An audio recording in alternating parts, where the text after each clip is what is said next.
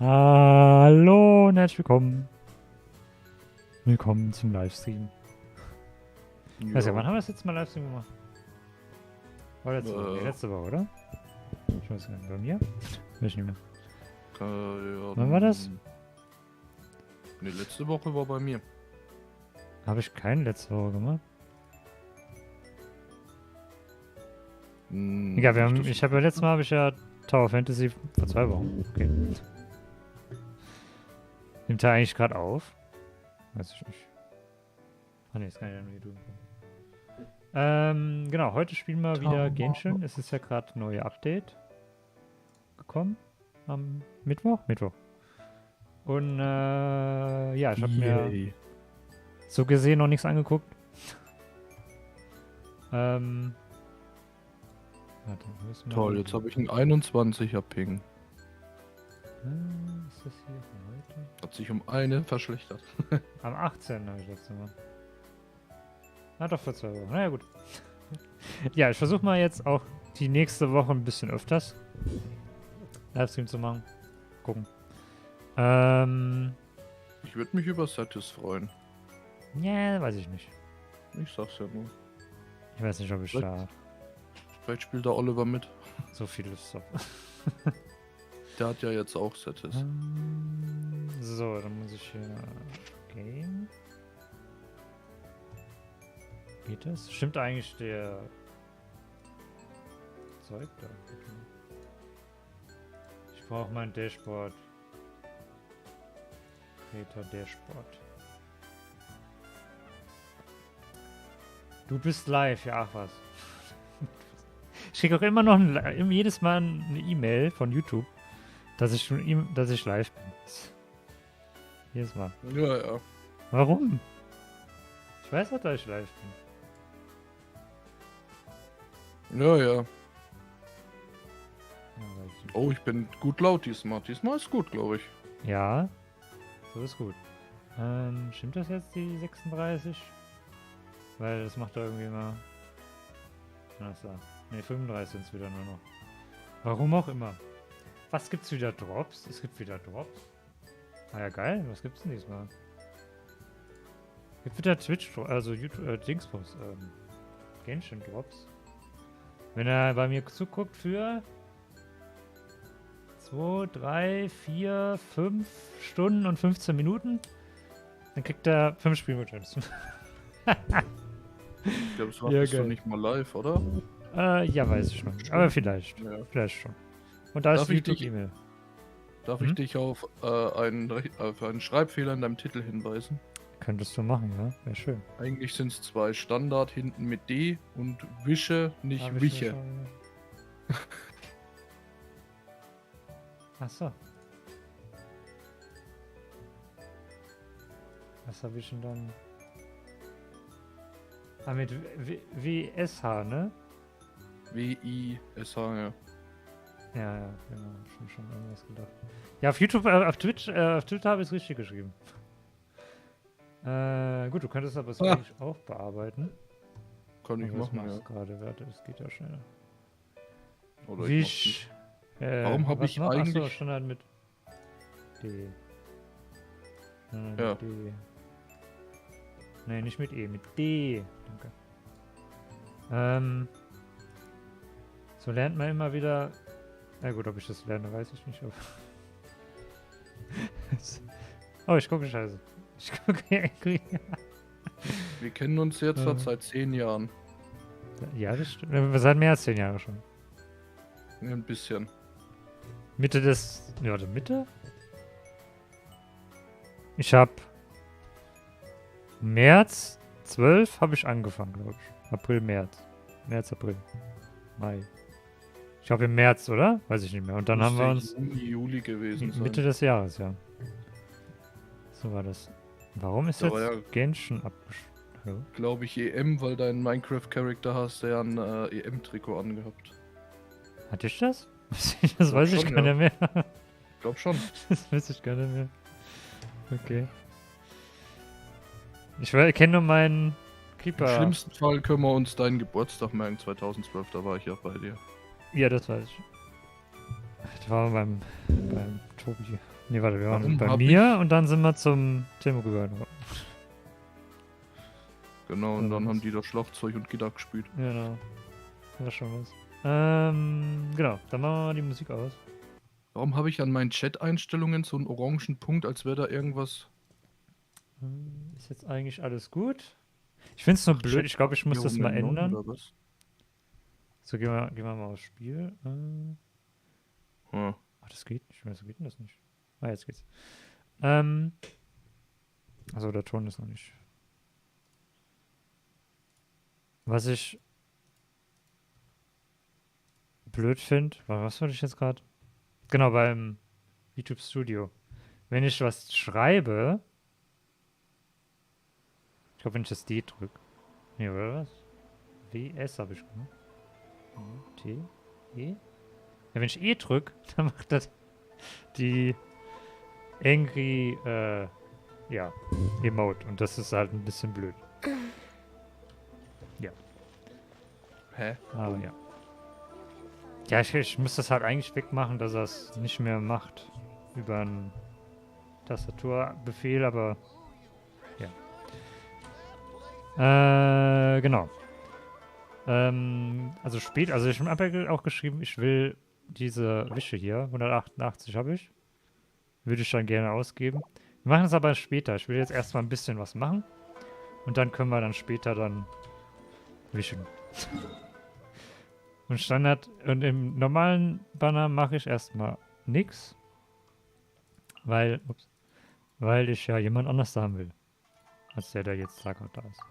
Da muss ich schon ein Patch warten. Ja, aber warum gewartet Ein mit dem ganzes Wisch? Patch. Ein ganzes Das Patch verstehe ich noch nicht so warten. ganz. Was denn? Was meinst du? Ja, warum du noch wartest mit deinen Wishes? Ja, warum soll ich nicht warten? Hä? Weiß ich nicht. Ich weiß halt nur. Ja, aber ich will doch... Die haben die neue. Nee, ich meine mit den Standard-Wishes. Ja, da warte ich ein Jahr und mach das dann. Ich meine, warum du jetzt wartest. Ja, weil ich erstmal... Das Stream hat jetzt gerade erst vor 9 Minuten angefangen. Ach Und dann so, das warte ich halt... aufsparen. Ja, ich verstehe. Warte ich halt erstmal. Vielleicht kommen Leute, die zu gucken, dann können sie es halt miterleben. So ist ja keiner da, macht ja keinen Sinn. Gut, ja, das verstehe ich. Ich hoffe, das Spiel ist nicht zu laut. Oh doch! Ist das wirklich zu laut? Ich mag die Musik. Nee, ich schreie nur rum. Aber diesmal bin ich viel lauter. Diesmal ist gut abgemischt.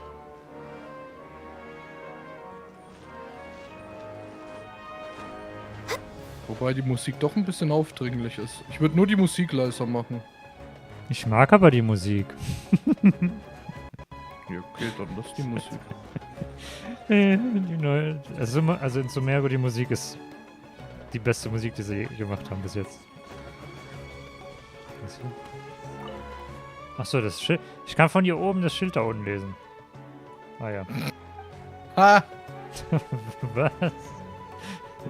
Dumm. Also ich lese das Schild da unten hier. Na gut. Okay, genau. Stimmt, das Event ist ja auch.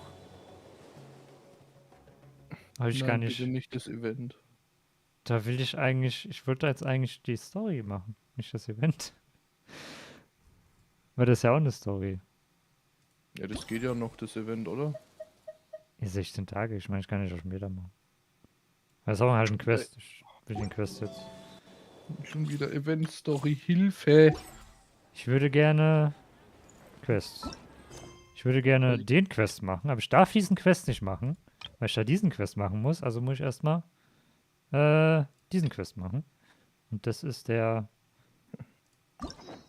Quest. Deswegen muss ich halt den. Irgendwen anrufen?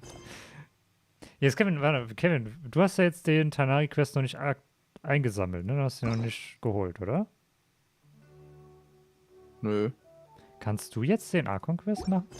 Geht der bei dir oder musst du den Tanari-Quest machen? Mein Archon-Quest ist noch irgendwo im Chasm. Ach so, ja, dann ist sowieso egal. Das würde Ja. ich ja gerne mal wissen. Hätte ich den nicht eingesammelt, könnte ich dann jetzt den Archon-Quest machen und Tanaris-Quest zu machen. Das würde.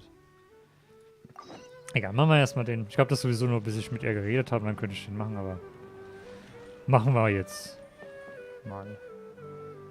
Müsste vielleicht mein Team nochmal egal. Ernsthaft? Kein Text? Ich muss doch wieder auf Deutsch stellen. Ach nee, das war was anderes. Okay. Ich glaube, das war was anderes. Ich wollte doch den hier machen. Nee, warte, ich wollte... Ach, das war dann dieser Quest, den ich gerade gemacht habe. Okay. Der Nachteil Nochmal. ist, jetzt kriege ich den Stream nicht leiser, dass er mich nicht stört. Wieso? Hä? Mach nur einfach stumm. Hä? Ja, aber dann zähle ich ja nicht als Zuschauer. Ist doch Nee, du scheiße. musst einfach nur den Tab.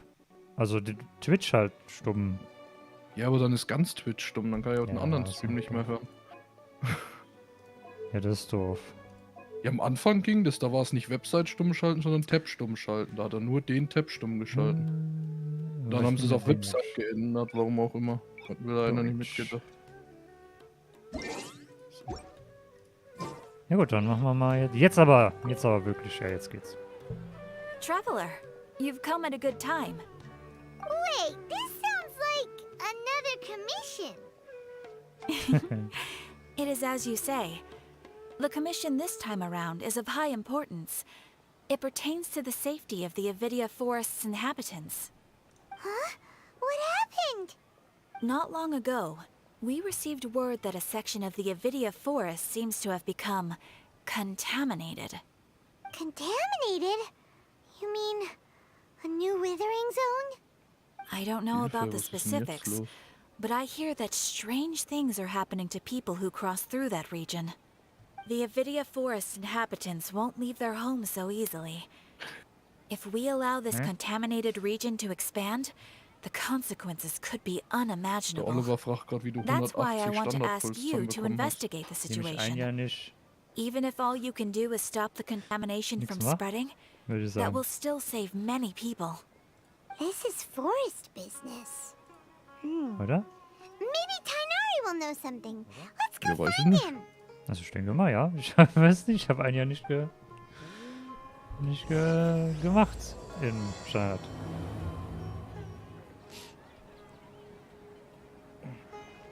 Warte, Eventuell nachgucken, dann was wissen wir ist denn genau, das wie für ein lang. Müll? Ad Astra Was ist Avisask. denn jetzt? We meet again, you two. Oh Gott. Okay, man macht den Tanari-Quest, der fängt bei ihr an. Die Cutscene ist, also das Dialog ist zu Ende. Und dann fängt sofort der Icon-Quest an, der an der gleichen Stelle an. Ja. Warum? Okay, egal. Hi, Catherine. So ist Do you es. have any commissions for us today? Ich will nur erst den Tanari-Quest machen. Commissions, huh? Let me think. Oh, how about this? Please attend the Academia's wahrscheinlich. academic symposium this afternoon and recite a love poem on stage. Was? Wait, say what now? And if possible, please also use your camera to capture the reaction of the audience upon finishing the poem. Huh? What kind of commission is that? Ich glaube, das ist Nahida, die das hat. I see. Oder? It Ich glaube appears schon. that you're not interested in this commission. In that case, please go to Port Ormos and convince the Eremites there to spend some time volunteering at the local orphanage. Hey, that's not any better.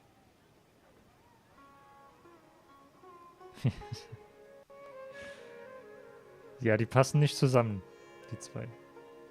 Man kann es nicht lesen. I'm sure the mercenaries will have some interesting reactions as well. Paimon's gotta ask. Just who exactly has been submitting these commissions to the Adventurers Guild? Oh, the commissioner? Well, actually, I just wanted to see the two of you in action. Ah ja.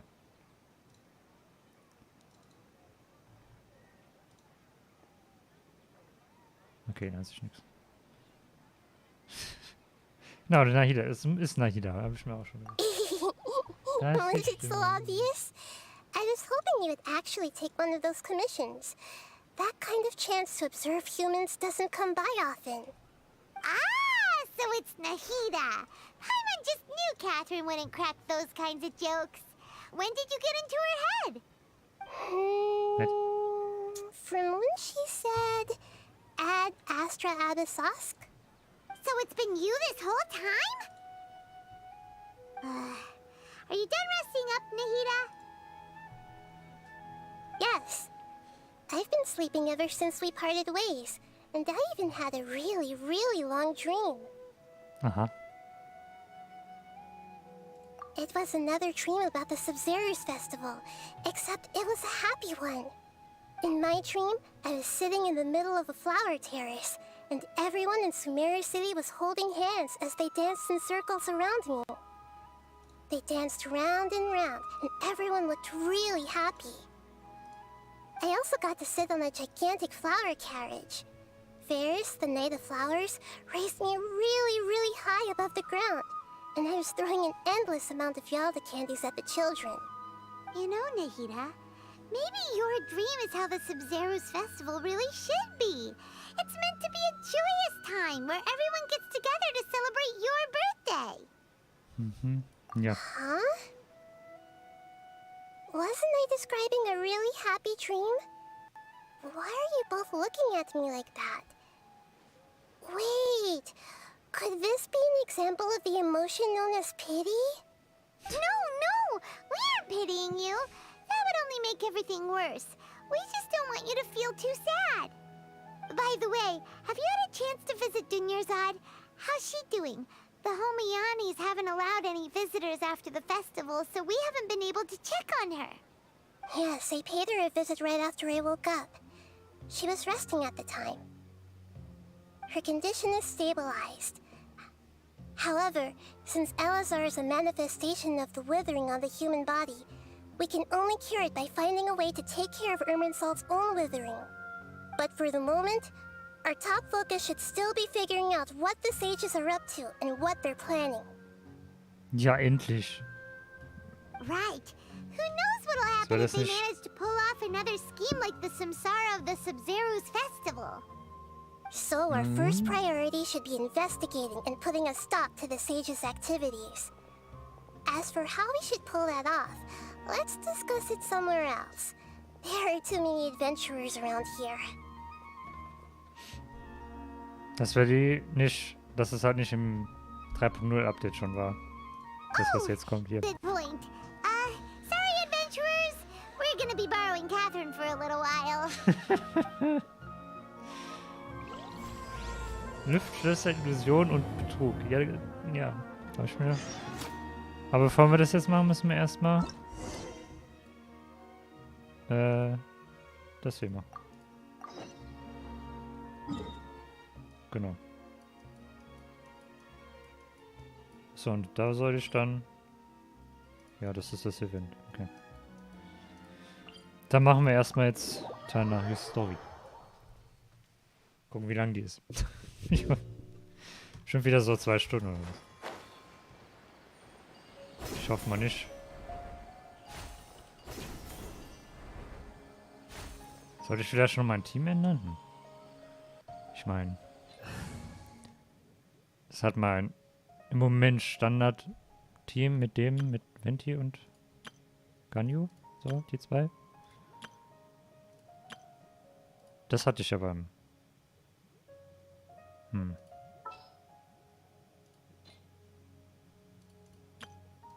Ja, oder ich nehme mal die 2. Oder ich nehme Colette, bringt ja nichts. Die macht ja sowieso nichts. Nehme ich vielleicht mal sie mit. Whatever would you do without me? Und das. It's time to pull the trigger. So. Machen wir mal so. This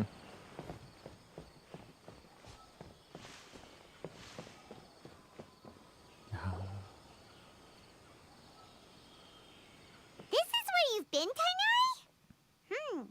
That's... Mit? Shh. Keep your voice down. Tainari, everything's spinning. Am I going to die? Tell Mom that I should have listened to her. And tell Suna that I'm sorry for breaking her toy. I didn't tell her because I was scared that she wouldn't play with me anymore. Tainari, I heard that people turn into birds after they die. Is that true? I feel like I'm getting lighter. What happened? Tainari, is he? Okay, enough nonsense. You just have a small fever. Take your medication and rest. Oh, nee. You'll be bouncing off the walls in no time. Really? Schwere Männergrippe. Can you keep the thing about the toy a secret for now? No can do. You're a big kid now. Once you've recovered, go and apologize. Keeping secrets to yourself won't solve anything. Das stimmt. Aw. Hey, let me ask you something. I recall that you're usually pretty healthy. How did you get this sick all of a sudden? I don't know either. Mom's been telling me not to play in the forest. I just wanted to look inside. It's different from before. I got lost and went around in a huge circle. Yeah, After das I ist so got out, I started feeling dizzy. Could it be? Mhm. So that's how this whole mess happened. Anyway, go rest. No running around until I say so, got it? Traveler, Paimon, let's step out for now.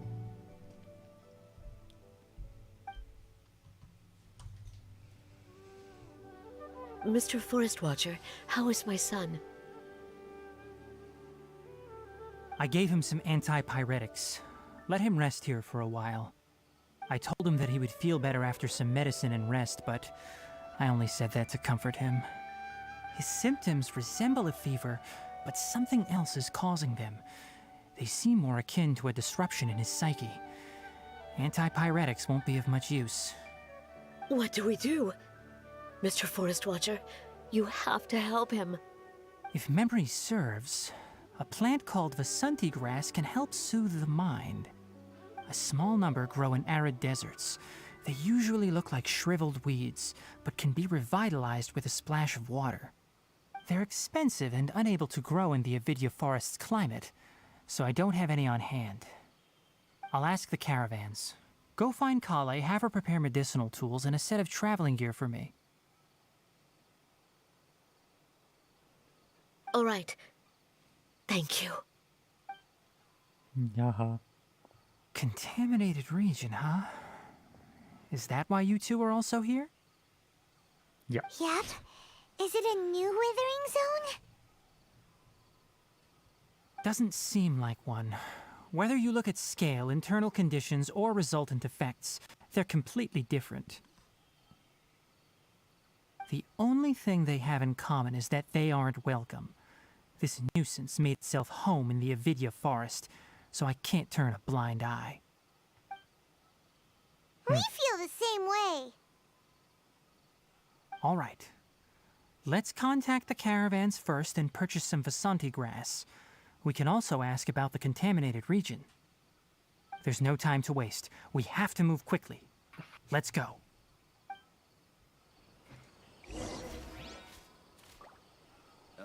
Schnell. Troublesome illness. How many Rupeshava mushrooms do Wie weit muss man da weg? Ah, da vorne hin.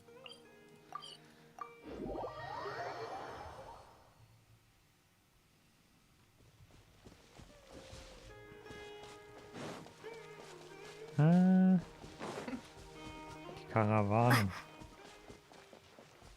Am reisenden Händler.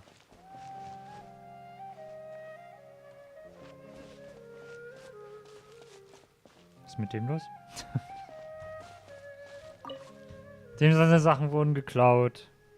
Excuse me. I'd like to purchase some Vasanti grass. Do you have any? I'm sorry, Mr. Forest Watcher, but we've been closed for the past few days. Closed? Now that's odd. It's my first time hearing you say something like that.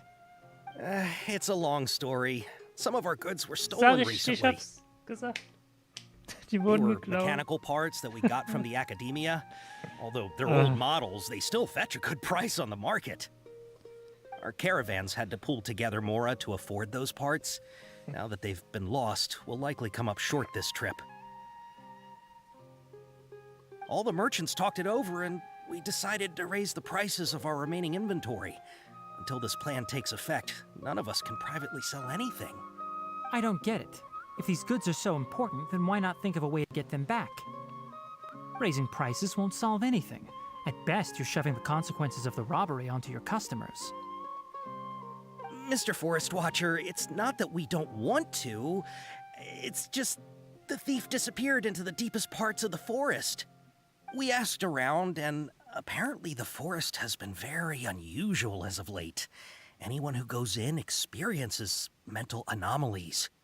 We can't keep waiting out here for the thief to come out. All we could do is come up with another solution. So the bandit hid in the contaminated region after stealing those mechanical parts. How many people were there in total? Were they not affected by the contaminated region? That crook came from the contaminated region. As for how many, there weren't any people. Mit. No people? Hey. Even if I tell you, you might not believe me. Fine. The thief that stole our parts was a huge mechanical crab. What the heck? The Avidia forest has creatures like that?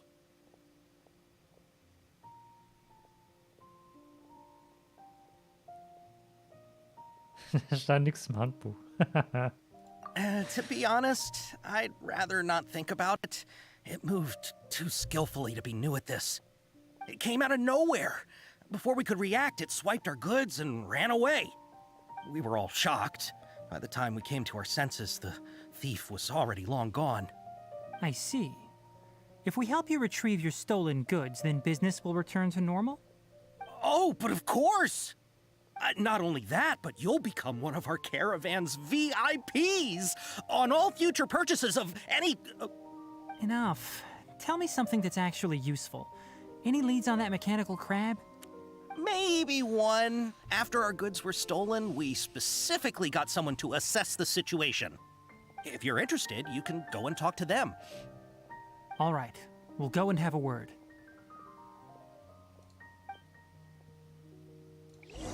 Dann machen wir das. Wo müssen wir jetzt hin? Nee. Aber wir müssen 3 Leute fragen. Ja, gut. I heard from the caravanners that there have been a lot of robberies lately, but we haven't been affected. We don't normally see the mechanical crab, and it doesn't disturb our daily lives. It only shows up when the caravans are here, and it runs back to the contaminated region after it's done making a mess. You haven't tried capturing it? We have, but it's too agile and fast. However, we did unexpectedly learn something the last time we tried to capture it. It apparently lives in the deepest part of the forest, so instead of immediately moving its spoils, it first hides them nearby. Once its stash grows large enough, it moves everything in one go. You'll have to move fast if you want those goods back. Okay. Da vorne. That mechanical crab is fast, strong, and a pain to deal with. 10 of us might not even be able to take that thing head on. Didn't academia ban research on mechanical life forms years ago? Where did that thing come from? Das ist so eine Our alte Krabbe salaries even got wahrscheinlich. slashed because of it. Von Inazuma. Who would have thought that that robber wasn't a human, but a mechanical crab? This is rough. Diese kleinen Roboter da. Also diese.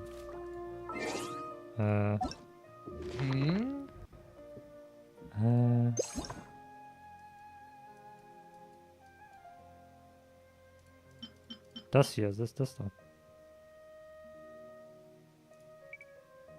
Denke ich mal, müsste eigentlich. Denke ich mal, weil das ist eine Krabbe. Das ist eine mechanische. Und alles sieht ja irgendwie so aus. Ich denke mal, dass es sowas ist. Was ist der dritte? Ah, hier vorne. After the goods were stolen, I made multiple inquiries with nearby caravans and residents. It turns out that many others have also been robbed by that crooked crab. However, the crab only seems to be interested in machinery. It doesn't even bat an eye at other valuables. A caravan carrying a large amount of mora had an uneventful trip, but another caravan had a child whose metal toy was taken. Whatever the case, that thing is a scourge. We'll eventually think of a way to get rid of it. Na ja, dann. How are things? Did you make any progress? We learned of its behaviors, but much still remains unclear. Assuming normal operational status, mechanical constructs generally act according to their given commands. If I were its owner, I'd command it to steal more valuable things. Or the mora you made. That would be the most efficient method. But it only goes after mechanical components. This doesn't make any sense. Right. It's really weird. So, you all found a way to retrieve our goods? Do you have any more mechanical parts with you? Yes, I still have a small bag of samples. They weren't taken since I keep them on me at all times. Oh, are you planning to... Under constant external conditions, organisms rarely initiate changes in their habits. Here's what we know so far. It has a mechanical composition, it lives in the contaminated region, and it comes out to steal mechanical components. If we have said components, we can lure it out, capture it, and then make observations for further conclusions. Well, chatting like this won't get us anywhere. We're only wasting time. You're right. We don't have any other options right now. This bag of samples is all yours, Mr. Forest Watcher. If you can get our goods back, the caravans will reward you generously. We don't need anything in return, but I'll be keeping this bag. I may have other uses for it later. We'll also need to borrow a sumpter beast. Our act has to be convincing if we want the crab to fall for it. Oh, yeah, no problem at all. If it means getting our things back, you can even borrow me to do whatever you need. I'll have to decline that offer. Anyway, we'll use the mechanical components and sumpter beast to pose as a transiting caravan and lure out the crab. Once it appears, capture it. I leave the timing to you. Don't worry, we're professionals.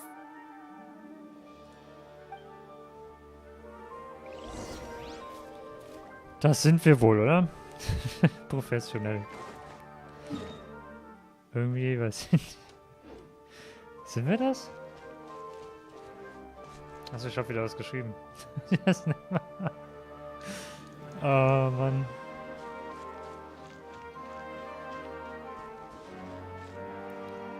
Hab ich schon gesagt, dass ich die Musik mag? Nö. Oh, gut, Sag dass ich's du's nochmal. sagst. Die Musik... Oh, jetzt ist sie weg, schade. Die ist nur in der Stadt. Egal. Vielleicht müsste ich es doch mal leiser machen.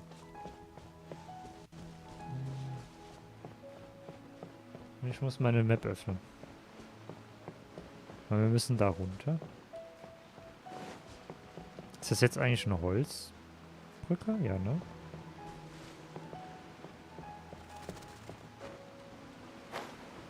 Also, Ernsthaft? Mann.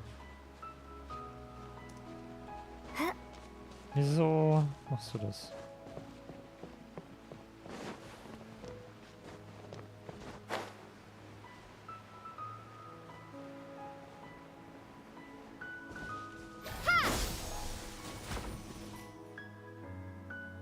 Genau da wollten wir doch hin.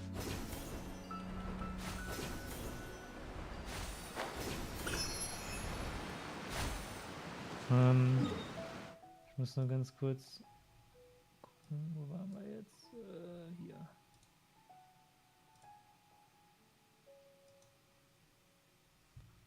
Okay.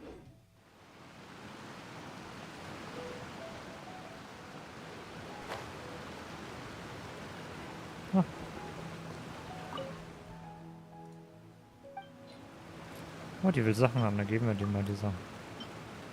Jetzt muss ich noch mehr von dem farmen. Was gibt man dann? Apfel. Und Bücher. Immerhin.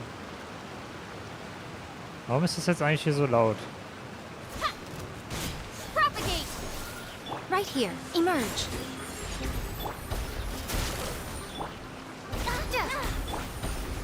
I'm getting sick.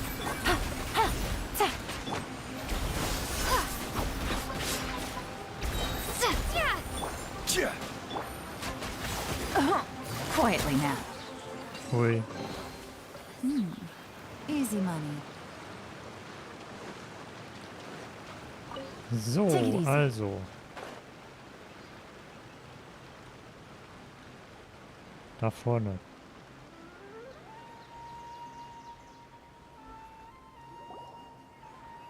Looking at the trade routes and the contaminated region's current perimeter, the goods were likely stolen somewhere around here. Then let's get to it. We'll definitely capture that criminal crab. Okay, we'll start from here and have the Sumpter Beast with the components on board lead the way. This Sumpter Beast isn't familiar with us yet, so be calm and take your time with it. Okay. The Sumpter Beast went ahead.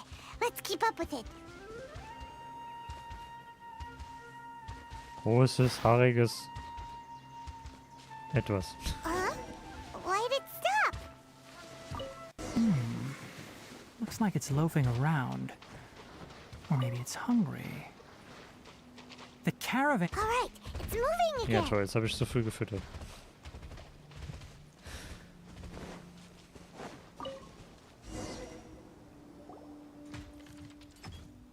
Da ist es. Did you hear something? Uh-oh. Uh-oh. Ah! Is that the mechanical crab the caravan was talking about? It's charging straight at us! It looks strong. Be careful. Ach was, es geht doch.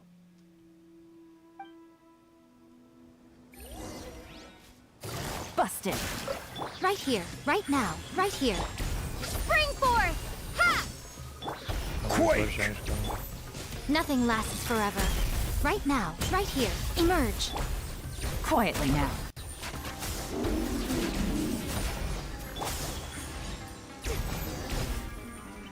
Haha.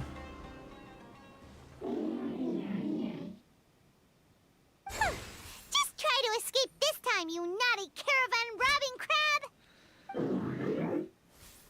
Echt? Hey, playing dumb won't save you. Spill it! Why are you stealing so many mechanical parts? It doesn't seem capable of comprehending complex questions.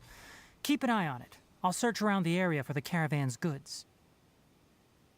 Okay. Tu das.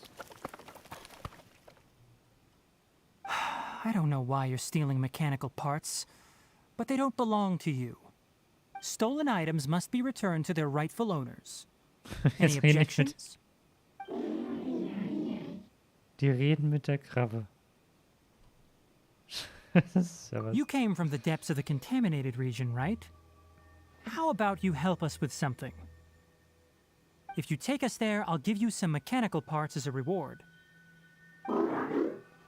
Das ist ja wie ein Hund. It reacted! We can't be certain yet. Its excitement may be a simple programmed response upon seeing mechanical components. Okay, so you want the crab to lead us into the contaminated region? That's right.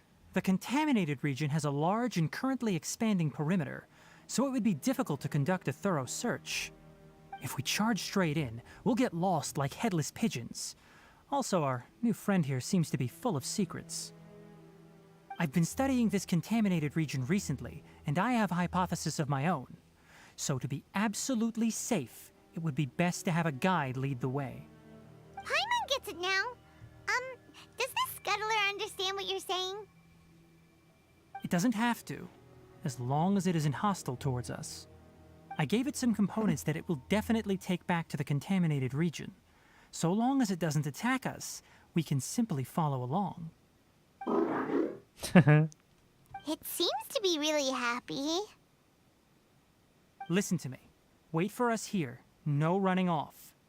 We'll be back soon. If you're still here when we return, I'll give you another mechanical part as a reward. Understood? I'm not sure, but our priorities are to retrieve the mechanical components and to purchase Vasanti grass to make medicine with. We should return, but before we do, we need to set up a few traps. Can't have that crab escaping. Ah ja. Die Krabbe. Was ist das? Achso, das sind Traps. Das sind Fallen. Was er gemacht hat. Aber dass die Krabbe uns versteht, hätte ich jetzt nicht gedacht. Okay, gehen wir wieder zurück.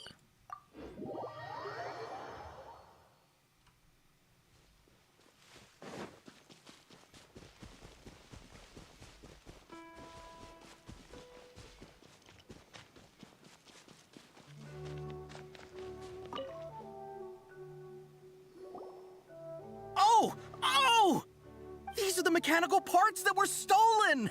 You really got them back for us! Thank you all so very much.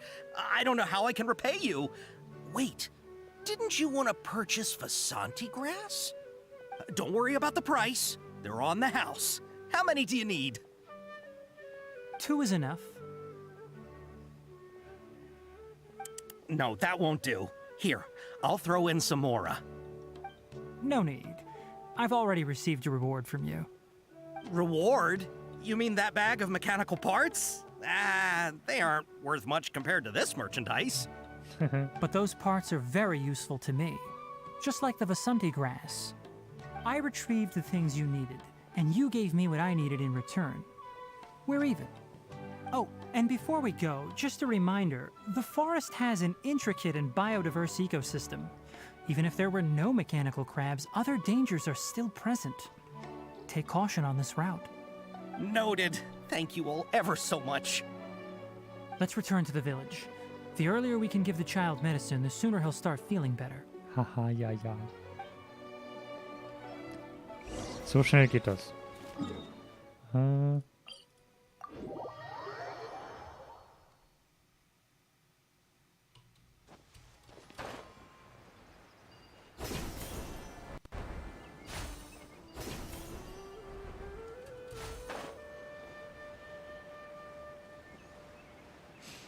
Ich meine, man hat ja im Trailer schon gesehen, was jetzt so halbwegs passiert.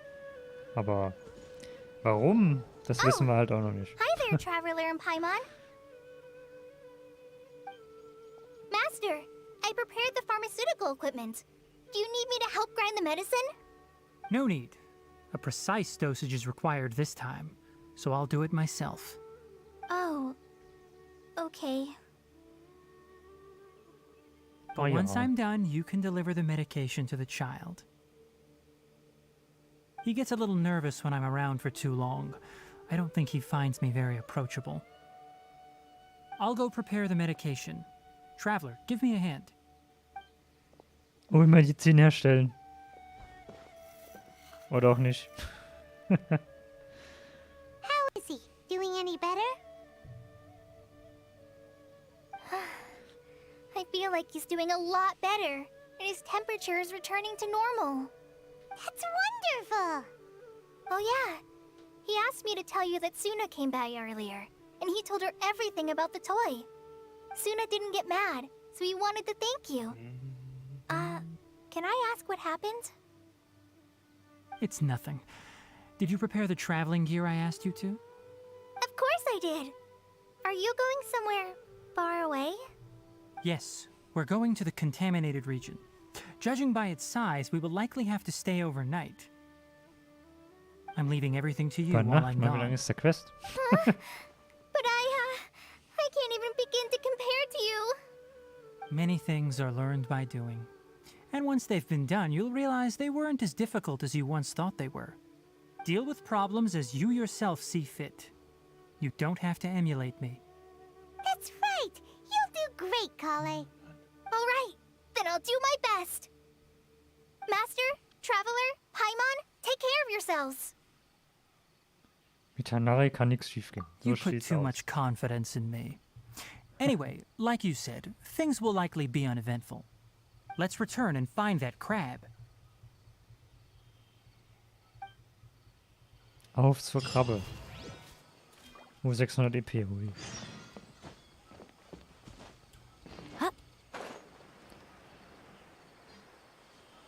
Und das sind im Moment auch wieder Drops. Die erste müsste schon lang fertig sein, das zweite müsste jetzt eigentlich auch schon. In den zweiten 30 Minuten, da, wenn man es einsammelt. Müssten jetzt gleich auch fertig sein.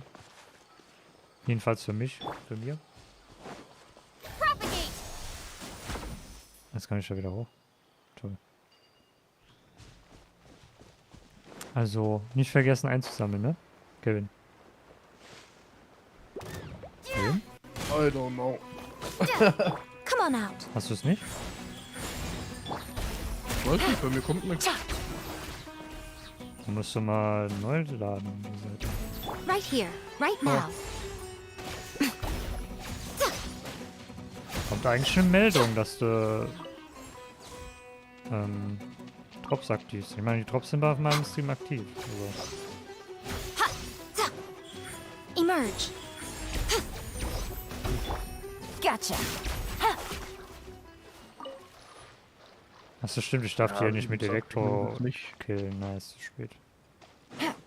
Hm? Was ist? Ich nehme das nicht so ernst. Ja, ich habe auch nicht 150 Spielgems, aber ich meine 50 sind 50. Da ist OS weg nicht mehr da, oder? Ist er noch da? Nee. We're here. This should be... Huh? Where's the crab? Did it secretly scuttle away? The traps weren't triggered, so it should still be here. Odd. Da ist er ja. Da ist er doch. You honored our agreement and waited here until we returned. As such, I'll hold up my end and give you another mechanical part. Keep it safe. I'm not giving you another one if you lose it. Glad you're satisfied. If you want more mechanical parts, take us deeper into the contaminated region. I want to see what happened there. What caused the Avidya forest to become like this?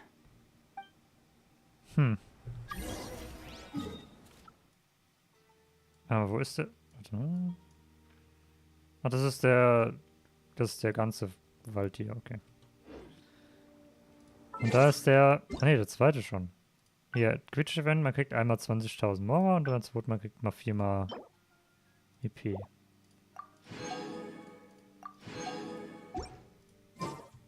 Und jetzt dauert es 1 Stunde für das nächste.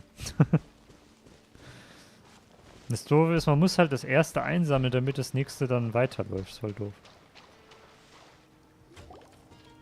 So this is the contaminated region that everyone's been talking about. Oh, it definitely looks different from normal. It's like really creepy and suffocating. Do you feel unwell at all? Alles in Ordnung. Good. It's as I predicted. Elemental power confers a degree of resistance against the contaminated region's influence. How do you know that? I haven't entered the contaminated region for a proper investigation, but I've conducted quite a few controlled experiments. My observations during our time here have all but confirmed my hypothesis. Look at these flowers. How are they different from normal? Die leuchten, was? This flower species is formally known as the Sumeru rose, but it is also known as the ley line lodestar. They're sensitive to ley lines and emit varying amounts of light in response. Excessive brightness indicates a dangerous level of ley line activity in the surrounding area. From the looks of things, the ley lines around here are already out of control. You're saying the contamination here is coming from ley lines? I can't confirm that right now, but I think that is the case. Let's take another look around and see if we can discover more clues.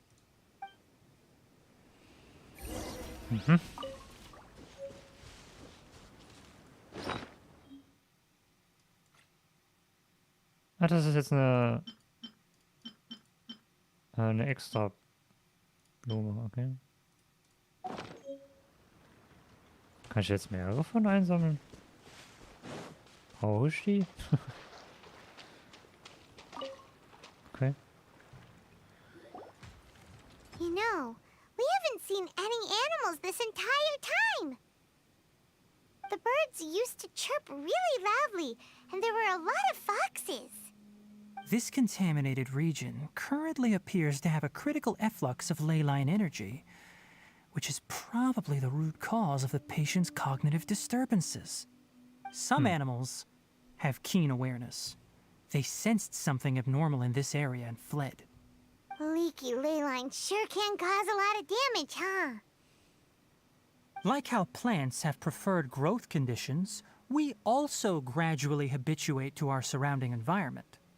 Climate, temperature, humidity, intensity of ley line energies. When people live under fixed conditions, they reach a sort of homeostasis with their environment.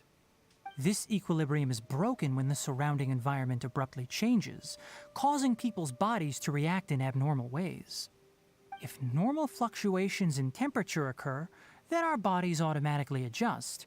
However, the average person cannot adapt to changes in ley line energy, and so they fall ill. Okay. Then why are we okay? I'm not sure why you Den are, Traveler but verstehe ich. she and I are fine because our elemental capabilities allow us to adapt to this kind of Ja. change. Of course, it's not a good idea to spend too much time in areas with concentrated ley line energy. The only one who can freely traverse this place is probably the mechanical crab. That's about it for the investigation. Help me find an open space. I want to test something. Können wir die Krabbe behalten? Ich mag die.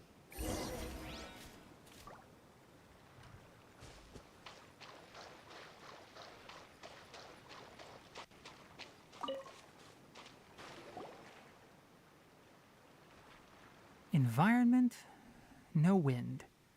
Target parameters, normal. Mit Setup complete. Excellent. Looks like it's working. What's this? A purification device that I made. It can absorb excess ley line energy and temporarily stabilize an area. Aha. What a neat thing! Let's set up more and cover the entire region! I wouldn't mind if that would actually work.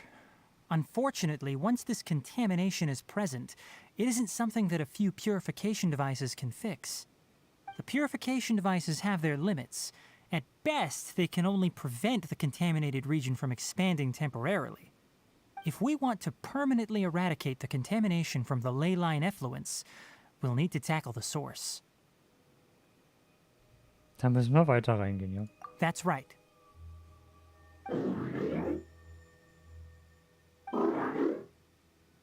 Huh? The Was ist jetzt mechanical los? crab is acting a little strange. Something's approaching. Okay.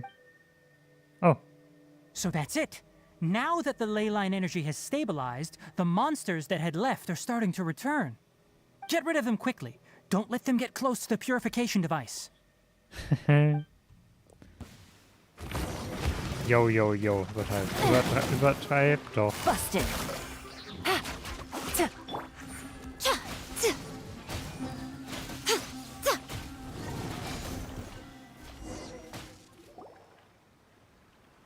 Whew. That's all of them. Oh, da ist noch mehr. Ah, oh. Hey! Where are you? Wait for us! Let's hurry and keep up.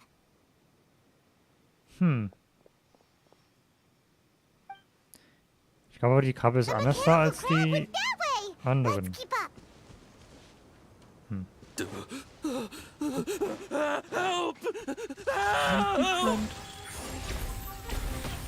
Oh. Here comes the catch. Scatter! Show them. Emerge.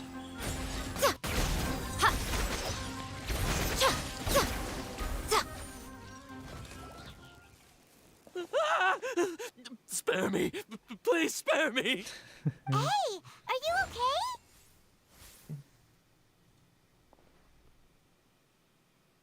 These injuries are superficial. Don't move, I'll patch you up.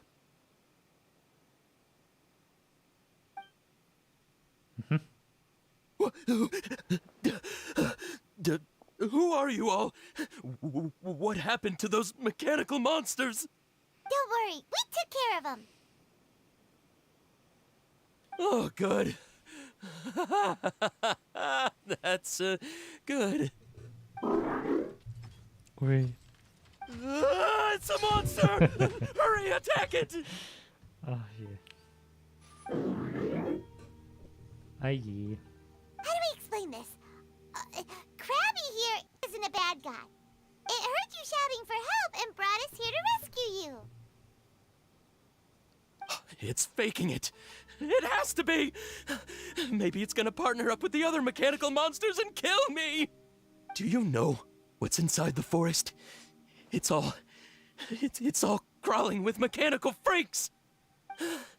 I just came here to pick herbs, but I accidentally went into the contaminated region and almost died.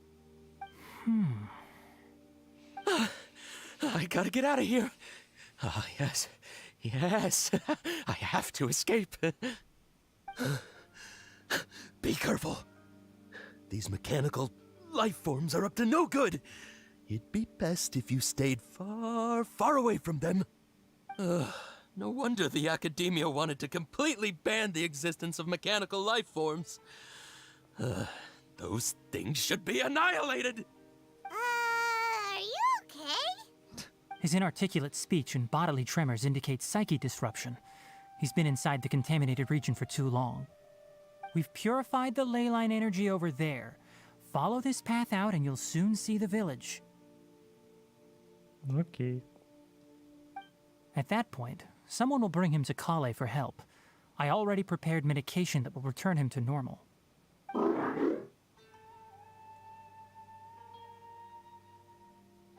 Ja, er wartet, ja. So you think you did a good job and want a part as your reward? It's so hard to understand. Alright, regardless of what you're thinking, you did some real good this time. That's why I'll give you another mechanical part. Need any help with it? Guess not. Well, make sure to hang on to it. What was going through your owner's mind when he made you, I wonder? You're like a giant mechanical crab on the outside and a fluffy little hamster on the inside. Ja, And wie ein also, Hund. how do you feel about that person saying that you're as evil as the other Right. mechanical life forms? Okay, it definitely doesn't understand you. So, ich glaube, der versteht schon alles. Seems like it possesses limited understanding only towards matters related to mechanical components. Help others to get parts. That's probably its thought process. As for why it, or rather its owner, is collecting so many components, I'm not sure. It's getting late, so let's set up camp for the night. We'll explore further tomorrow, after a night's rest. Natürlich. Erstmal warten. Ist eigentlich das immer noch dahin? Nee. Hey, over here! Come on, you big lummox, raise your head and look up! Ja, nee, ich war erstmal hier. So, was?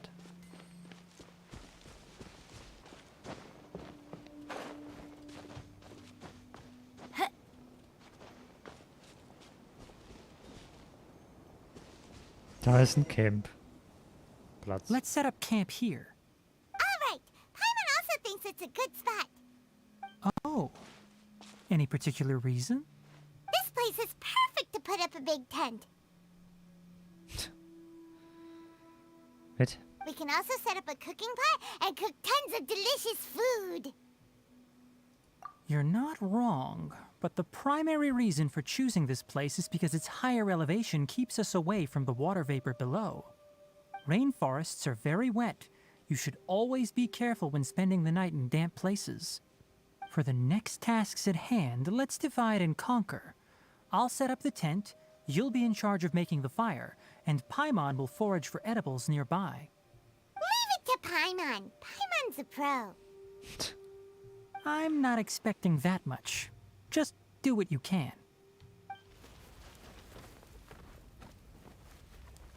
That's right. You can use rushes to start a fire in the wilderness. Their piths are relatively dry and can be readily set aflame. The downside is that they produce a lot of smoke. Traveler, Tainari, Paimon couldn't find any food. Paimon didn't know that rainforest had so many interesting plants until we came here. There were all sort of weird-looking mushrooms, but Paimon didn't know which ones were edible. Paimon also saw wild berries on the ground, and Paimon was gonna fly over and pick them up, but the dead leaves on top suddenly started moving. It freaked Paimon out. Those were probably dead leaf butterflies. They camouflage as dead leaves to evade predators. My guess is that they mistook you for a bird when you flew over, so they fled. Little did they know that you were more scared than they were. Never mind. The tent's up, so you two go rest. I'll forage for food. Ach ja. Oh, you found some already. Jetzt wieder als Paimon. Hey! Paimon understands it this time. It wants mechanical parts again. Sorry, no part this time. Uh-oh. That task wasn't important enough. If every little thing resulted in a reward, then it might start to take advantage of the system. I'll note little things like this and give a cumulative reward at a later time. That is one reason. Aww. It looks really sad. After some further thought, it might come up with some weird misunderstanding if I don't give it something. All right, here's another for you. I'm off to prepare dinner. We'll take shifts on lookout duty tonight. You two can sleep first. I'll wake you up later. We need lookouts? Yes. Even though most animals fled because of the ley lines, we can't completely let down our guard. It's settled then. I'll set up some pest-repelling devices so poisonous insects don't come crawling into the tent. Have a good night. Not too good, though. Dann war gute Nacht.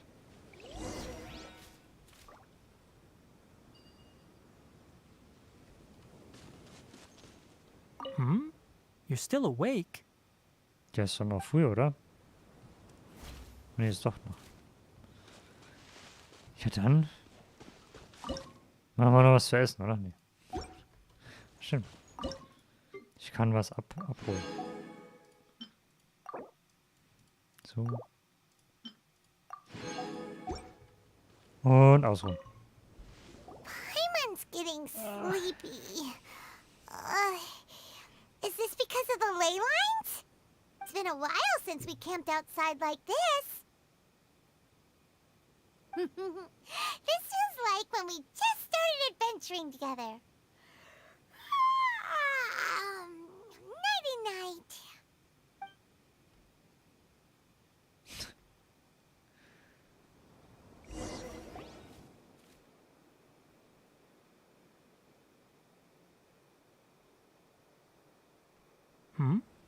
You're awake earlier than I expected. Did you sleep well? That's good.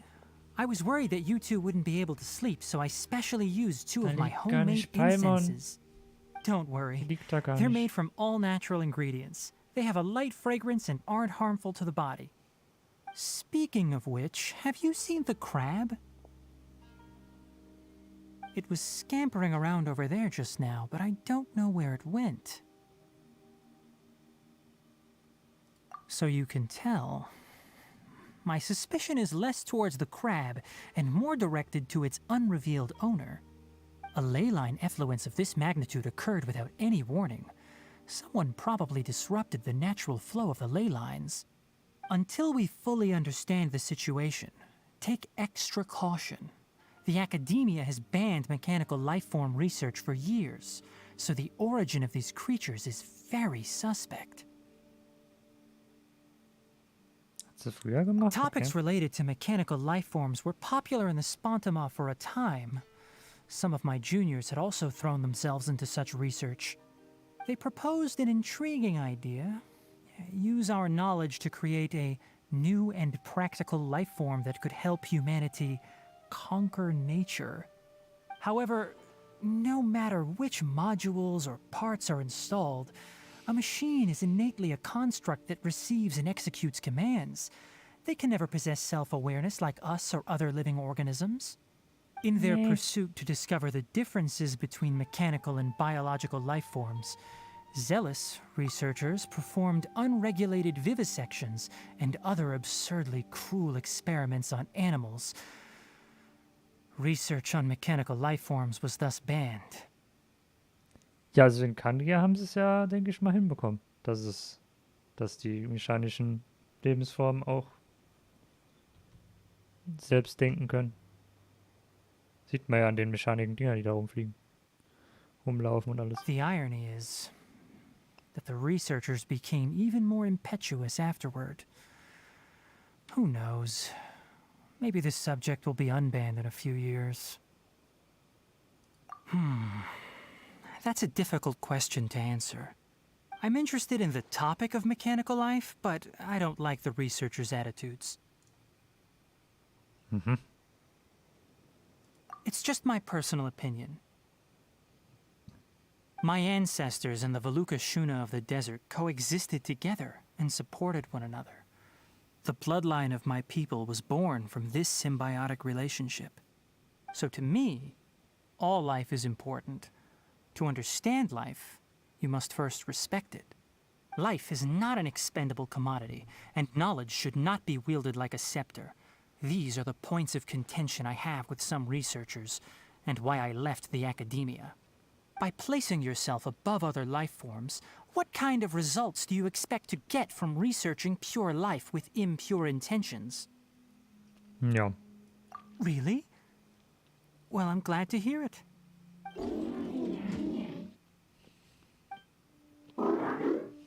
Coffee? Did you prepare this for us? Noch eine Belohnung. All right.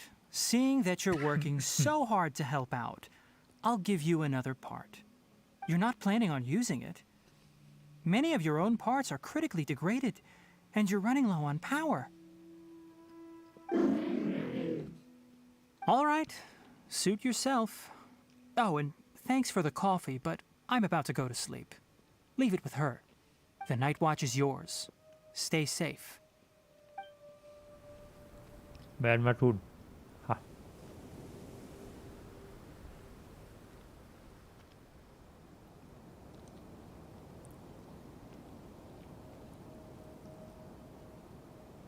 Da ist die Nacht rum. Sorry. Paimon slept through the entire night.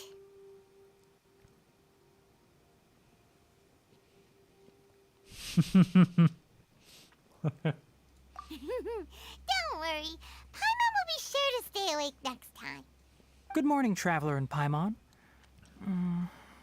Quick question. Do you feel off at all? Me too. The farther in we go, the closer we get to the source of the ley line effluence. We'll be heading out earlier today. I'll take down the tent. Is there something we can do?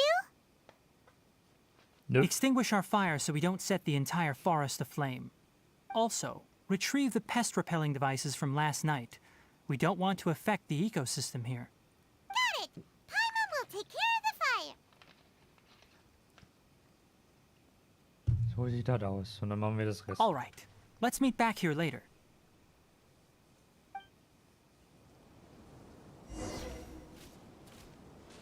Das Zeug da wegnehmen. How do you put out a fire? Ernsthaft.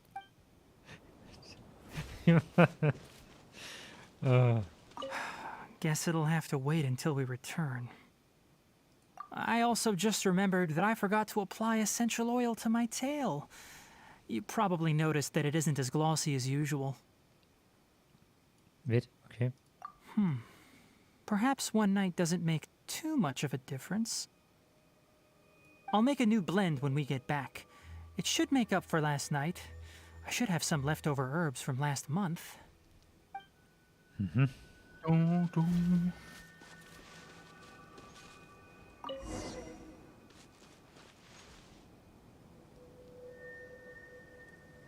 All right, it's about time to head out. As we go further in, we may encounter more berserk machines. The effects of the ley lines will also increase. If you're struggling, it would be wise to avoid conflict. Try to conserve as much energy as possible until we reach the source of the contamination.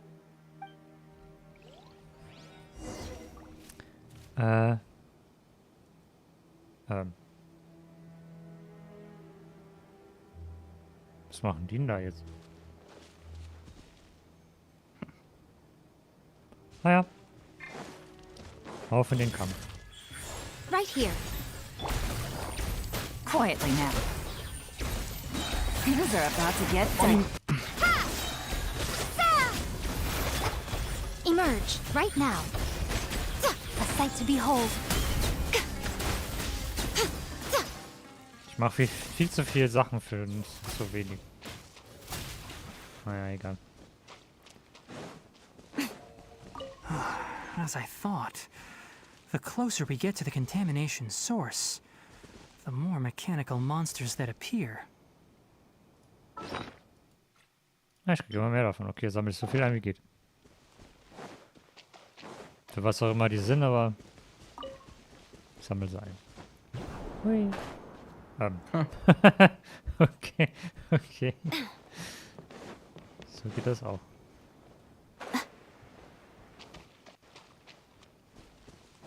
Right here, right now. Emerge. Gotcha. Take it easy. Here comes the catch. Scatter! Right now. Habe mich nicht bewegt. Gather! I will have order!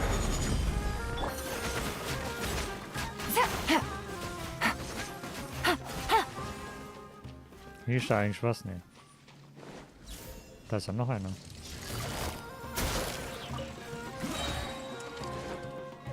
Right here. Emerge. Right here. I'm always watching. Emerge. Right here. Right now. Busted. Things are about to get dicey.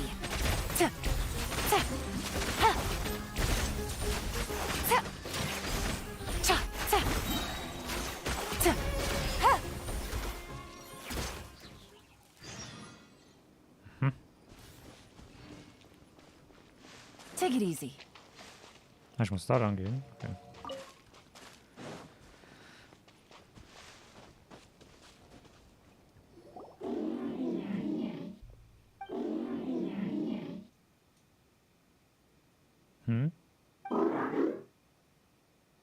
Mit? It stopped here. Upon closer inspection, the plants here are really different. Ley line energies are also stronger here. This may be the place we've been looking for. Ready yourselves. We're going in.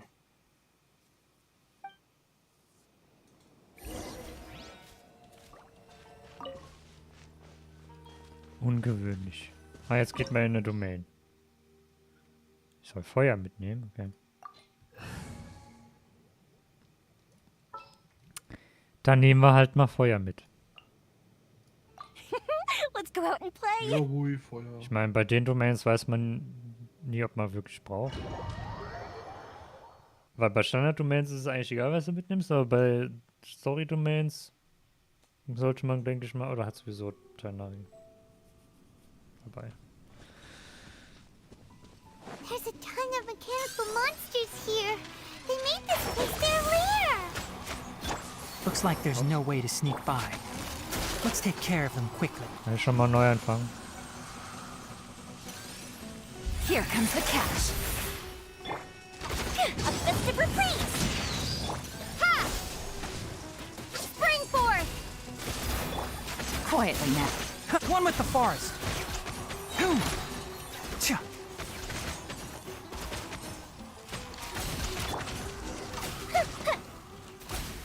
Wie viel Zeug da spawnt ist. Ah, da kann man gar nicht weiter. Okay.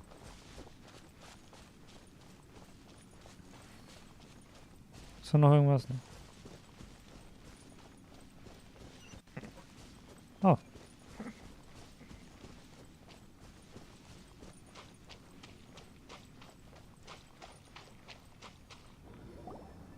What is this? Sie sagt, was ist das? Und da steht, das ist. Was machen die im Deutschen? Ich kapiere es nicht. Oder? Leyline energy is spilling out from here. This device, it's extracting energy from the ley lines without end. Who in the world would do this without considering the consequences? The ley lines won't be able to repair themselves if their flow is perpetually disrupted like this. That's terrible! We have to stop it! Let Paimon see. Paimon doesn't see controls anywhere! Mir wird ganz schlimm. Standing here is equivalent to being directly showered in ley line energy, which may cause irreversible damage to your body. Take Paimon and get out of here. I'll see if I can find a way to turn this thing off. Mit? Nee. You're also vulnerable to the ley lines, right? We're staying. We can't leave you here by yourself. Then let's look for it together. If there is no control unit here, then there must be a trapdoor somewhere. Da ist ein Gang. Aber wieso hilft er uns? Das kapiere ich nicht. You know where it is? Dauert halt Bock drauf. Ja, aber warum? Ich meine, der will ja diese mechanischen Parts haben. Aber warum? Und was? Das, Oh, eine Kiste. Eine Kiste. Da ist eine Tür. Kommen wir dann später wahrscheinlich rein. What's this? It'll only show up if you step on it? Be careful and watch your step. Oh, da liegt jemand. Ach, dann ist das vielleicht der die Maschine gebaut hat. Look! Someone's here! Are you the one that's taking the ley line's energy? Turn off that machine now! Why aren't you saying anything? Too ashamed? His body is cold. Hallo. It's emaciated, and his eyes are sunken, likely from chronic malnourishment and stress. Hallo auf YouTube, hallo. He collapsed and never got back up. Auch auf YouTube. What exactly happened here? Almost forgot about you. Here, this is the last one. Oh. What is it doing? Hä? I'm not sure. Judging by this room's layout, this place was a laboratory. We should find a repository of research documents if we keep going. The file room will definitely give us some clues. Der steuert So let's go take a den look. Roboter. Maybe we Macht can irgendwie piece mit der together Brille what macht's happened here. ein bisschen Sinn vielleicht. Ja, hallo aus Indonesien. Hallo. Willkommen. Ah, die Parts.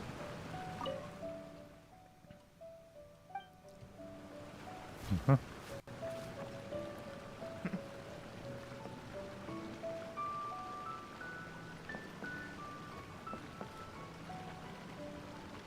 Aber warum liegt der hier rum? Ganz komisch.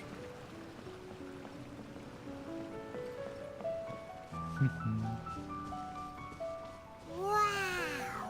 It's huge in here! This place is a natural hiding spot with how hidden it is. The pipes continue further. Let's head in. Pipes? Welche Pipes? Did you two find anything? There are a lot of lab notes, but it would take way too long to read through them all. I found a tape recording used for an experiment, and based on its serial number, it's from 2 years ago. Tape recording? Yes, the Spontama created a device that visually records experiments and consolidates the final production into a tape. Videokamera. These devices are expensive to make and aren't entirely stable. That's why they are only used in some laboratories and do not see wider usage. Come on, let's watch it. Hold on, let me figure out how to play the tape. Goes in there. Ah, okay, this should do it. Kakata? Kakata? Seriously, I look away for 1 second and you're gone?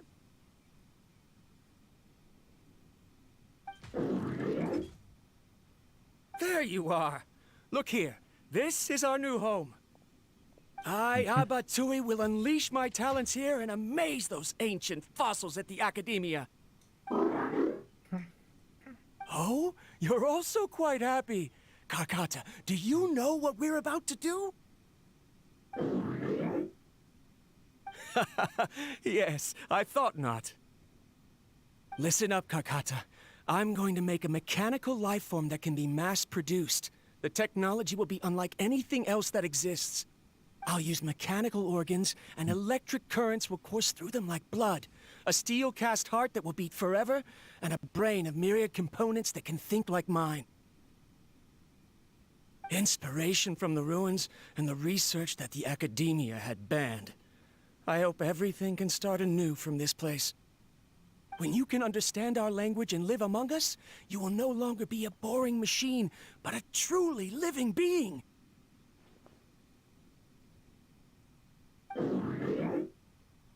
It's fine. You will understand. One day, you will understand me. Naja, er versteht ja schon ein bisschen was. Is the mechanical crab, right? And that researcher named Abatui said he wanted to prove something to the Academia? I remember now. I had a junior researcher named Abatui. He was expelled from the Academia for researching mechanical life forms. Junior researcher? Yeah? What's wrong? Nothing.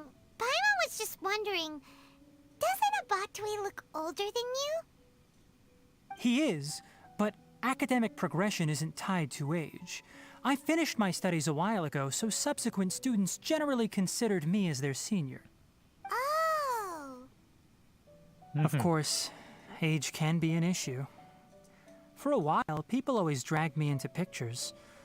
I felt like some kind of animal on display. That isn't important. Let's go and see if we can find other tape recordings.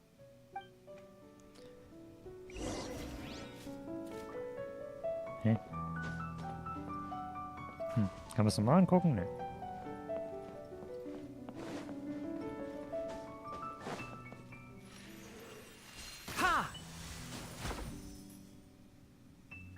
Kommen wir da hoch? Ich will da aber nicht hoch. Ich gehe erstmal da hoch. Und da kommen wir noch nicht hin, oder? Nee.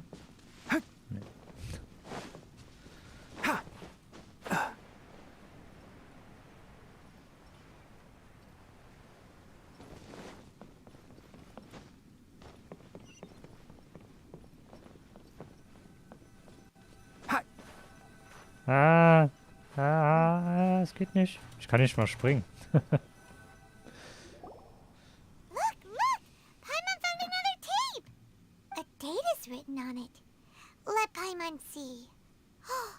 It's from a half a year ago! That's quite the time gap. I wonder what happened in between. Oh, Mann. It's rare that you malfunction because of an operational error. Seems that making coffee is still somewhat difficult for you. Or is there an issue with my set parameters?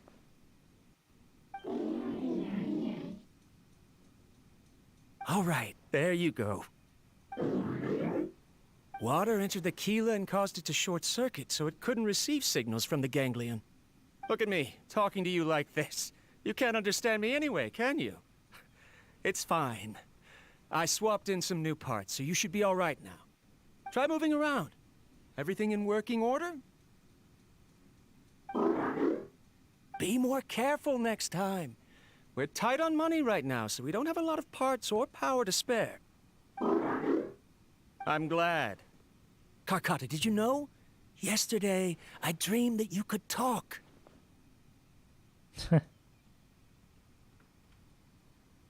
Aren't the bunch at the Academia always saying things like, mechanical intelligence is just an extension of statistics? They were blown away when they saw us talking with each other. Too bad it was just a dream. Forget holding a conversation with me. You're so simple that you probably wouldn't even notice if I died. Never mind. I should probably be worrying about next month's power. After Abatui left the Academia, everyone lost contact with him. I thought he was so despondent that he gave up on researching mechanical life forms. Instead, he had holed up here and continued his experiments. Paimon doesn't feel like he's a bad person. He even changed out Karkata's broken parts. Why would he mess with ley lines? Braucht Energie, ja. Let's keep looking around. Braucht Energie.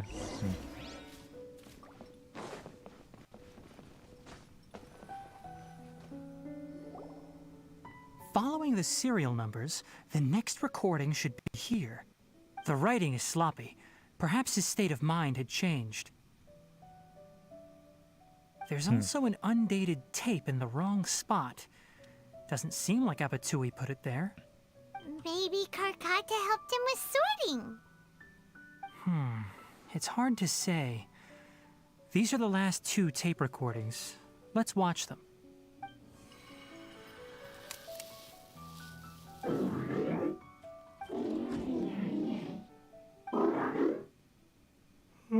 Sorry, Karkata.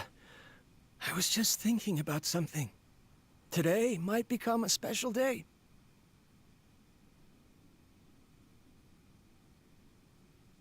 In my recent experiments, I successfully gave you a living being's instincts. When you're low on power, or if one of your parts is damaged, you will prioritize your survival command and proactively recharge or replace your parts. That is a very dangerous thing. And today, I did something even more dangerous.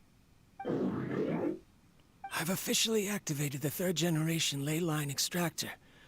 The ley lines will serve as our power source from now on. Conducting research on mechanical life forms requires a large amount of power. Even if I scrimped and saved, the more I have wouldn't last for long. I'm also getting tired, Karkata. I don't know what's driving me to continue with this research anymore.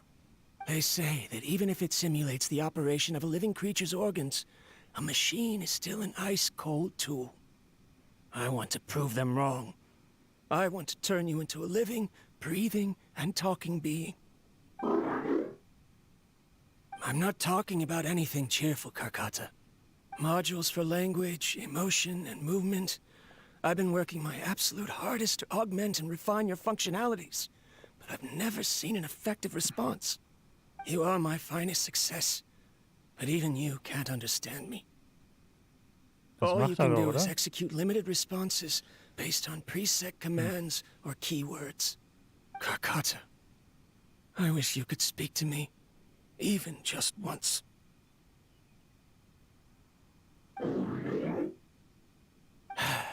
Yes, you cannot understand me, so you cannot answer me either. It is what it is. In a few days, I'll sell the failed ley line extractor for some more and continue my experiments. Life goes on, and I have to as well. I don't have any other choice. This is new. If I place another 2 control modules here to simulate the brain's thalamus... Of course my heart decides to act up now. Why did I cut medication from our expenses? Karkata, come help me.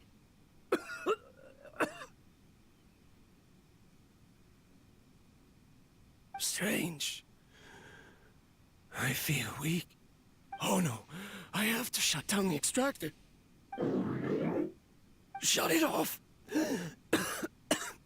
If we let them recharge indefinitely, they'll go out of control.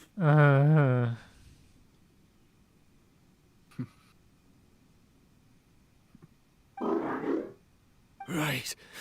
I never input a command to shut down the extractor, so you don't understand what I'm saying. In the end, it's just like the academia said. Mechanical life forms only bring danger. My research... Was there any point to it at all?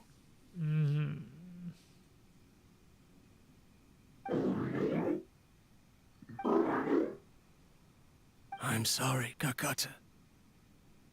In the end, I still wasn't able to turn you into a true mechanical life form. I see. So the ley line effluence was an accident. After Abatui's unexpected death, the mechanical monsters were driven by their instincts and continuously drew out power from the ley line extractor. This eventually resulted in severe damage to the ley lines. Ja, was mit dem? Paimon understands. Then why didn't Karkata go haywire like the other machines? Because Karkata is different from the other machines. Structures similar to living organisms, the ability to cry and laugh, and capacity for independent thought. To Abatui, only a machine with these features could be considered a mechanical life form. Perhaps only by building such a machine could he have the academia acknowledge his protracted research. But if he had slowed down and saw Karkata as a friend instead of an experimental product, he would have noticed. Karkata can't speak. And yet it cares about Abatui far more than it does about itself. What does that mean? You'll see in a bit. But before that, we have a more urgent task at hand. First, let's find the control unit for the ley line extractor and shut it down.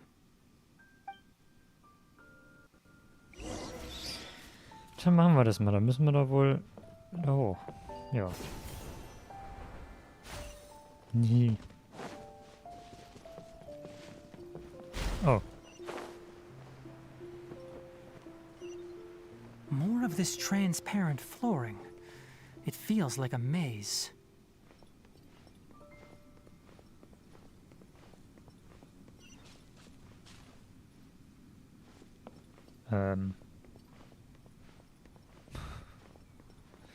Okay.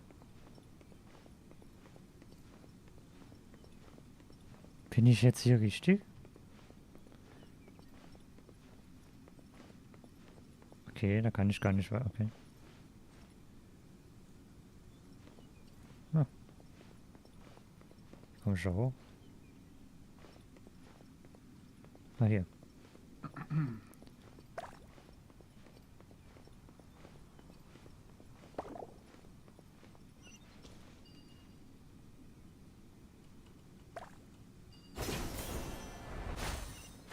Below us is the final room. The control unit is likely in there. The way ends here. Wanna try jumping down?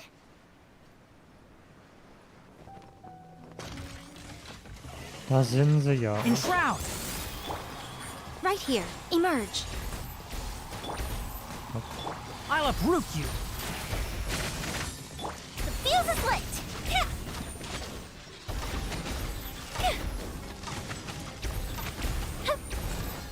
Right now. Emerge.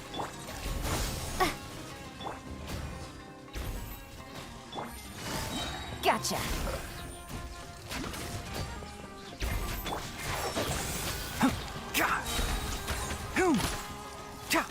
Aber mehr? Scatter!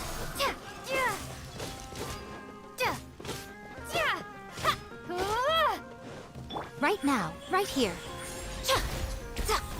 Quietly now. Na, komm noch mal. Game's up. Fun's over. Right now. Nothing lasts forever. Right here. Right now. Gotcha. Can't see? I hear everything! hazard.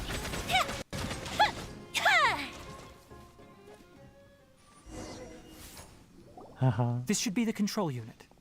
Once we turn it off, the ley line extractor should also shut down.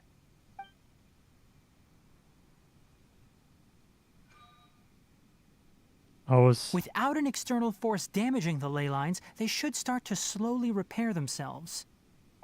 Oh, but I bet you two are more worried about Karkata. Let's head back. Ja. So ein bisschen. Ich schon wissen, was mit dem hier so ist. Da ist noch eine Kiste. Ui.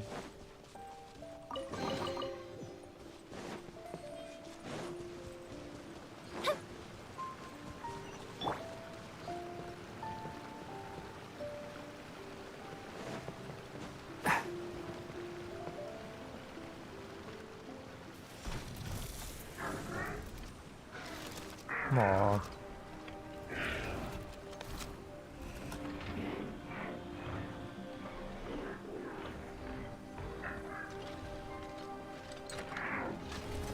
Oh nö.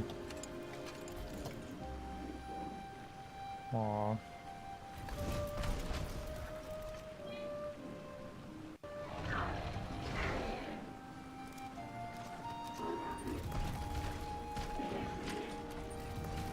Och nö.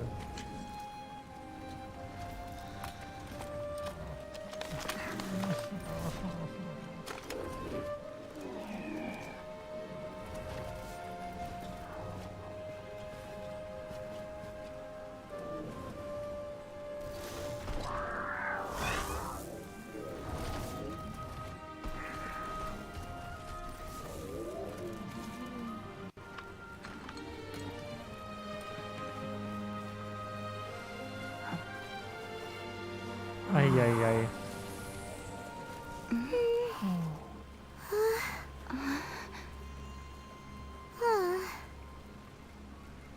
Also hat er es am Ende doch hinbekommen. Karkata has been collecting parts because it thinks doing so will fix its owner?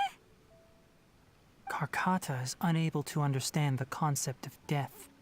However, it probably remembers when Abatui replaced its parts when it malfunctioned, and how that restored it to an operational state. It's true that Karkata isn't able to think or understand many topics, but it is like a small child that imitates what adults do. So that's why it kept stealing mechanical parts. But it can't repair its owner, no matter how hard it tries. Yes, but the important thing is that it formed the thought of wanting to repair Abatui. No one knows how this thought came to be, but it has even suppressed the instincts that Abatui had installed. If it really is as we've predicted, this research truly will make waves in the academia. It might have been possible to achieve this with ancient technology, but no one has been able to do the same with modern tools. Karkata? Karkata? Can you hear Paimon? Tainari says you're awesome! It reached its limit. It hasn't recharged this entire time, nor has it replaced its severely damaged parts. It's a miracle that it managed to hang on for so long. I'm going to confirm that the ley line extractor has shut down. Come with me. Let them be alone for a while. Ach Mann, warum muss das immer so... Ja, es traurig sein, so. Am Ende. Ah, Mann.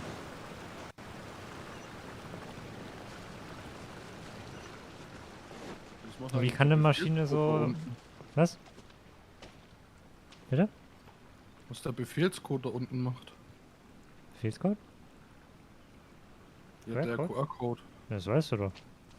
Kannst es ja mal einscannen. The ley line extractor has ceased operations. Ja, nee. Traces of ley line Ja, doch, energy are ist ja still in mein the Ziel. Ich hab atmosphere, den... but the ich hab effluence's den ja source gemacht, has been also. stopped. Da The wird nichts Schlimmes purification passieren. devices will handle the rest. Moving on, Wirklich? those Ja. affected by the ley lines need Ist das immediate nicht, um mein care. Handy zu We'll put up an infizieren? announcement nee. on the bulletin board about the dangers of entering the contaminated region, Ah, ja. and for symptomatic individuals to find Kale. Ich kann es ja auch gerade mal machen. Das war eigentlich... Selekt sich selber.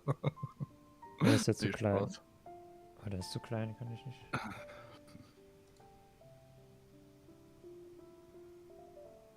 Was? Sehr gut. Jetzt geht's. Ja, wieso macht er das jetzt nicht? Warum ist denn der Tobi so laut? Ach stimmt, der ist live, ja. Ich frage mal, Es hat also es funktioniert auf jeden Fall.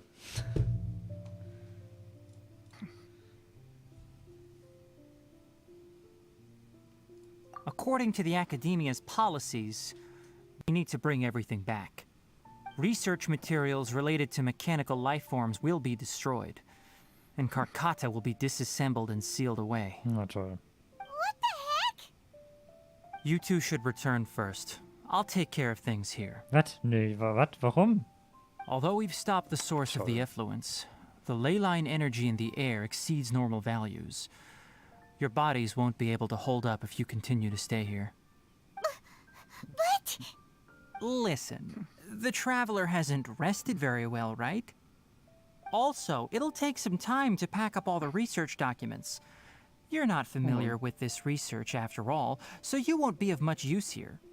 Tell the Adventurers Guild that the incident has been resolved, and then get some sleep. We can discuss matters tomorrow. Oh, and don't talk about Abatui. The fewer that know about mechanical life form research, the better. All right. Then let's go back to Catherine. Oh je. Jetzt müssen sie ihn auseinandernehmen, ja voll doof. Why are you still here? I'll take care of this. Go and report to the Adventurers Guild, and then get some rest. Also müssen wir Pause machen gleich. Passt ja gut, ne? Wie? Noch irgendwas? Nee. Ah ja, ich habe auch gesehen, man kann jetzt auf dem Handy die alten Quests-Daten löschen. Also wenn du Quests gemacht hast, kannst du die Daten löschen, dann sind sie dann, hast du mehr Platz. Nicht schlecht. Ja, super. Aber ich würde sie gerne nochmal spielen. Wieso? Und mein PC da vollmüllen, oder was? Ja, ja, genau. Das muss es machen, ja.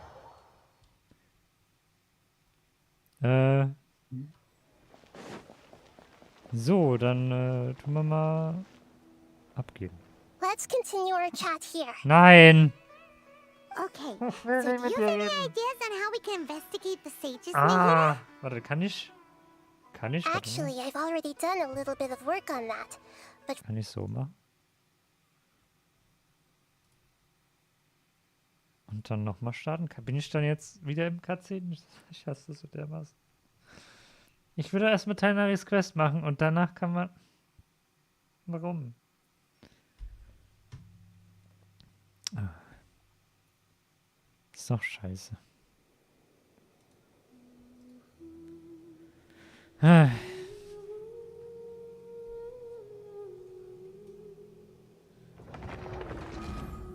Ich bin wieder in der Cutscene. Das habe ich, glaube ich, jetzt bis jetzt noch nie hinbekommen, dass ich außer der Cutscene rauskomme. Man ist immer wieder da, wo man vorher drin war. Und das müssen sie eigentlich, das haben sie jetzt schon seit 2 Jahren so, das müssten sie eigentlich ändern, aber das werden sie nie ändern. Nö. let's Ja. continue our chat here. Ja, egal. Sollte man. Dann müssen wir halt den... So do you have any ideas on how we can investigate the sages, Nahida? Wir können ein paar Hüllen Actually, der I've already Rastnachrichten done a schreiben. little bit of work on that, but for now, I want to hear your thoughts. Bitte? Kannst du direkt den Körper der Schlüsselperson benutzen? Wie wäre es, wenn du den Körper deiner Studenten benutzt und dich... Wie wäre es, wenn du einen Weisen Was? schnappen und ihn verhören? Ja, genau, die kann ja in andere Leute über das Akasha-System kann sie ja in die anderen Leuten Köpfe rein und dann kann sie so kontrollieren, wie sie jetzt Kesseln kontrolliert. Und dann, ja. We're in the dark as of now, Since we still don't know anything about their goals, any rash move could tip them off and lead to terrible consequences. After all, every person in Sumeru City is one of their hostages. I've already tried that, but all the key members of the Academia, even the core 30 guards, intentionally avoid wearing their Akasha terminals. It seems that from the very beginning, they've been guarding against info leaks from the Akasha. Of course, it could also be because they're wary of me. Have you already caught the sage's attention? No. I'm guessing not yet, but distrusting me would make perfect sense if they've ever paid attention to the urban legends about me. In any case, I probably can't take over their minds directly. Na toll. Ja, das Studentengebiet. No way, that's too risky. You mean it'd be too easy to get caught? No, it's not that. We shouldn't involve innocent students in this. A single mistake could completely ruin their lives. Doing that would be ignoring the safety of my people for my own selfish goals. How is that any different from what the sages are doing? That's a good point. Spoken like the god of Sumeru.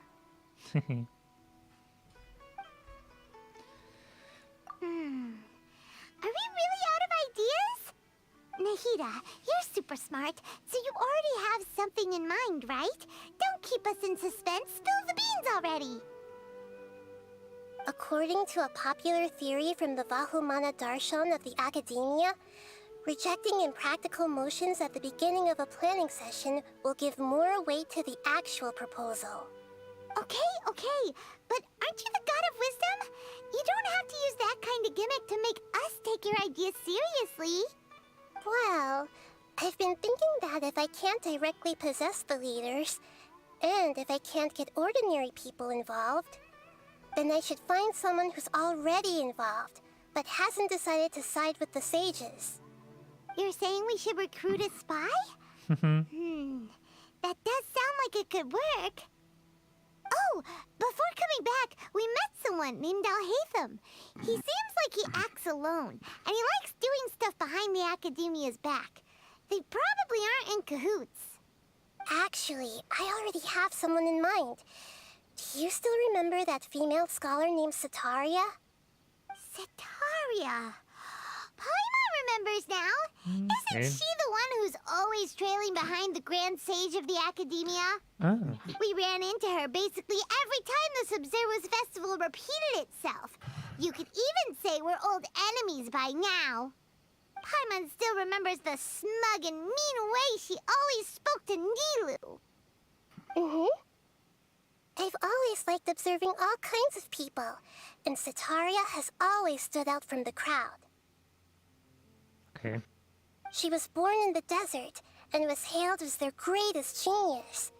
Her academic gifts allowed her special admission into the Academia, and also gave her the opportunity to serve as the sage's assistant. Oh, Paimon didn't know she was from the desert. She must be pretty special then. Paimon feels like most of the desert dwellers around the city are working as mercenaries. The name Setaria means star. When she lived in the desert, she shone like the brightest star in the night sky. Later on, she was chosen by the sun.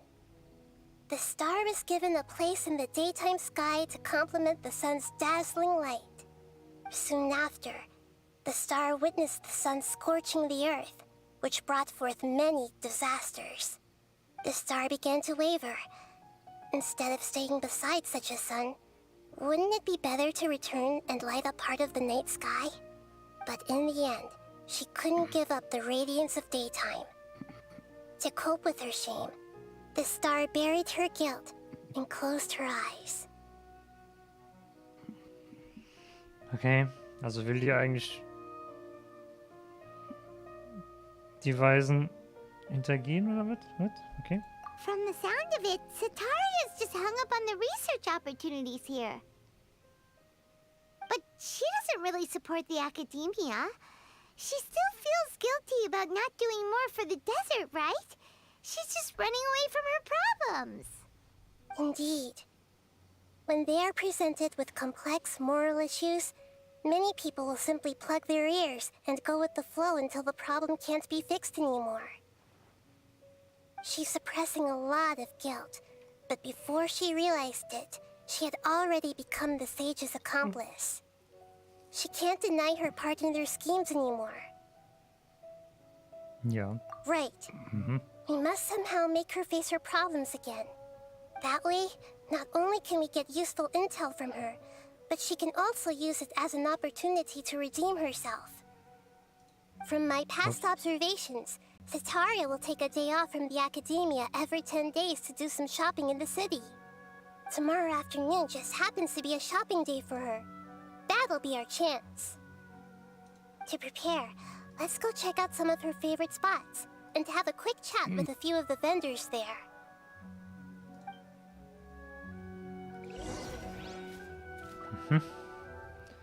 Ja, machen wir nicht. Wir machen jetzt erstmal hier oben. Das geht nicht. Aber ich kann Tanaris Quest ja nicht fertig machen. Bis ich denke.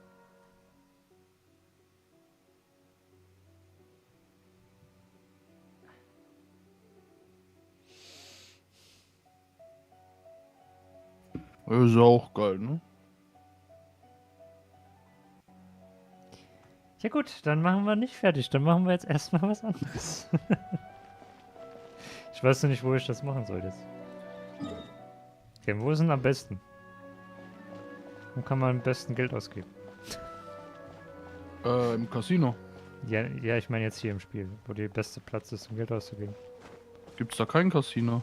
Ich glaube nicht, oder? Ich glaube nicht. Man kann hier nur Geld ausgeben im Shops. So. Ja, dann im Shop würde ich sagen. Ja, der Typ, der schaut doch schon so aus, als ob er kein Dann Geld darf man nicht. Schön. Man kann hier Sachen klauen. Oh, 2 Streams gleichzeitig anhaben ist schwierig, ey. Ja, was macht der Tobi? Der spielt League. Ja, wie immer, ne? Ja, da steht 4-7-9. Ja, gut, meistens. Spielt Ash ADC Botlane. Meistens spielt er das. Warum braucht man jetzt eigentlich das noch? Warum braucht man jetzt das hier eigentlich?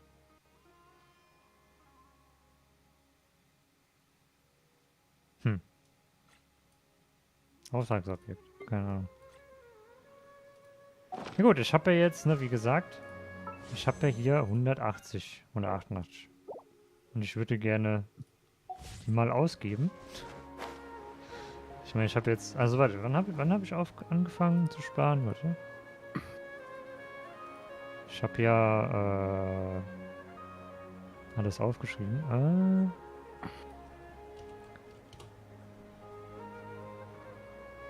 Wischen. Standard. Das letzte war am 14.07.21. Da habe ich den Amos Bau bekommen. Also, ja. Und jetzt haben wir den 30.09.22, also über ein Jahr. Also, wie er läuft. Ja, ich weiß noch nicht, wo ich jetzt am besten mache. Eigentlich müsste ich in im Dorf da machen. Weil ich würde ja gerne Tainari bekommen. Vielleicht kommt er ja, vielleicht.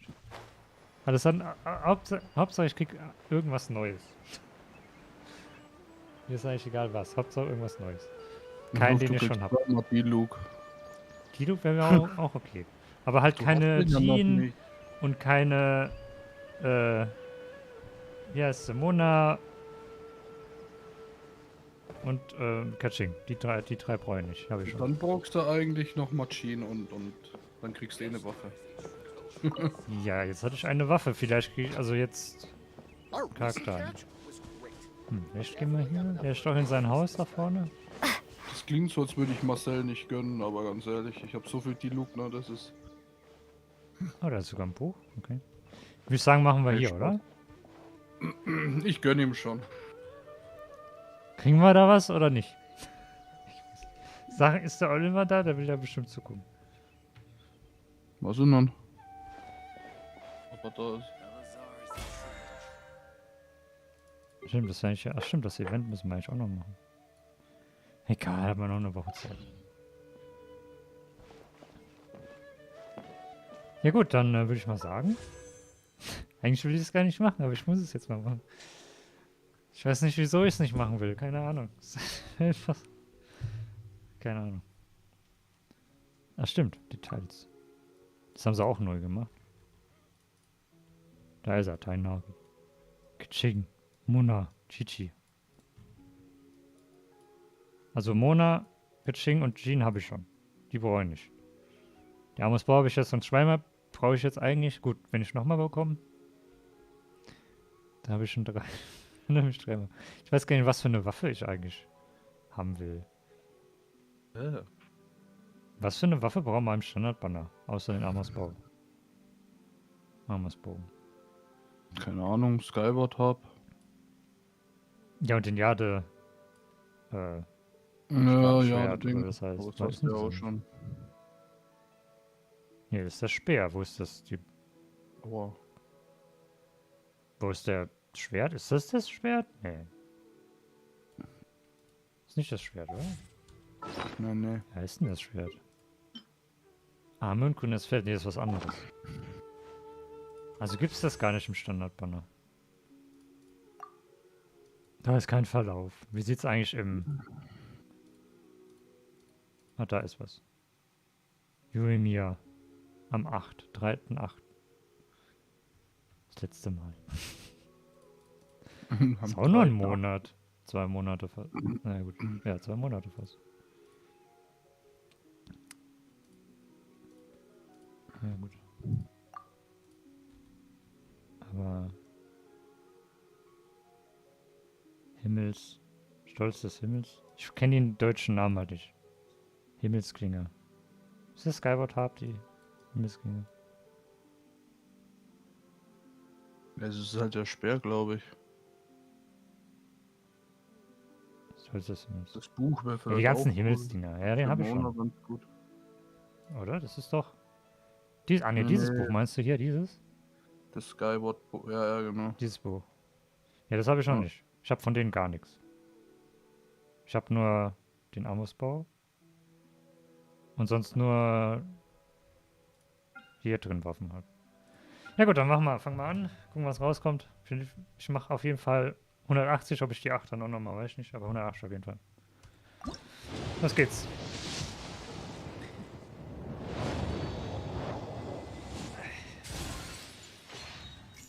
Stimmt, und 4 Sterne würde ich gerne Standardcharaktere bekommen, also wie die Amber und Kaya und so. Kaya und Lisa, die 3, weil die 3 kann man nur hier drin bekommen. Und deswegen wäre geil, wenn ich sehr viele davon bekomme.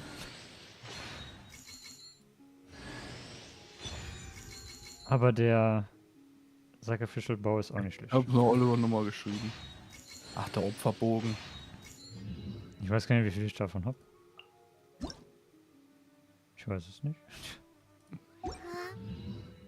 Okay. Erste Mal gemacht. Nächstes. Ernsthaft?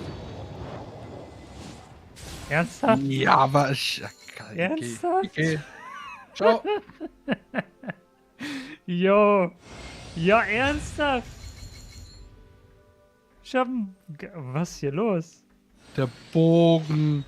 Was ist da los? Ja, auf dem Bogen ist geschissen, ey. Ist der Bogen scheiße oder was? Ja, keine Ahnung. Ich wüsste jetzt nicht, wer den braucht unbedingt. Oh, Noel, toll. Oh, der. Goro, habe ich den auch schon fertig? Ich weiß nicht.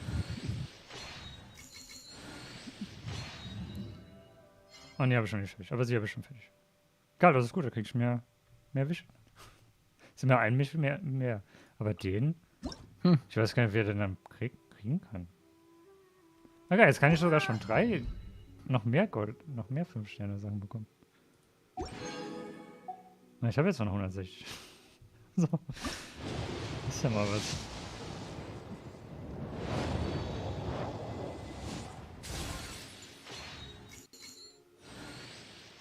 Einfach nur 20. Ich hatte also wirklich 0 Pity, also 0. Ich habe 20 gemacht. Also, ja, weiß ich nicht. Ist schon... Favonius Jagdbogen, den habe ich glaube ich auch schon fertig. Oder 4, glaube ich. Den habe ich glaube ich auch schon. Ja. So. Immer weitermachen. Ich bin ja mal gespannt, wie viele 5-Sterne-Sachen ich bekomme. Hat auf jeden Fall schon mal gut angefangen. Geibert hab. Kannst auf Aloy. Fischl, Ganyu, Sarah, Aber Child. nicht, für Ganyu ist es ja nicht besser. Hast du Amersbau. Ah, nee. Wie sieht's mit Tainari aus? Also ist es für Tainari gut? Nee, ich glaube nicht, oder? Ne, der 5. Ja, gut.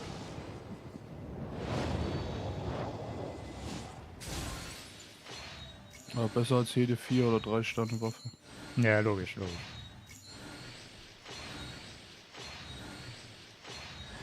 Ui, Sayu. Habe ich auch, glaube ich, noch nicht so viele.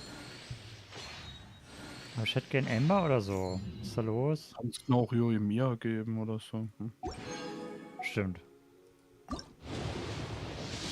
Obwohl der schlechter ist als der Amos-Bau. Aber immer noch besser als Rust 1 bis 4.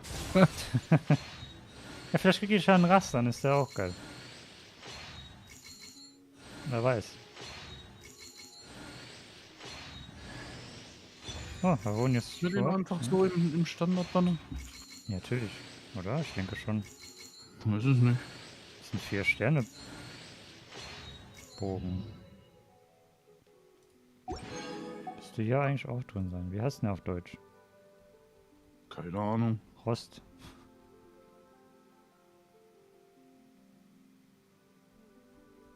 Ich kann doch nachgucken, wie der heißt. Da ist er. Geil. Rast. Rostiger Bogen heißt er. Oh Gott. Rostiger Bogen.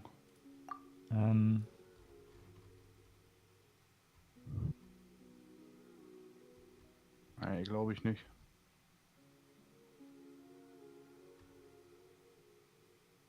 Rostiger Bogen, doch, der ist hier drin. Oh ja. Rostiger Bogen, okay. Ja gut, vielleicht kriege ich den rostigen Bogen, das wäre geil. Dann hätte ich den auch auf 5. Und schon wieder sage, sag mal, was willst du? Was willst du von mir?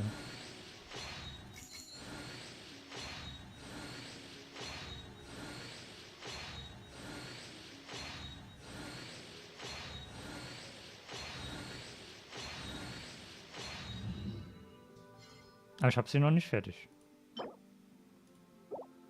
Immerhin.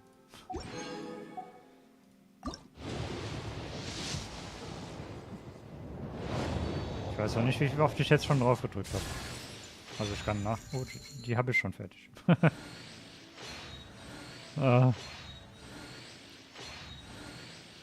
Nee, ist ja egal. Nicht mal eine Lisa oder sowas. Hm? Du drückst so lange, bis was kommt, oder nicht? Ja, ich drücke, bis ich keine mehr habe. Also bis ich noch 8 habe, dann... Ist. 8 habe ich jetzt schon gemacht.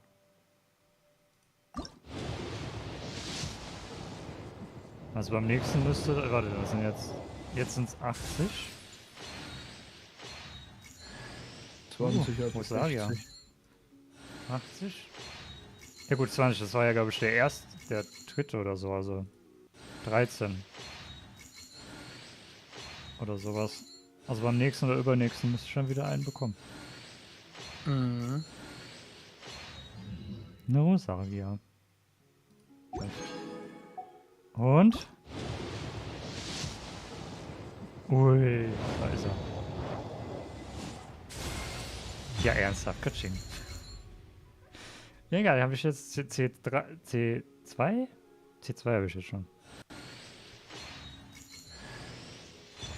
Ja, drin, okay.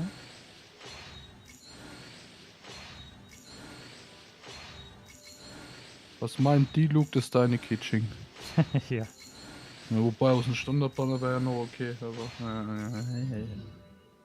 Yay. Und 10. Und den, wenn man die auf C6 hat und dann nochmal bekommt, kriegt man 25 Stück. Ja, grüß Gott. Das ist voll geil. So, jetzt habe ich schon noch 8. Also ich könnte noch einen bekommen. Vielleicht noch mehr. Wenn es gönnt, kriegt man noch mehr. Wenn nicht, dann nicht. Also einer müsste jetzt noch drin sein. Wird dann wahrscheinlich wieder eine Waffe. Ja. Ich habe 2 Waffen hintereinander bekommen gehabt. Das stimmt auch wieder. Ich habe bis jetzt 3 Waffen und 2 Charaktere aus dem Banner hier. Achso, die Waffe. Ganze, naja. Noch 7 Mal. Ernsthaft. Ja. Ernsthaft. Ja, komm, ey. Ernsthaft. Ja, einlocken, ne? Ja. Gib mir mal was Neues jetzt. Mann, ey. Komm schon. Yay, Tanari, geil. Ja, geil. Genau das wollte ich haben. Also habe ich nicht im Premium-Banner bekommen, sondern im Standard-Banner. Da, wo man noch raus haben will. Vielleicht kriege ich den jetzt nochmal, wenn ich für Nahida scoute. Krieg ich noch. So, bei 60. Kriege ich jetzt noch einen oder nicht? Was sagst du? In den 60. Kriege ich jetzt nochmal einen? Glaube ich nicht. Jetzt Halte ich könnte für es mehr, unwahrscheinlich. jetzt ist es wahrscheinlich, dass man eine Waffe bekommt. Die Wahrscheinlichkeit höher, dass man eine Waffe bekommt. Was ist das? Opferschwert? Ah, das habe ich jetzt... Oh, jetzt habe ich 2 Schwerter. Einen auf 5 und eins auf 1. Da kannst du mal eins abgeben. Ja, kann ich ja leider nicht. Der Kasso haben wir hier mehr Income. Zack, zack. Hast du gar eins, oder was? Nee, ich habe nur eins, ja. Ach so. Das auch nur irgendwie auf Biegen Ja, und gut, das ist Brechen. doof. Dafür habe ich den Claymore dreimal. Das ist auch Ja, geil. das ist doof, ja.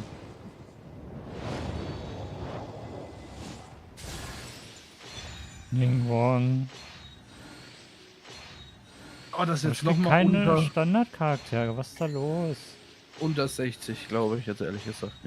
Ey, es kann doch nicht sein. Sayu und Rosario habe ich jetzt am meisten bekommen.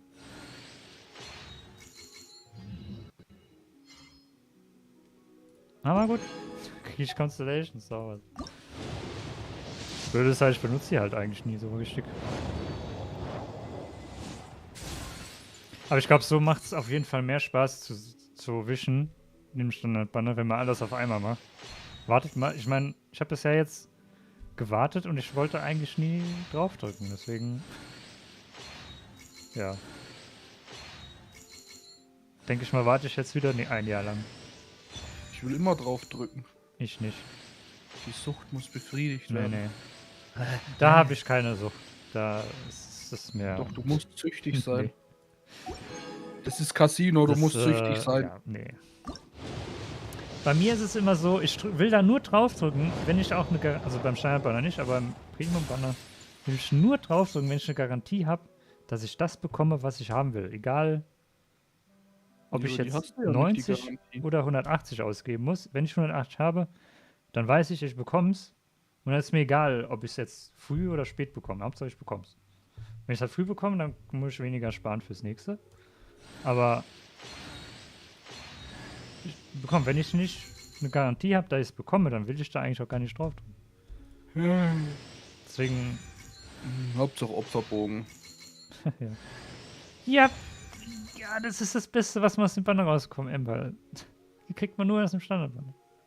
Und das hasse ich so dermaßen, dass das nur im Standardbanner ist. Hast du jetzt einmal? Ich habe sie jetzt einmal bekommen, ja. Oh, Jetzt habe ich schade. zweimal, weil ich sie mir einmal geholt habe. Ach so, ja, dann hast du ja die Ich müsste jetzt zweimal haben. die Bombenfähigkeit Oder? Ich habe Kai auf jeden Fall einmal geholt. Aber ich sie zweimal... Ich weiß nicht, muss ich mal gucken. Oh nein, nix mehr.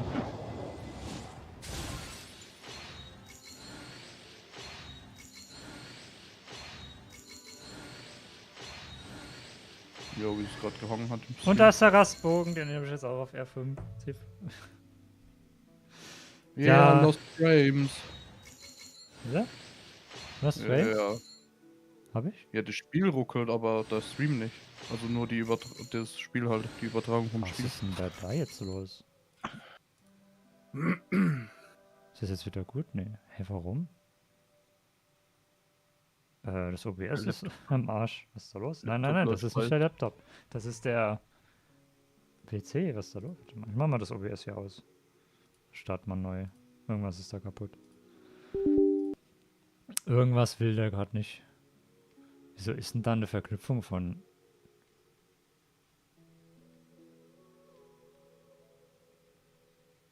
Ich komme nicht auf einen anderen Monitor. Warum ist da die Verknüpfung von Chrome? Was ist da los? Hä? Genshin Chrome-Verknüpfung. Was? Wann habe ich denn das gemacht? Hallo? Wobei, das hat sich jetzt auf... Hallo? Warum hängt sich jetzt OBS auf? Hä? Was ist denn da jetzt kaputt?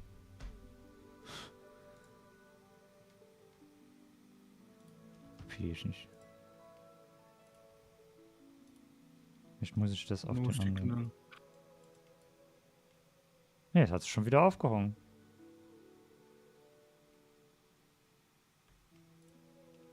Hä? Was ist mit dem OBS kaputt?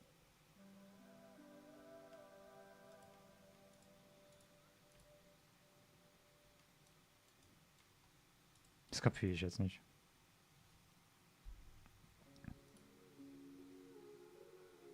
Das macht doch keinen Sinn, oder? Hä? Hat einfach keinen Bock mehr, aber. Der PC muss doch nichts machen. Er zeigt das Bild einfach nur an auf dem zweiten Monitor und fertig. Was ist jetzt das Problem?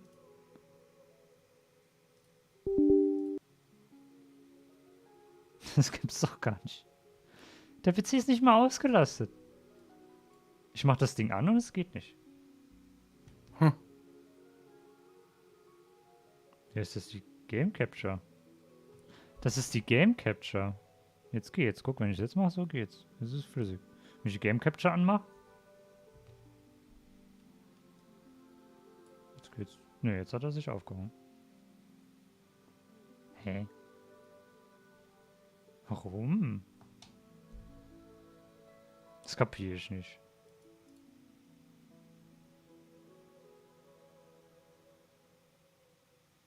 Selbst wenn ich das Menü von der Game Capture aufmache, hängt sich's auf.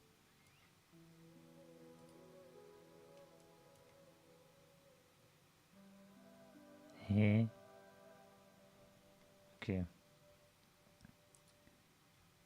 Hallo?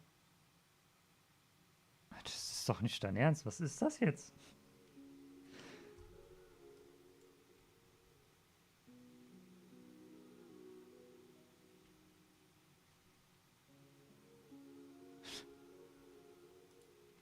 Das ist ja sinnlos. Sehr sonderbar. Der PC macht nichts. Und er hängt sich auf. Sag mal, was ist das?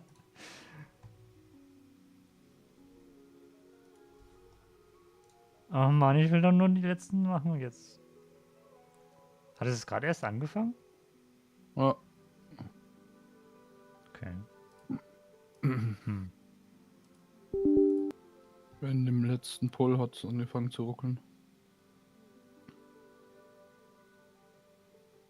Weil OBS macht auch nichts. Hat nur 0,5% Auslass. So geht's, wenn ich das Display anmache. Das geht. Dann mache ich das jetzt einfach so, was soll's. Ich glaube, die Fullscreen-Preview geht nicht, oder?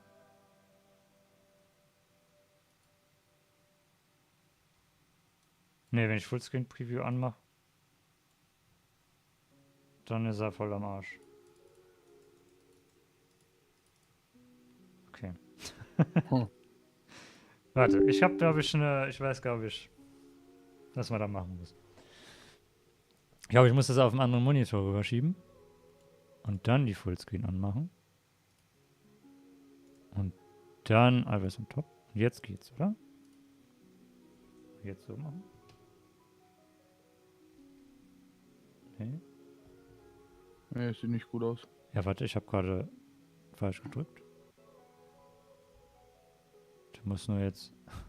Ich hätte nicht die... Ah, Gott!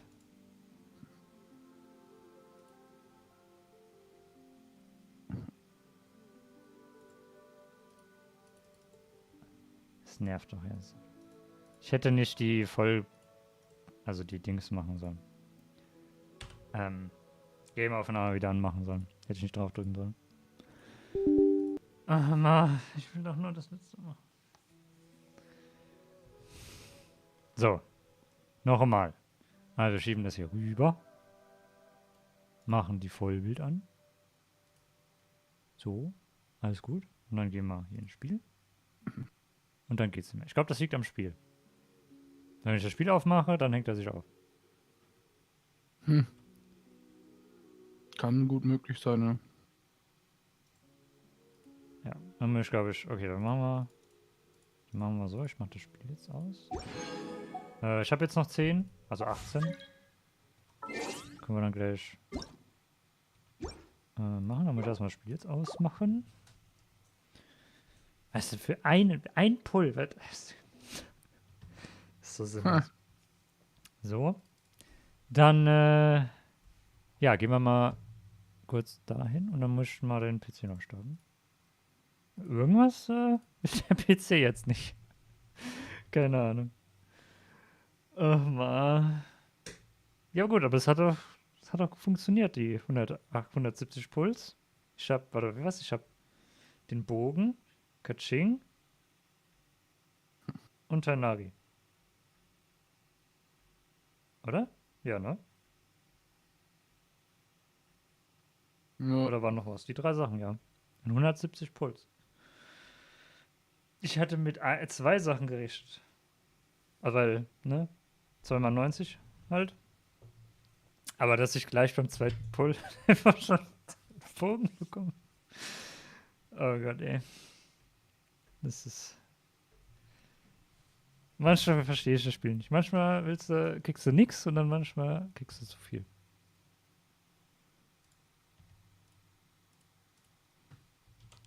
So, gucken wir mal, vielleicht geht's ja jetzt. Also OBS.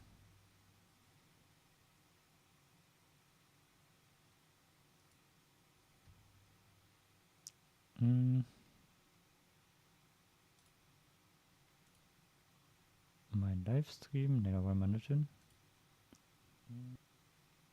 Ich sehe meinen Livestream auf meinem Kanal. Also wird auf meiner Startseite wird mein Livestream angezeigt. Das ist nicht gut. Achso, das wird jetzt auf einem anderen Monitor. So. Dann. Nee. Was ist denn da kaputt? Bitte.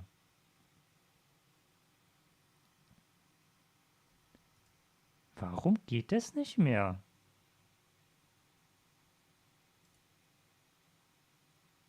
Hä?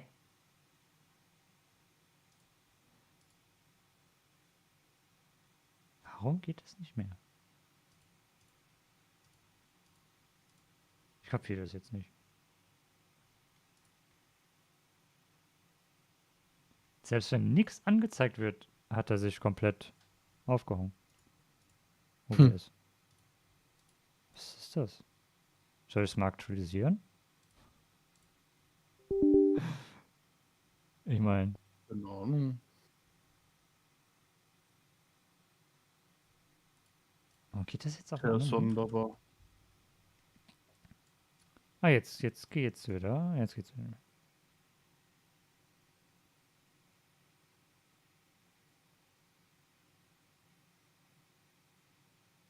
Hä?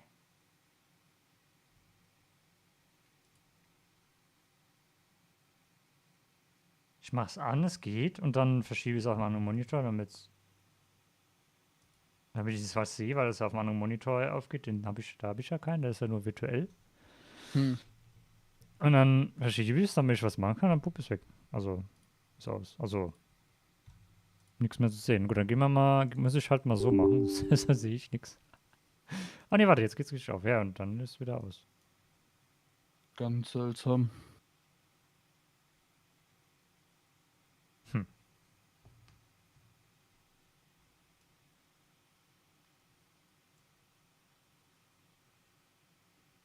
Na, weil jetzt ist es flüssig. Ne, jetzt geht's. Jetzt nicht mehr. Jetzt ist es wieder aufgehoben. Aber wenn ich den Taskmanager gucke, hier OBS, 0%. Ich verstehe das nicht. Was macht da OBS? Das macht doch nichts. Vor allem, was macht's von jetzt auf gleich? Das macht doch überhaupt nichts. Hä? Ich meine, ich würde es ja verstehen, wenn es auf dem Notebook ist, wo ich streame mit. Würde ich es ja verstehen. Aber doch nicht auf dem Gaming-Rechner, wo ich... Ja, keine Ahnung, das ist ein Fehler, kein Leistungsproblem.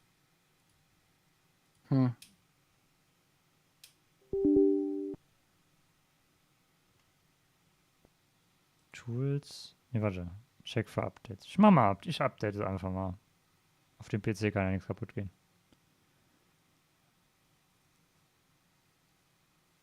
Keine Rückmeldung. Seltsam, funktioniert 2 Stunden lang und dann auf einmal einfach aus Update irgendeinem for Grund. ABS to exit. Was? Rating for OBS to exit.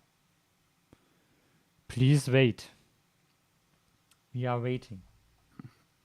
So ein Käse. Ich kann ja mal Radio anmachen. Ah, das geht nicht. Warum geht das nicht? Geht das nicht? Achso. Hä? Ach so, stimmt. Ist das Lofi-Radio? Hast du einen Link zu dem Radio? Das Lofi Girl? Ja. Den muss ich halt kurz raussuchen, ne? Lofi. Weil da ist zwar ein Bild von ihr, wenn ich schon drauf gehe, ist das was ganz anderes. Ich habe da einen geilen Hier Screenshot ist es mal doch. gemacht. Ach du Scheiße. Lofi Hip-Hop Radio.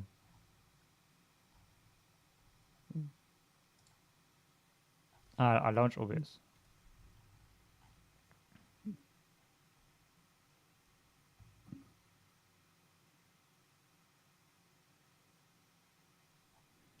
Okay. Handy geht nicht, ja, ist mir egal. Ja, das sieht schon mal besser aus. Sieht doch jetzt anders da aus.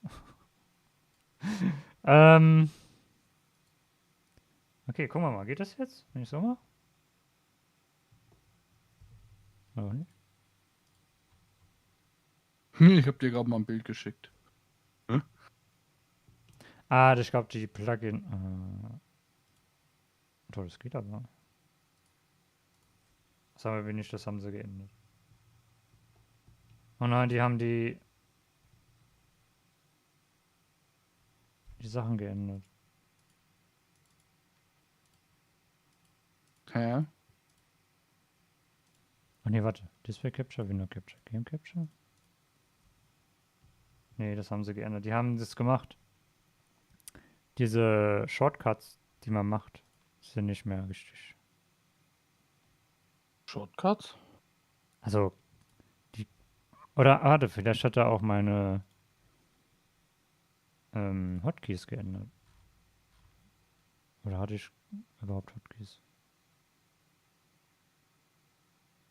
Deactivate Capture. Capture forgot Window. F413, ja, okay, das kann ich jetzt nicht, weil das, ich habe ja auf meinem Stream Deck habe ich so ein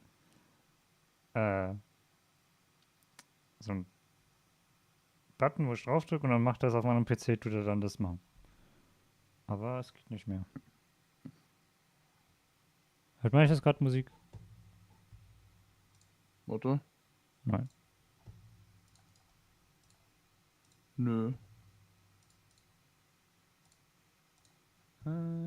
YouTube Source. Art.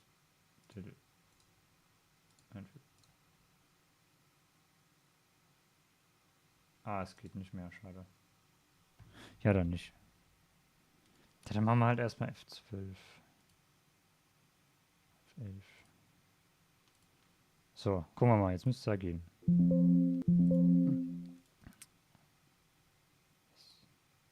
Game Capture. No Capture. Display Capture. Okay, machen wir halt Genshin. Mal gucken, was jetzt passiert. Weil das, ja, das gefällt mir jetzt nicht. Deswegen wollte ich nicht updaten. Aber es hilft nichts. Da muss ich dann später mal...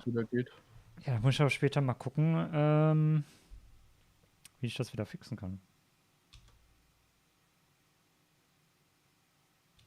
Ah, es geht. Gut. Gut. Wenigstens kann ich das machen.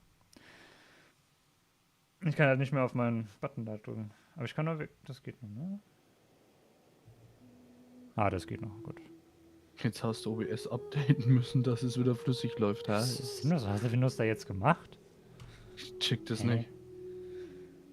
Da hat doch Windows gerade in den 2 Stunden, wenn der PC an ist, irgendein Update gemacht. Kann doch mir keiner sagen, dass das nicht war. Das kann mir keiner sagen, dass das nicht gemacht wurde. Ah ja, jetzt geht's ja wieder. Normalerweise muss ja der PC dafür neu starten. Ja, eigentlich schon, ne? Aber jetzt geht's. Ah Mann, aber das nervt mich jetzt. Dass das nicht geht. Weil das OBS WebSocket Ding ist aber... Ah, der Server ist nicht an. Okay, warte. Muss ich gerade nochmal ändern. Ah, jetzt kann ich die Hotkeys wahrscheinlich nicht mehr auf 12, 13 stellen, ne?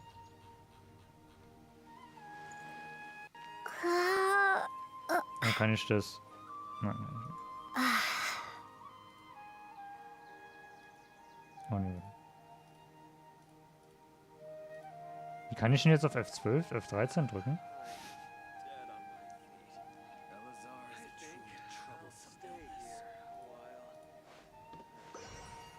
Gar nicht. Ne, die geht trotzdem nicht.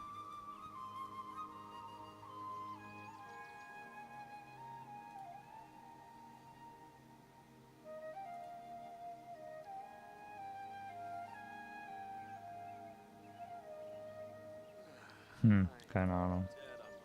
Wieso das nicht geht. Egal.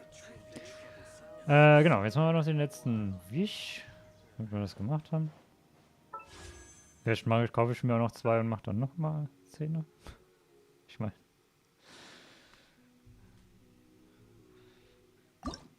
Oder?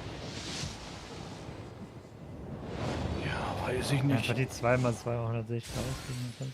Oder Siegel, ich kann ja Siegel ausgeben. 10.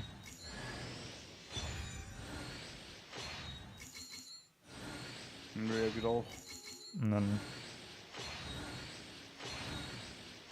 Gut, ich würde morgen nochmal 5 bekommen, aber egal, die spare ich. Für nächstes Mal. Ja, dann machen wir jetzt, kaufe ich mir jetzt noch 2. Ich kann 119 kaufen. Jetzt ist der Ton asynchron. Ah, was? Vom Spiel. Ja. Ah ja. Warum das denn? Aber an was liegt das? Ah, das liegt dann auf der...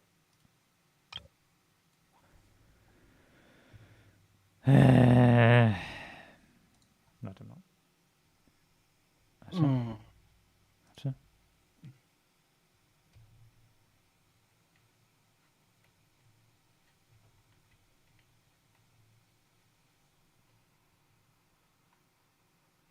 Hallo?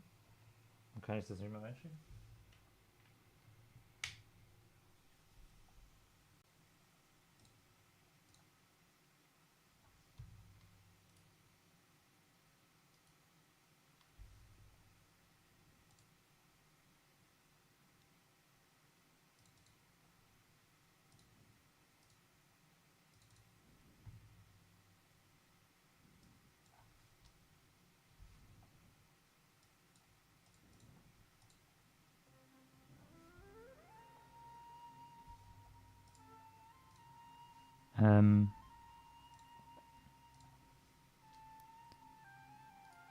Jetzt wieder gut? Nee. Aber warum? Ja doch, sieht doch gut aus. Jetzt wieder gut? Ja. Okay, alles gut? Alles gut. So. Ja. Dann machen wir noch einen 10er, mal gucken, was bekommt. Nichts. Ah ja, gut. Ein Griff ins Klo. Ja. Wir stellen noch mal Ember oder sowas. Ah, ne. Den habe ich auch schon fertig.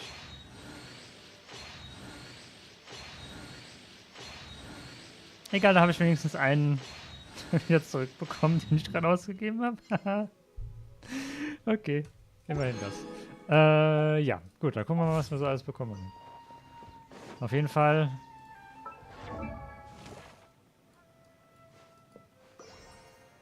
Laser sogar auch was. Wie viel habe ich denn da? Einen. Okay. Laser, da habe ich 2 bekommen. 3, ich habe die voll. Ich habe die fertig gemacht. Okay. Naja gut, hat sich gelohnt. Rosaria ist fertig. Den Gin habe ich auch einmal bekommen. Naja gut. Oro habe ich auch zum ersten Mal bekommen. Doppelt. Sayu habe ich auch 2-mal bekommen.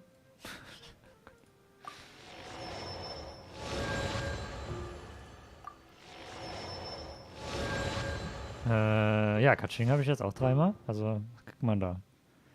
Er schafft beim Treffen von Elektroeffekten betroffener Gegner mit Standardangriffen und Begriffen. Inventartasche. Sind das Energie 5%? Dass man 5% bei jedem zweiten Schlag Energie wieder zu bekommen? Okay. Ja. Naja, toll. Okay, dann Ember 3, 2.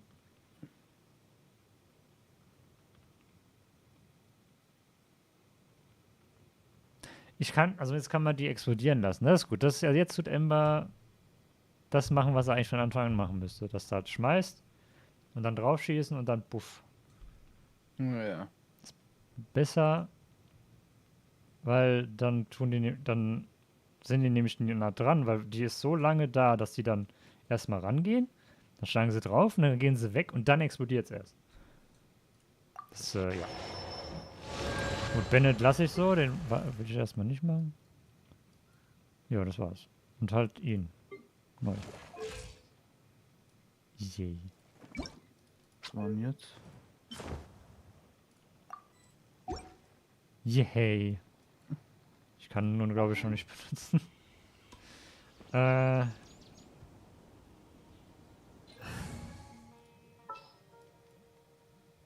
wegen ihm habe ich... Wollte ich ja Who ate a machen. poisonous? Ist schön. Heieiei. Ja, und jetzt warte ich halt. Spare ich jetzt wieder für nächstes Jahr. Können wir wieder machen. Neues Gebiet, neues Glück. Ja. Okay, dann, ja, würde ich mal sagen. Wollen wir die Story weitermachen? Oder willst du noch irgendwas anderes machen? Ja, stimmt, wir müssten eigentlich noch Bücher machen. Ja, 4 Risten habe ich, ne? Ich habe 4, also ich kann 5 mal. Du hast den Screenshot schon gesehen. Welchen Screenshot? Im Discord. Hä? Das ist 20.883 Stunden. Ja. Da war das Lofi Girl Radio offline. Vorübergehend. 20.800 Stunden, das ist ja wahr.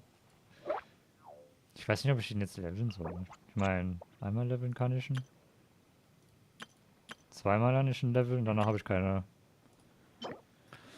Blumen mehr. Und dann, ja. Aber egal, Ja, jetzt kann ich... Oliver war nicht da, der sonst wäre locker die Luke gekommen. Ja. Ich bin froh, dass ich ihn habe.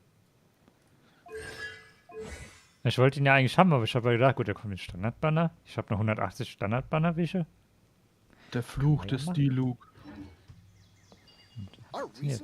Jetzt will ich aber mal gucken, wenn ich jetzt einfach mal irgendwo hingehe, wo man Sachen sammelt. Ja, ja. Wenn ich den ja im Team habe, müsste ich jetzt ja sehen, wo die Sachen sind, oder nicht? Ja, Das war doch seine Passiv. Ja, da ist sie. Uns angezeigt. Die kann man ja nicht in Teapot machen, ne?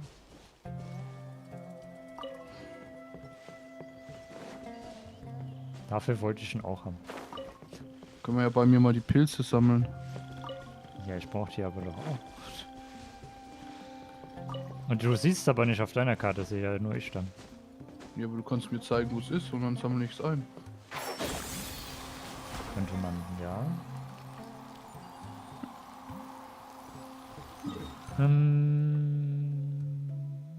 Genau, dann machen wir jetzt Story. Ein guter Freund würde das tun.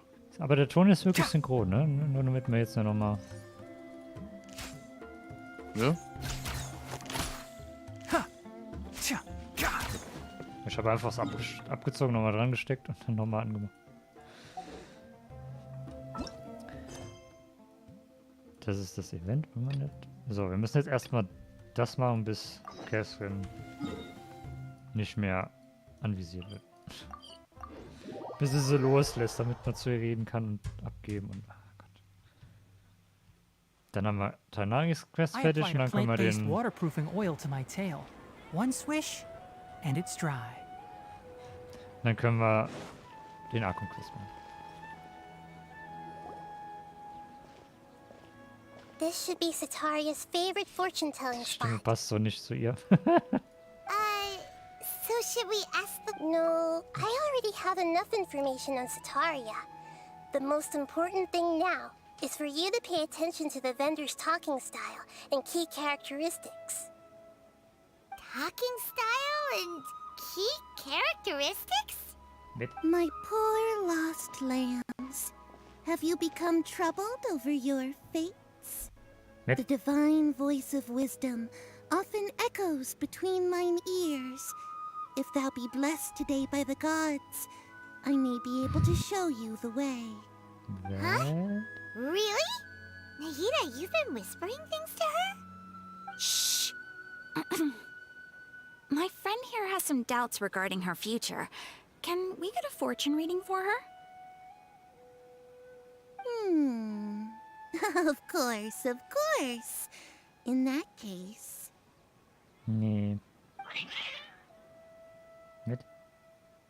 Katzen. It would seem that Harut and Marut are quite wary of you. Perhaps, at some time in the past, you have somehow offended the gods. Nee, nicht wirklich. Only mocking the god of Animo, questioning the lord of Geo's financial savviness, and brawling with the god of Electro. Do those count? Oh, nothing. Go on, pick an aspect for her to divine. Gesundheit, was? Etwa Gesundheit oder Liebesleben? Was nehmen wir, Kevin? Ja, klassisch Liebesleben, oder? Dann nehmen wir, ja, nehmen wir. Love prospects? No problem at all.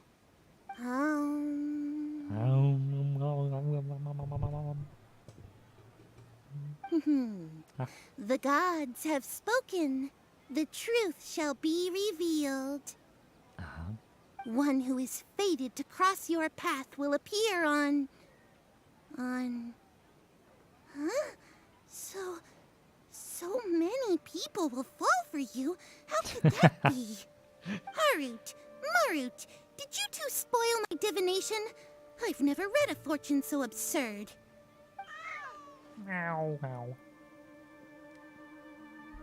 Actually, Paimon thinks this is probably the most accurate fortune-telling you've ever done. I admit that the orientation of today's celestial matrix is suboptimal. As such, there will be no charge. Is that so? Well, that can't be helped. If you were to bring some food offerings for Harut and Marut on your next visit, perhaps they could help you reverse the wheels of fate. Mhm. Okay.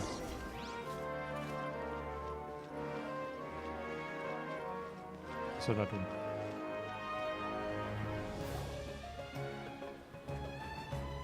Is this another one of Sataria's favorite stalls? Yep, it belongs to a king. His father helped Sataria a lot when she first moved to Samari City, so she still comes by whenever she has time. When I start talking with him, listen carefully to the details of our conversation. Ah, dear customers, would you like to look at some pottery? We caught wind of your great craftsmanship, so we specifically came to take a look. Oh, I recognize you. Aren't you Miss Catherine from the Adventurers Guild? Sounds like I'm in for some big business. Speaking of, where did you learn this trade? I suppose you could say it all started with my dad. He's a mason by trade, but I picked up an interest in clay while apprenticing for him. After that, I began making pottery by myself in secret, and I simply changed trades when my works turned out well. Although it's a pity that I'm no longer making much use of the knowledge provided to me by the Akasha. That's nice. You're making a living doing something you love. So is your father still working as a mason? Oh no, not anymore. A few years back, he fell from a roof and broke his leg. Since he had already saved enough Mora over all these years, he's just enjoying the retired life in Port Ormos nowadays. I see. We wish him peace and happiness in his retirement. I'll have someone in charge of logistics at the guild come by another day for some goods. We'll leave you to it. Take care now. No problem. Rest easy, all our goods are sure to meet your every need.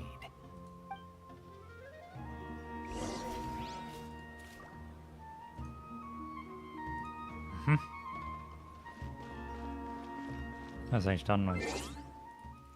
Ah, ich habe eine neue E-Mail von Twitch. Ja, geil. Ich habe keinen Platz. Ich habe genau 10.000. Ah, nein.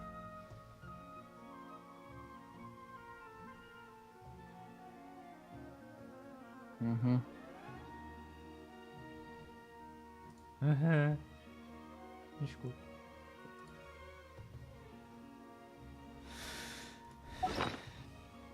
Ja, was mache ich denn da? Ich muss das Level irgendwie, ne? Aber ich habe nicht das Zeug. Oh doch, ich habe das Zeug jetzt.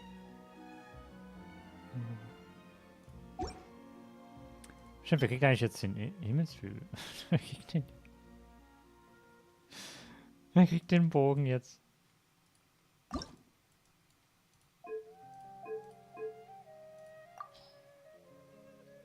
Ich habe zu viele Bogen-User und zu wenig Bögen dafür. Ja, stimmt, ich wollte mal gucken. Ich habe jetzt den Sacrificial-Bau. Habe ich jetzt 3, 4, 5. Oh, ich habe den sogar jetzt 5. Also wenn ich den jetzt da reinmache, ist der 1000-mal besser jetzt geworden, oder was?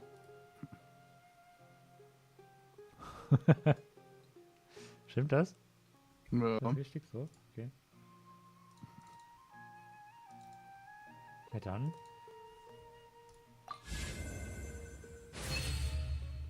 Hammergeiler Bogen. Ja, dann mache ich das hier auch zweimal. Haben wir den auch auf 5. Dann ist die Jona auch hammergeil.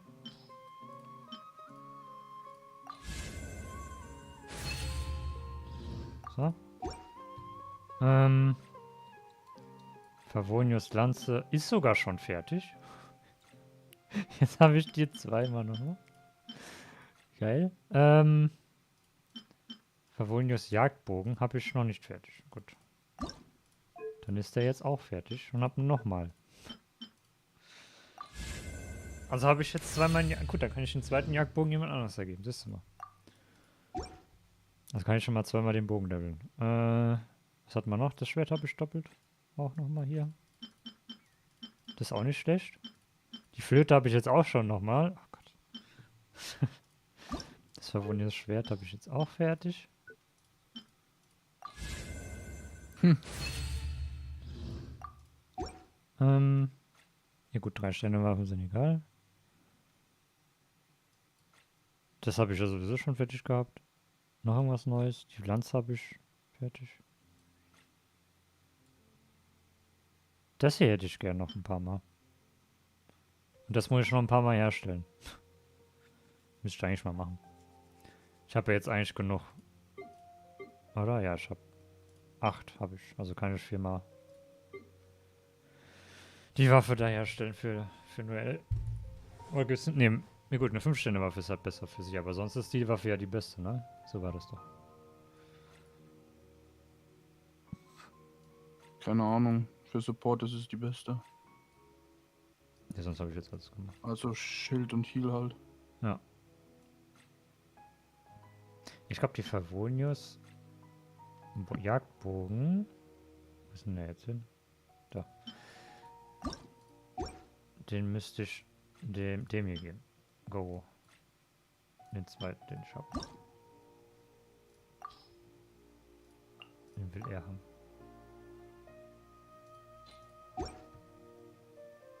Und sonst muss ich dann schon mal gucken, wer noch Waffen bekommt und alles.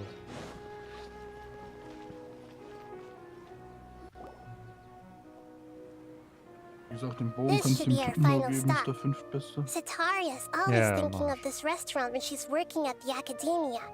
So she always comes by whenever she's out in the city. Nahida, you've really thought of everything. It's my duty to protect sieht's aus im Samara's Schneckenhaus. citizens after all. Hi there. I feel like I've seen you down by the docks before. Huh? Sorry, I don't quite remember. If I recall, you were having a discussion with someone about shipbuilding at the time. Ah, that's right! I've always been really interested in feats of marine engineering. After all, I grew up in Liyue Harbor and spent my entire childhood staring at the ships going in and out of the port. I came to Sumeru to study, but failed to make it into the academia due to my lack of talent. But I'm still discussing all kinds of problems with different scholars, and I'm continuing to study and perform research from the restaurant's basement. I'm sure I'll get into the academia after their next round of exams. What an admirable spirit for learning. Amazing. Sure, but you'll find hardworking people wherever you go. So this restaurant has a basement as well? Huh. First I've heard of it. That's right. It's not usually open to patrons. Most of the time, employees use it for breaks or to hold private events. I see. Yes, that makes sense. Well, good luck with your studies, Miss Chishan. Thank you so much. As long as I can make it into the academia as an official student, I'll be happy. Ich muss gerade mal noch... Sag mal, ich glaube, ich weiß, wieso es nicht geht, weil der hat dieses Programm, also dieses Plugin hat er zurückgesetzt. Und da muss ich gerade noch mal kurz danach gucken.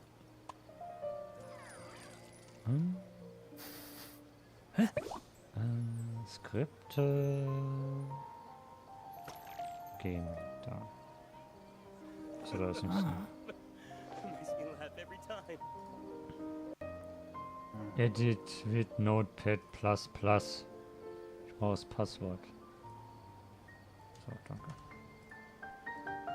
Gibt es da ein? Nein. Das ist Software, was?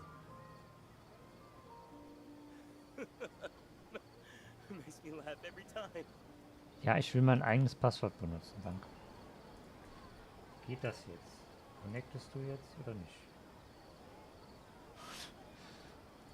Voll doof. Ja. Dann gehen wir mal weiter. So, was that everybody? Mm-hmm. 3 familiar faces should be enough for Sataria. What's the point unexpected. Nahida, you still haven't told us how you're planning to make Setaria face her problems.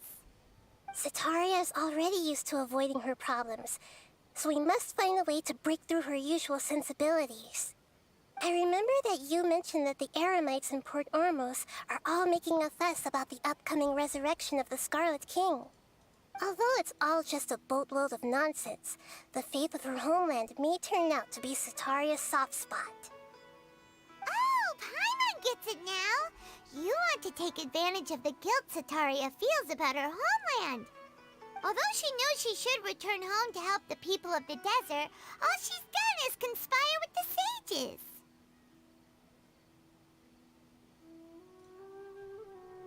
Ja.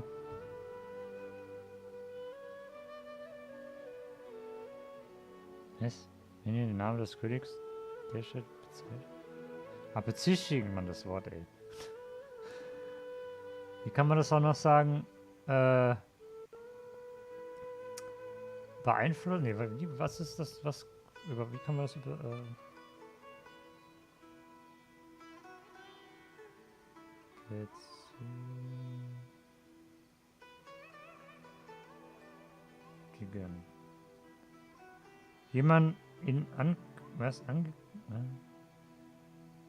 Jemand in anklagender Weise die Schuld für etwas geben, etwas zur Last legen. Ah ja.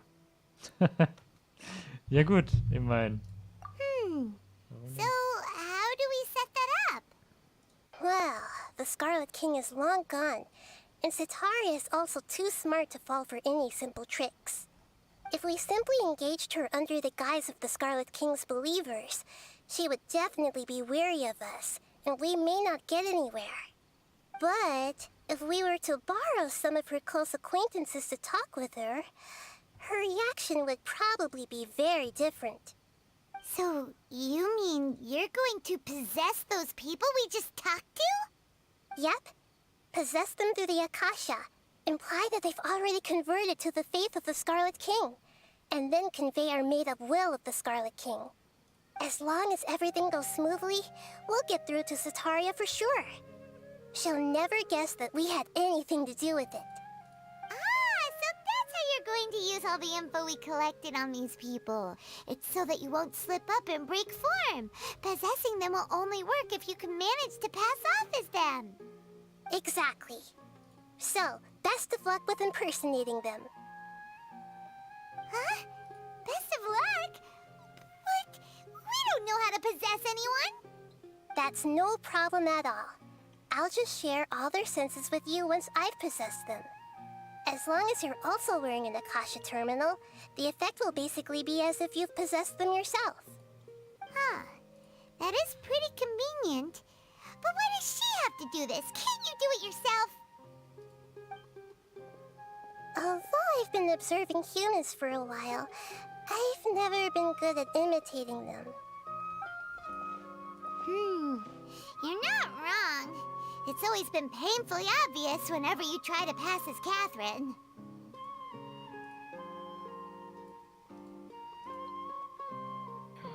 Oh.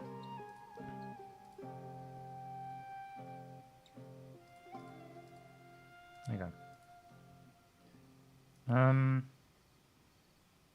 Geht das vielleicht jetzt?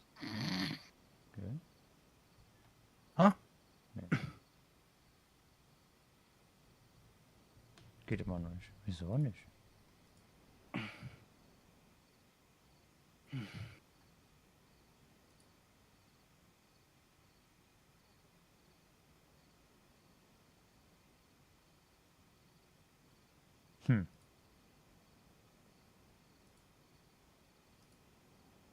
Wenn ich das Passwort mal weglasse? Nee, selbst dann geht's nicht. Kapier ich nicht. Die haben es kaputt gemacht.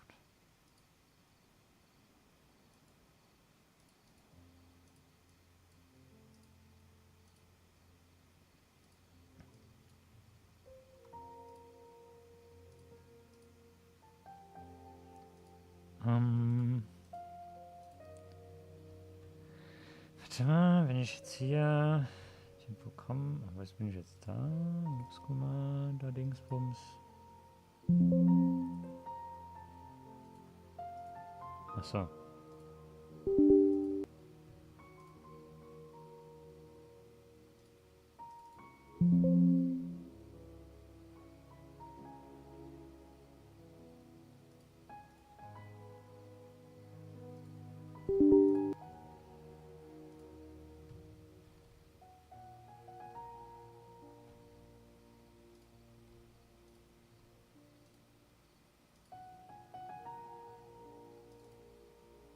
So, geht das jetzt?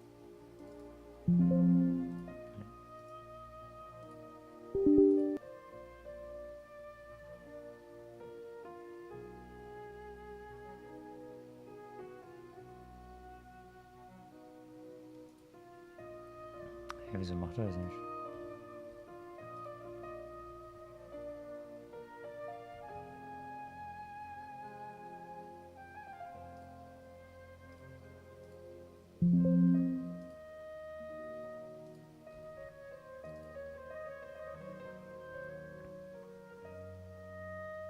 Mann.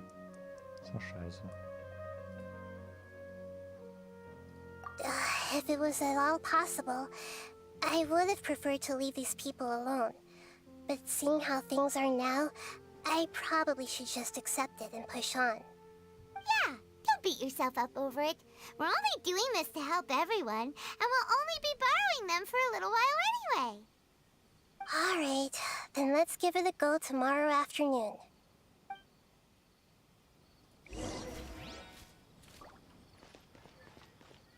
Jetzt muss ich bis morgen warten.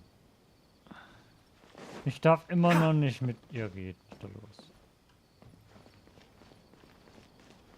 Wieso kann sie sich denn nicht da hinstellen? Naja. Time 12 bis 18 Uhr. Reicht das so schon oder muss ich einen ganzen Tag warten?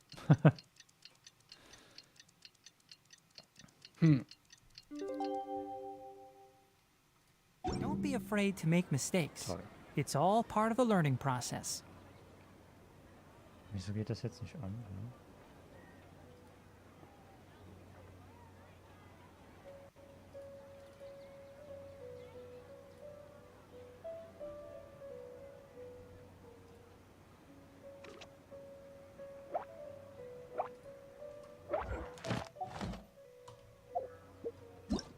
Also einen ganzen Tag warten. Upp.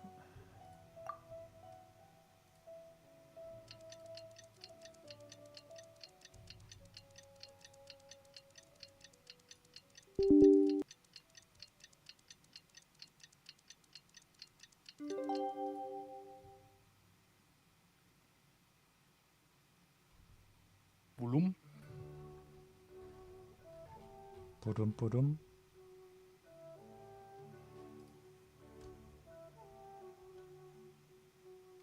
Okay, so geht's nicht.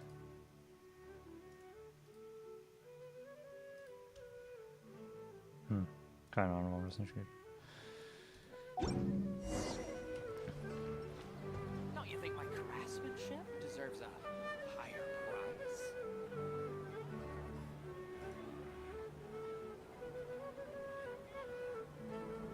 Das ist aber das.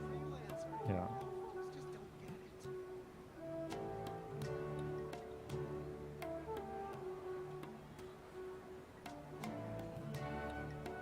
Ah.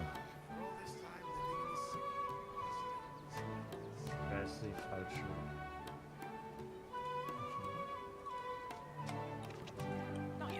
Ne, ist die falsche Portnummer, komisch.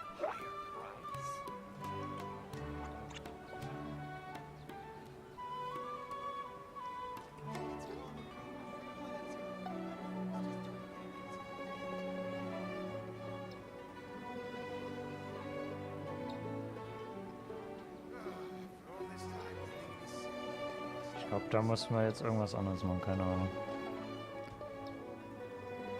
Weil vorher war das einfach nur, da musstest du einen Port eingeben, ein Passwort, dann aktivieren halt. Und dann war der WebSocket-Ding vom OBS an, dass du halt von Remote auf OBS zugreifen kannst. Und jetzt ist es zwar auch so, aber dann werden da auch jetzt angezeigt, wer verbunden ist. Also ich denke mal nicht, dass es mal einfach nur so da jetzt einfach so mit diesem Skript da drauf zugreifen kann. Aber ich muss gerade mal auf die Maus, wenn ich da drauf drücke. Ja, das geht aber an. Komischerweise macht aber nichts. Da muss dann, denke ich mal, ein neues Skript gemacht werden. Wahrscheinlich. Na, warte mal.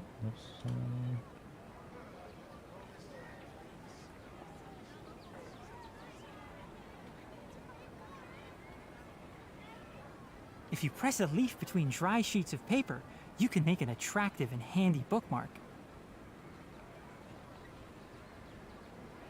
Ich glaube, der hat das nicht mehr gehabt. Ey. Don't you think my craftsmanship deserves a higher price?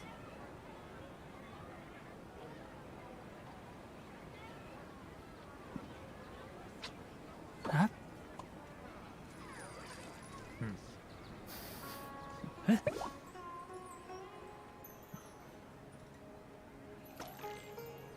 Ja gut, machen wir erstmal weiter hier.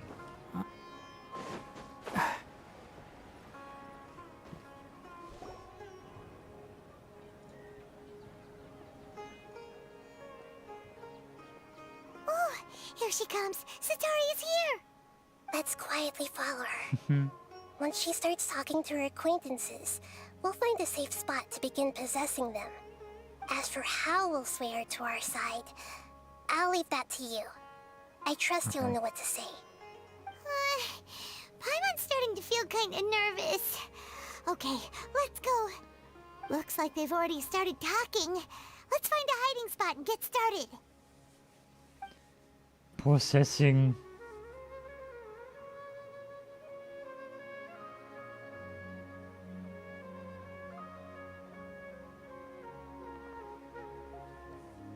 Und los geht's. Yo. That's right. You really can't force anything when it comes to love. And besides, everyone around me has a very different background and outlook. Mm-hmm. Are you still listening to me, Nabia? Oh, of course I'm listening. You were talking about troubles with your love life, right? I heard everything you said. Okay then. You just seemed a little distracted for a moment there. Meow. Strange. Your cats seem pretty worked up. Is something wrong? I always thought they were quiet, happy kitties. Oh, what are their names again? Ja, das Sagut und Marut, oder? Ja, das war der Geschichte. Ah, that's right. They are just little darlings, aren't they? Harut and Marut. So, which fortune do you want me to read for you today? You must have come for another echo of the divine voice of wisdom. I'd like to get another reading on my love prospects, but to be perfectly honest with you, I feel like I've been a real mess recently. A mess? Well, could you do a reading on how long it'll take me to finish my current project at work? I really just want to get it over with. I hear you. No problem at all. The gods will reveal the truth.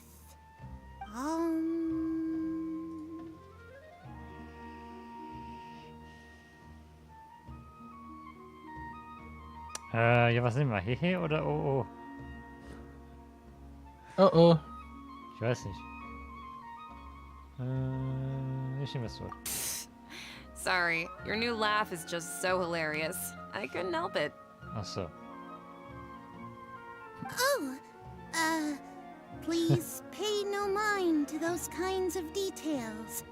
The gods are asking, Setaria, why haven't you gone home? Why haven't I gone home? Do the gods really know everything I've been thinking about? Setaria, why don't you just go home? It's a demand now instead of a question. The gods seem to be truly upset. I'm sorry. I know I failed the gods. Please pass on my most sincere apologies and ask for their divine forgiveness. And if I may ask, Nabia, is there a specific god who's speaking to you right now? Wer?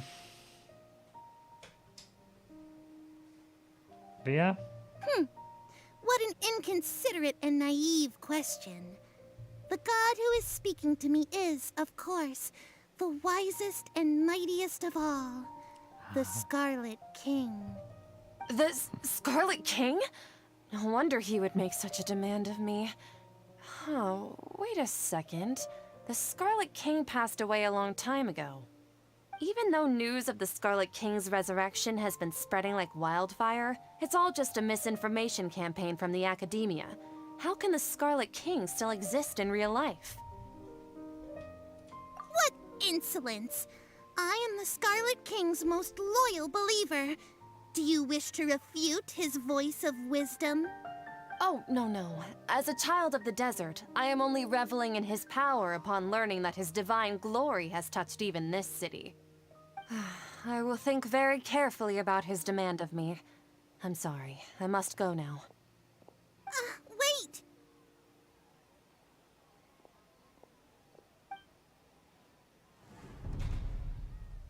Mit. Da ist er weg.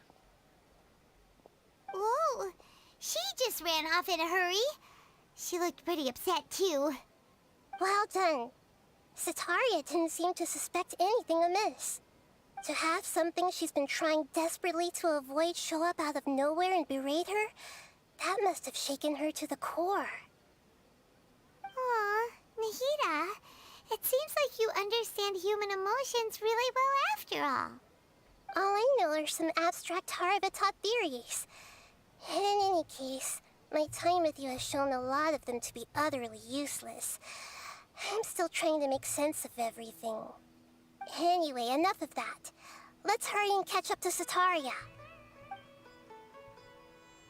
She's out of Keem's now, right on cue. Let's get ready to possess him right away!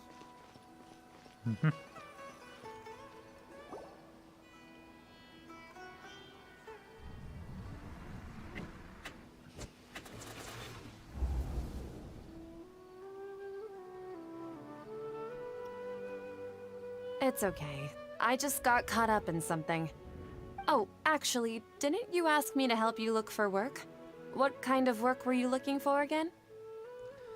Aber das habe ich nicht gemerkt jetzt.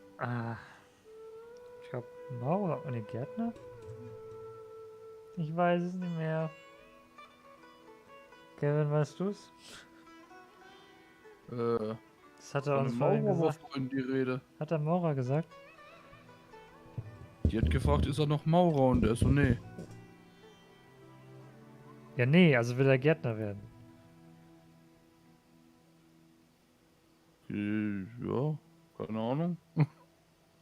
Ihn nehmen wir einfach mal Gärtner. Gardening? Oh, das. But don't you hate everything to do with plants? Ah, I still remember getting mad at you for secretly throwing away the bonsai that I gave you as a present. Well, you see, a friend told me that the secret to self-improvement is to work on things you're not so good at. Fair enough. I didn't think that was something you would consider. Na toll. Speaking of, how's he doing? Is he feeling any better?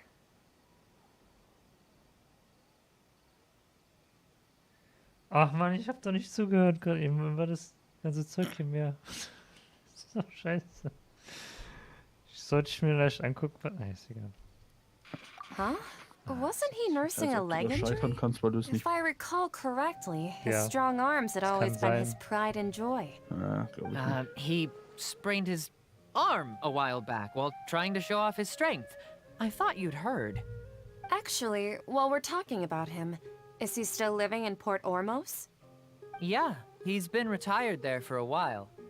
If you could find the time, please write him a letter. Please pass on that recently, faith in the Scarlet King has taken root in Port Ormos and has begun to spread across Sumeru. He has a quick temper and has always been a devout follower of the Dendro Archon. I don't want him to get into a fight with those Scarlet King believers because of a difference in beliefs. Oh? So who are you siding with in all of this? The Academia or the Scarlet King? I... I'm so jealous of you.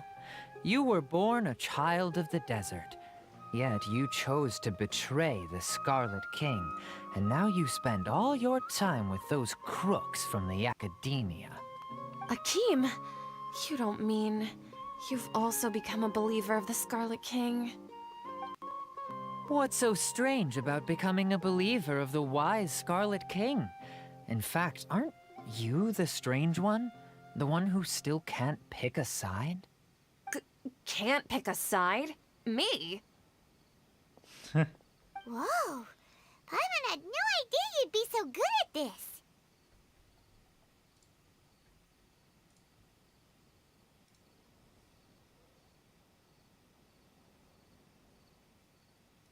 You really zeroed in on the issue and put it right in front of her.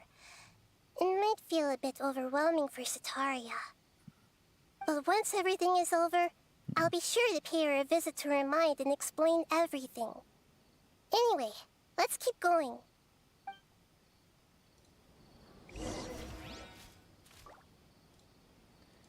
Ja. Come on! Setaria's already started talking with Shishan!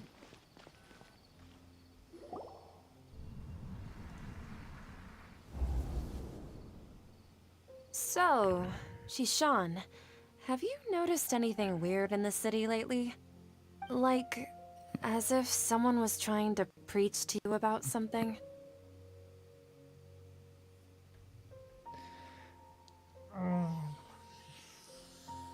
Wo soll ich jetzt wissen, ob die im Dachboden oder im Keller ist?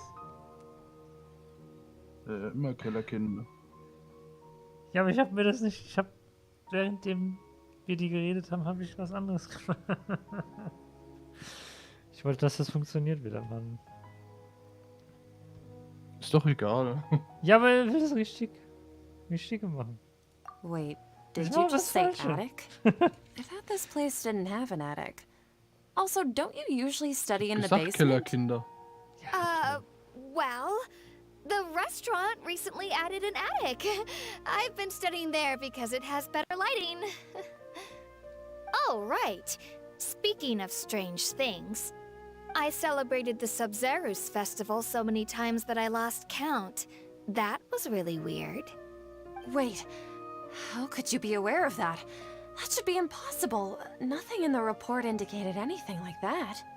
Are you still failing to realize that the Academia's lowly tricks could never deceive all of Sumeru's citizens?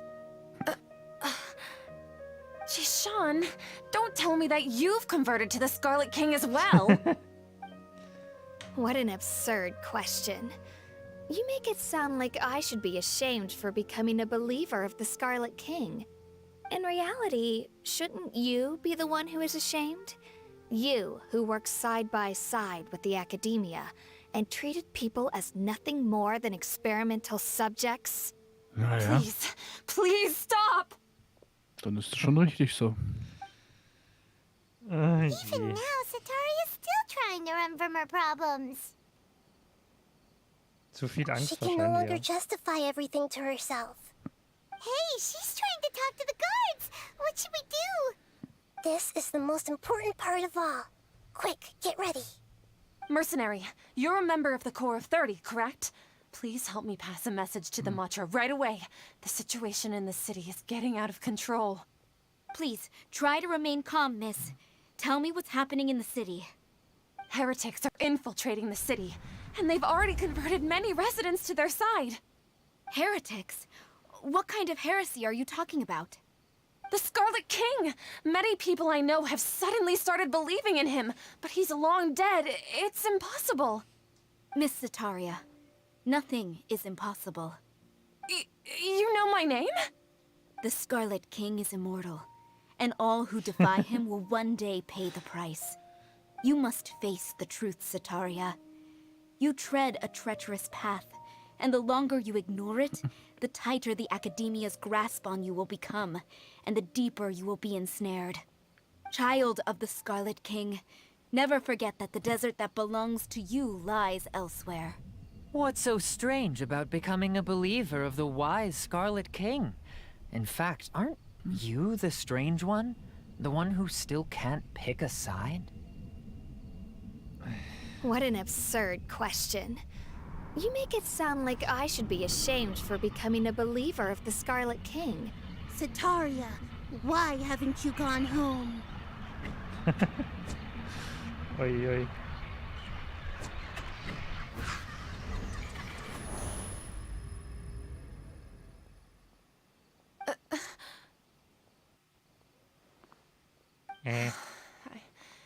It seems that no matter where I run, I only keep finding more believers of the Scarlet King. I have to say, this is a familiar feeling. I've also been running from my guilt this whole time. Guilt over my part in the sage's plans, and from ignoring the letters from the children of my homeland. But no matter how much I may try to ignore or get rid of it, my guilt always comes back. Sollst auf dein Herz hören. You won't necessarily lose your research opportunities by facing the truth. Besides, did you really want to conduct your research while carrying such heavy feelings of guilt?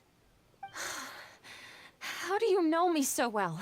Are you truly just a believer of the Scarlet King? Or are you the god himself? That's not important. The important thing is to pass judgment on the academia and its sages, and to correct their mistakes.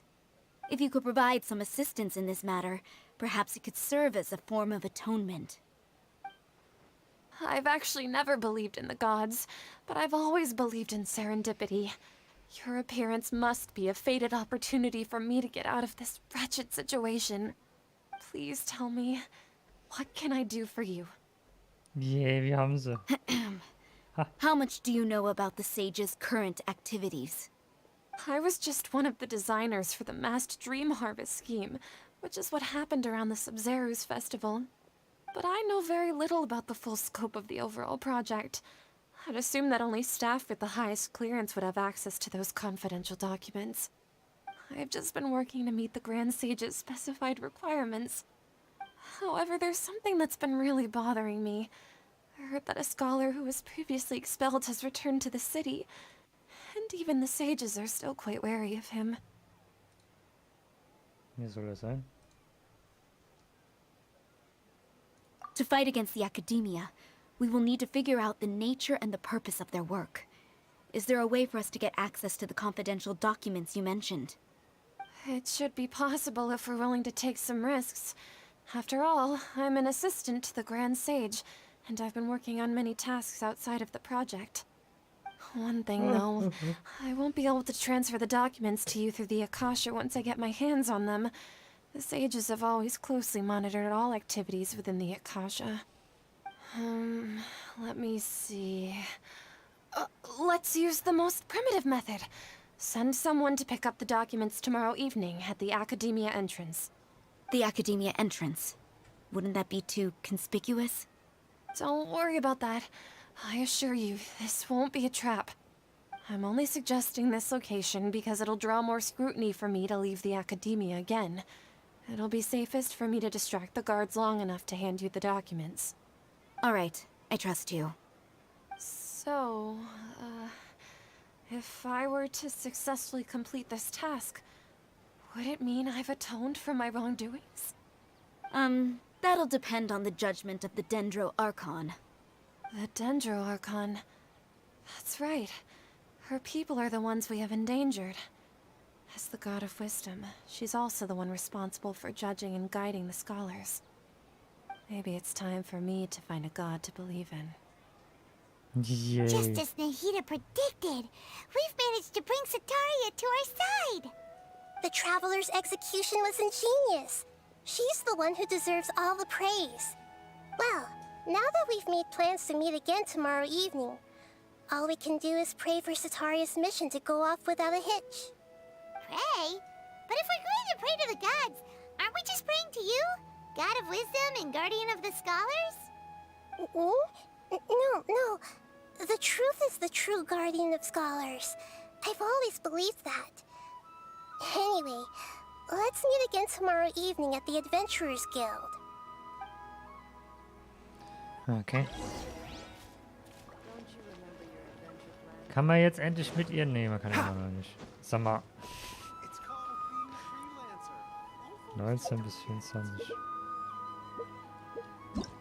Morgen, also einen Tag weiter, 19 Uhr.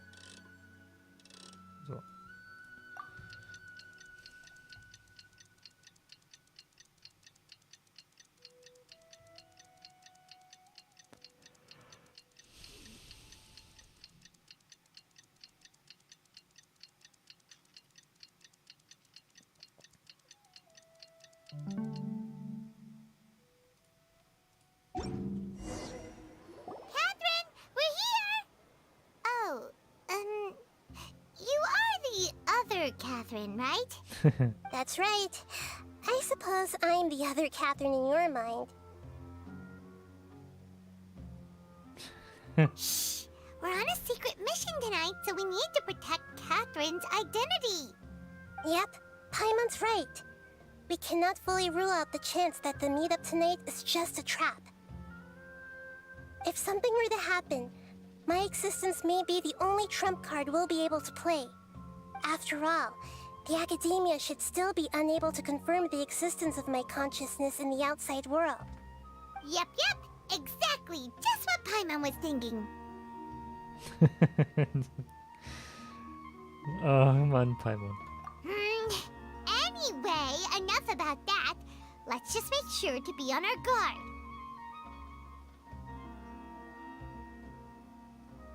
Off? What do you feel is off? It's the middle of the night. Of course it's quiet. You're not getting paranoid, are you? No, I think she's right. It really is a lot quieter than usual. If you look around, there seems to be fewer people on the streets. I'm not sure if this is the case for the entire city, though. Huh. Maybe it's just a coincidence. Maybe Sataria figured out a way to not only distract the guards, but also to get everyone to go to sleep early, just so we can exchange the documents in peace. I also can't quite figure out why things feel a little off. But now that we're here, let's go ahead and meet her as we planned. Well, regardless, as long as you're here with us, Paimon feels a little safer. Kann es sein, dass sie gerade wieder ein Experiment machen und alle wieder schlafen? Kann das sein? Weil die alle weg sind? Keep up. Huh. There really aren't many people out Oder right so now. ein Let's hope it'll be this quiet in front of the paar sind academia, dann noch. and that Sataria managed to distract all the guards. Soziales Experiment. Die Blumen. Wollen wir die überhaupt? Komme ich schon jetzt eigentlich hoch?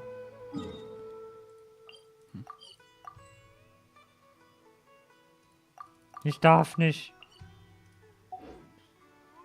Ich muss den Weg hoch, also muss ich da hoch, also muss ich hier hoch.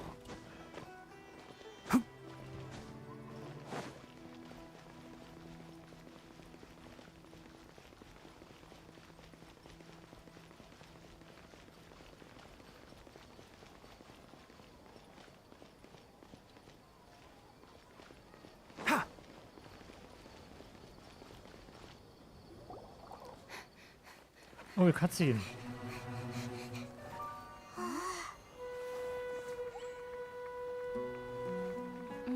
Oh. Was ist denn hier los? What are all these people doing here at this hour of the night? Hä? Ah, the triumphant hero returns at last. Ah ja. And to a rather spectacular welcome, even if I do say so myself. You're the outcast, expelled from the academia. Indeed I am. Although these days they tend to call me the Doctor. Ja. If you're looking for your researcher friend, she has already been taken into confinement. With some basic caution, she could have discovered the listening device on her person. Clearly, she lacks the degree of rigor expected of a true scholar.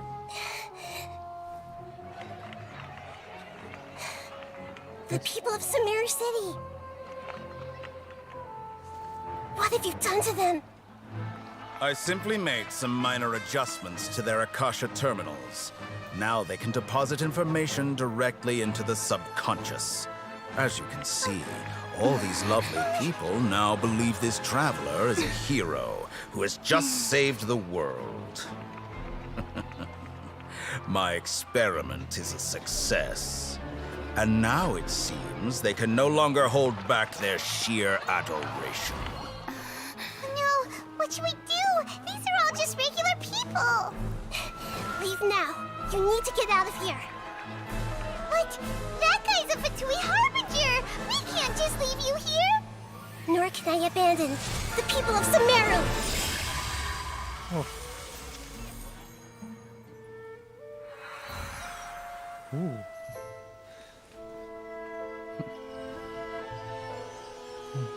Uh-oh. Don't worry. Meet again outside of the city.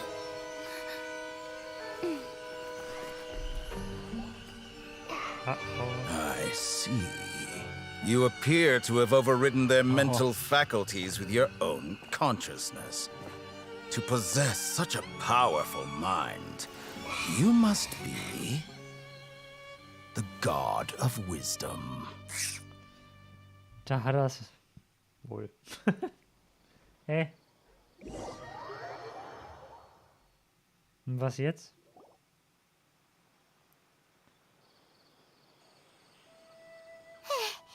This should be far enough. Paimon needs to catch her breath first. Is Nahida going to be okay? We only made it out because of her.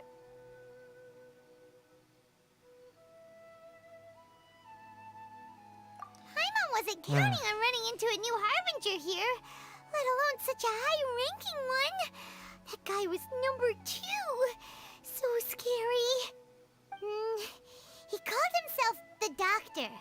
Remember, Tainari told us about him. Sataria did say that someone who once got expelled from the academia came back recently. And that even the sages are wary of him. Yep, sounds like she must have been talking about the Doctor. Ja, das ist komplex und sehr, sehr groß jetzt, ne? Also ist beides eigentlich. Yeah, now that the Doctor's in the picture, we're no longer just dealing with the academia. They're in cahoots with the Fatui. But what are the Fatui after this time? Another Gnosis? Ja, natürlich wollen die Neuestes haben. Yeah, Was sonst? things would be a lot easier with Nahida's help. Nahida said we'll meet again outside of the city. But we can't just keep waiting around, right? Und das, wir machen weiter. You mean... Tainari. Oh, right! Wasn't he invited by the sages to work on some project when we were staying with him in the Vidia forest? That has to be the same project. Even though he turned it down at the time, he might still know something. There's no time to lose. Let's go to Gandharvaville. Ja, dann mal los.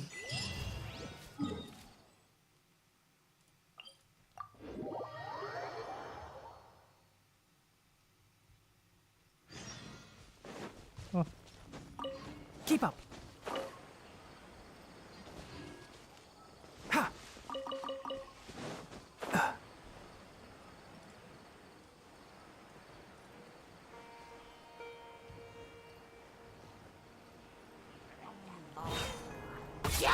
It's one thing after another. I'm not finished my research.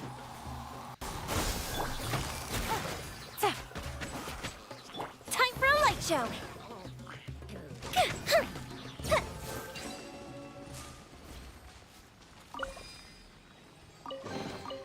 Ooh, will we find any firework materials in here?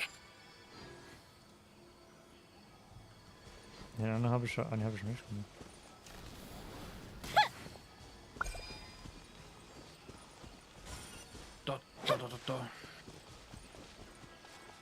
Da haben wir das auch. Ooh, will we find any firework materials in here? Tainari ist tot. Schade. Lang lebe Tainari. Wir zeigen später Betroffenheit. Ja.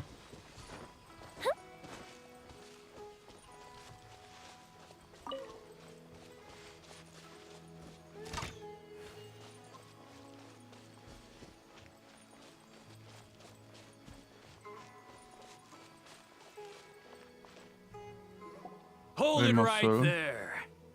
A blonde-haired traveler and a floating fairy. We've got you all right. Take a look around. You've fallen right into our trap. mercenaries from the Corps of 30? Did you come here to arrest us? Corps of 30?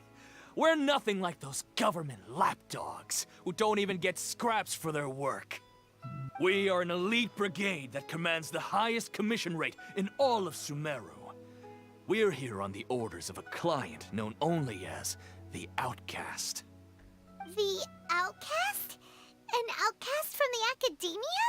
Ja, müsste ich auch, ja. But why wouldn't the doctor just send the Fatui after us?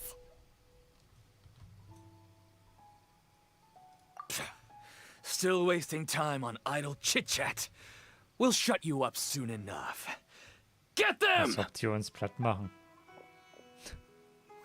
You're up, traveler!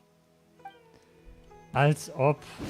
Und Tanari ist jetzt tot. Ne? Fuse is lit! Und ich habe jetzt die 16 Sekunden verbraten. Weil ich mein Wasser jetzt nicht aktivieren kann. Ah. Here come the fireworks! Busted. So schwierig. Things are about to get dicey. Time for a light show!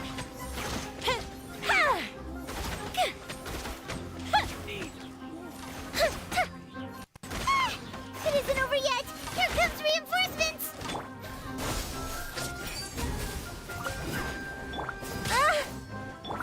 Gotcha.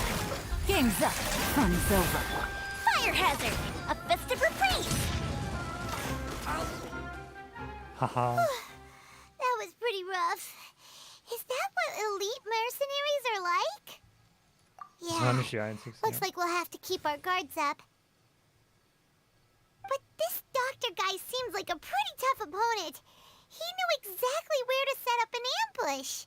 Did he predict that we would try to find Kainari? Going up against smart people is tough. Anyway, let's keep going.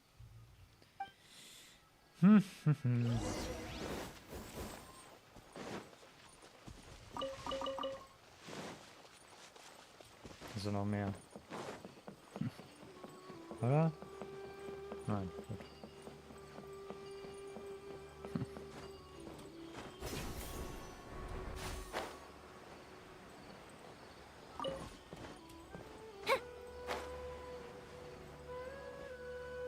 Oh, it's the Traveler and Paimon. What are you two doing back here? Kale! It's nice to see you again. Are you doing all right? To be honest, I'm not doing too well. My Elazar has been progressing at a faster rate lately. I'm finding it harder to complete more intricate tasks.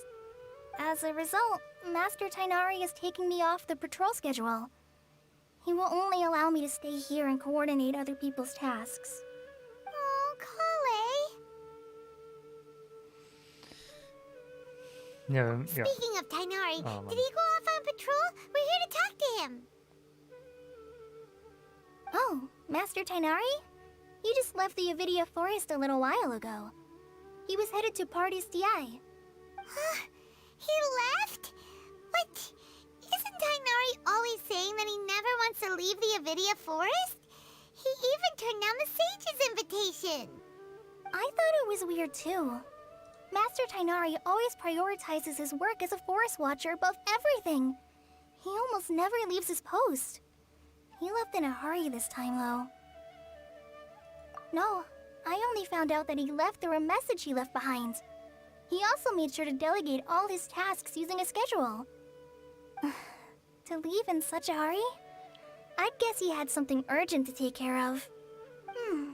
Master Tainari originally studied in the Amorta Darshan of the Academia, and Partis DI is something like the Amorta's research base. Many rare shrubs and grasses have been planted there for research. I know that before he became a forest watcher, Master Tainari once spent a long time conducting research at Partis DI. A research base, huh? Gotta wonder what kind of research Tainari just decided to work on all of a sudden. Oh, we don't have a lot of time, so let's go look for him at Partis DI. Ja. Don't worry. I'm fine. I'm used to living with Elazar by now. If you run into Master Tainari, please send him my regards. Got Machen it. wir. Will do.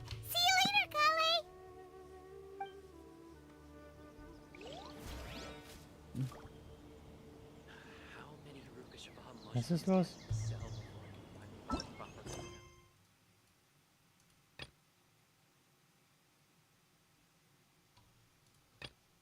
Was?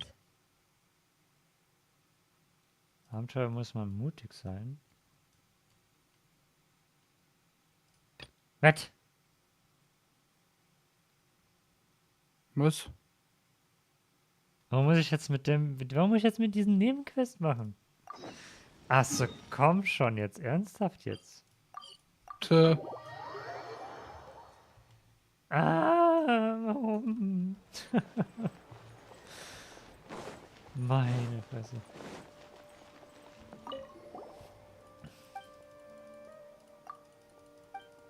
Du musst erst mal alle Nebenquests machen, bis du die Hauptquests da machen kannst. Ja, nur weil Catherine halt immer benutzt wird halt. Das war's. So, und jetzt ist sie wieder weg. Warum kann die jetzt nicht das sein für den nächsten, für Tanaris Quest, dass ich den fertig machen kann? Mann. Hey, jetzt kann man Sumaru. Jetzt kann man Sumaru Quest machen. Ich glaube, ich mache jetzt, ab jetzt mache ich zufällig. Ab jetzt. Weil das ist zu viel. Zu viele verschiedene. Weil zufällig schon fertig. Weil, ja. Ach, du musst erst die Tanari-Quest machen, oder was? Nee, du musst erst jetzt irgendwas Quest machen. Und ab jetzt kannst du es freischalten. Ich denke mal, du kannst es jetzt auch schon freischalten. Aber ja. Also ich habe ja keinen Platz. Ah, der neue Tag. Wir kriegen wieder neue Sachen. Junge Gems und Party-Dings. Was macht das? If we've got nothing else to do, why don't I tell you a story?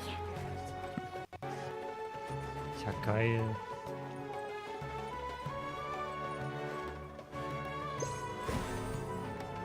Ich glaube, ich kann Tanaris Quest gar nicht mehr weitermachen.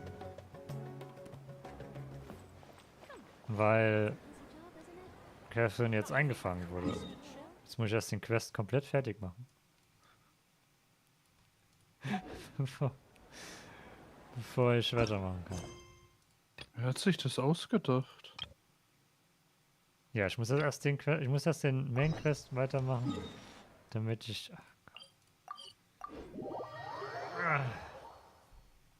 Ich meine, ist ja okay, aber... Da ist er ja. Okay, dann wollen wir was hier rumsteht. Wait! Look who it is! Cass, ja. Thank goodness you're okay. We were so worried about you. Hey, this was supposed to be a touching reunion, but you're ruining the moment. Actually, it's very smart of the traveler to be wary of me right now. After all, the doctor has shown that his technology can apparently even control human minds. Plus, it's not like you could have known what happened after we split up and I was facing the doctor by myself. Even a pool of stagnant water after a torrential storm can occasionally pass as a patch of sky. Paimon feels like only the real Nahida could come up with such an obscure analogy. Ja. Huh? But I wasn't trying to win your trust or anything. All I wanted was to clarify my point. Well, we understand that point now. Please, Nahida, tell us more about what happened. Are those poor people all right? When you left, I was still in the middle of restoring everyone's minds. Thankfully, when the doctor mentioned depositing information into the subconscious, he didn't mean engraving information into their minds. Instead, he did something closer to creating hallucinations. That was still within my power to fix. Luckily, I managed to finish my restorations and mind jump away from him just as he was about to capture me. Whew. What a relief. The doctor sure pulled out some hidden cards, but good thing we had Nahida with us. I wouldn't be relieved just yet. I gave away my true identity when I restored everyone's minds, which means we've lost another one of our trump cards. Also, the doctor is already an expert at modifying Akasha terminals. Maybe it's only a matter of time until he captures my consciousness inside the Akasha. Would that longer be able to jump between minds, then how do we stop him? He's still at the academia, so it's possible he already started messing with the Akasha. Ugh, it feels like he's toying with us. What a nasty piece of work. Plus, the doctor's combat ability alone is apparently enough to make him worthy of being number 2 of the Fatui. We shouldn't give up hope just yet. Let's try to find another way to attack this problem. Actually, Nahida, how did you know we were trying to get to Party's DI? Have you been waiting for us? Yes, I have. I can see the Traveler's elemental energy, so I deduced your destination by looking at the direction you were moving in. You didn't come here for sightseeing, right? Did you find any leads? We're looking for a scholar we know. His name is Tainari, and the sages once tried to reach out to him. Why don't you come inside with us and see what we can find? Okay, let's just hope we won't get him into trouble. Ach was. Den kriegen wir schon nicht.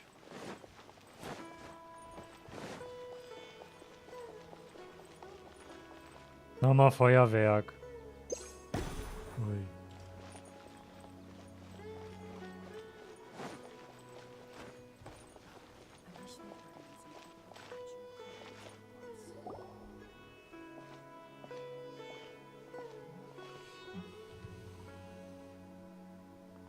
Traveler? It is you! Ah! The voice! It's Hypatia! Ah, what a pleasant surprise! It's so nice to see the two of you again. Who's this? She's a scholar we met in the Avidia Forest. When we last saw each other, she was still training in the... what's it called? Satyavada life? Oh, I see. That's right, we're old friends. You've come at just the right time. Ever since I've come here, hardly anyone has even talked to me. Hypatia, you're way too excited about this. Actually, for you to leave the Avidia Forest means... you're not in training anymore? Wait, no. Did you already finish your training and reach Pariporna life? What do you think? My consciousness has already managed to make contact with the divine. You did it? Congratulations! It's so exhilarating to share this sublime joy with others at long last. When my consciousness made contact with the gods. Ah, what a supreme and unparalleled experience that was. Ja, weiß nicht. That sounds incredible!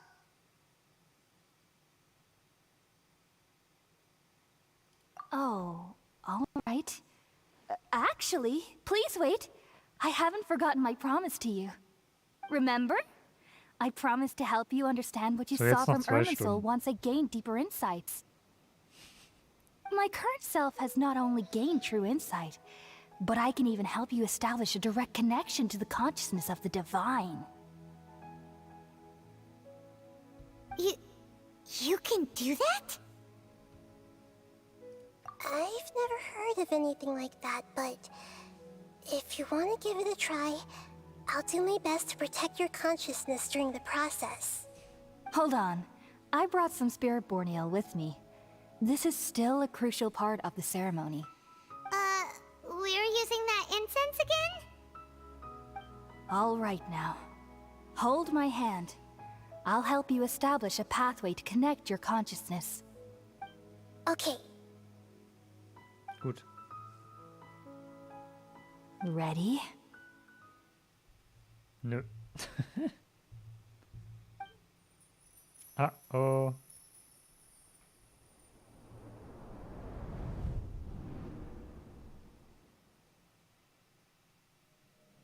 It took 3 betrayals for me to finally understand. The world is just an elaborate tapestry of lies. My fury will never be quelled. The first to betray me was a god, my creator. My mother. Valuing strength above all, she saw no worth in me and I was discarded. The second was a human. My family. My friend. Consumed by fear, he saw me as an abomination. What? The third was one exactly like me. A hope for the future.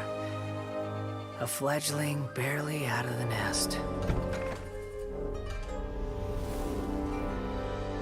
Powerless before his mortality, he broke his promise to me. What? So ernsthaft? Humans, they can't be trusted. And the gods fill me with pure loathing. So I said good riddance. I denounce the world and laugh in its face.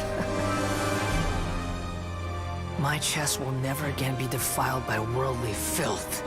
I will scrub away every last trace of human emotion.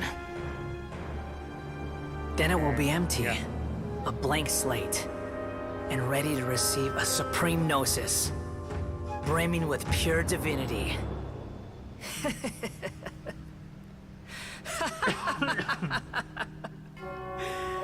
There is no need to fear. The pain will be brief. Your era is coming to an end. Nicht so gut. What was that?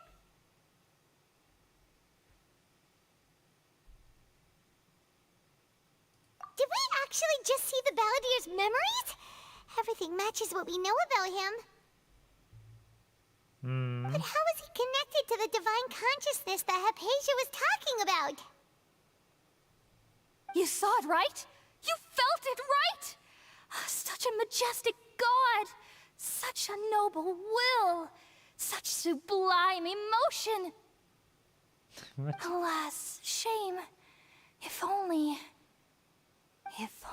that which beats within my chest wasn't a filthy mortal heart. Oh, great and merciful God! Please grant me forgiveness and salvation! Do you understand now? I'm afraid this is no periporno life, but rather... Ah! You! Why are you so mean to me? Why is everyone hiding from me? I found divine wisdom. Shouldn't I receive praise and honor? Haven't I uncovered that light in the darkness? Nett? Nee. Hypatia? That's how I always thought everything should be. Wait. Have I already lost my mind?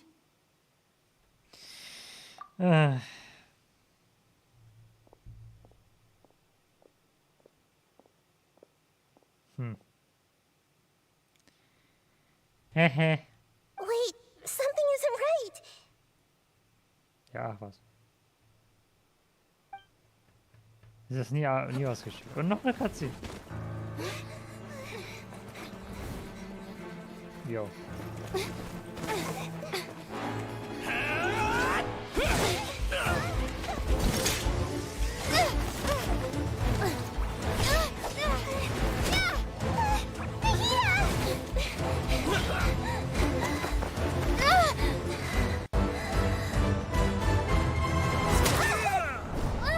Ernsthaft?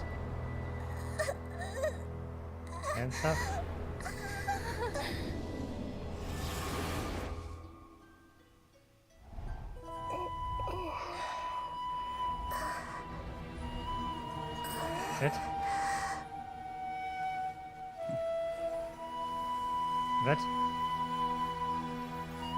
Was? Was? Was? Was ist los? Die ist da eingesperrt.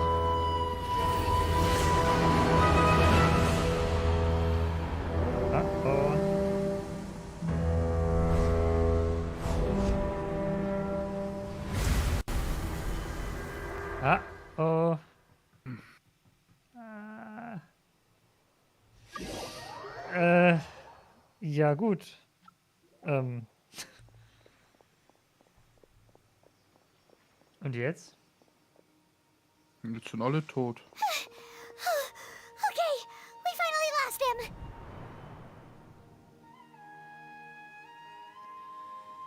Ja, hä? Are you okay, Nahida? Wait, no. Something feels different. You're back! Oh, the Traveler's back? Nahida was controlling your body for a while. It seemed like she jumped over to you as an emergency measure right before the Catherine puppet was destroyed. After that, Kainari heard the commotion and came over. He helped us defeat the mercenaries and then he ran with us all the way here. Wir haben den Bewusstsein gewechselt. What? You swapped places? You mean your consciousness also went into Nahida's body? Wait, then where is Nahida's consciousness? Where is she now? I never imagined that an individual's consciousness could be transferred around like this. Had I not seen it with my own eyes, I would have never believed it. I don't think this can be achieved with current human technology. Also, while we were running, the consciousness in your body told me to pass on a message. She said, "The doctor has found a way to trap my consciousness, so I can't journey with you anymore. But even in a moonless night, a shower of starlight can still drown out illusions and lies." Oh no! Nahida's trapped in the sanctuary of Surasthana for good this time. Was that message all she left for us? It's pretty vague.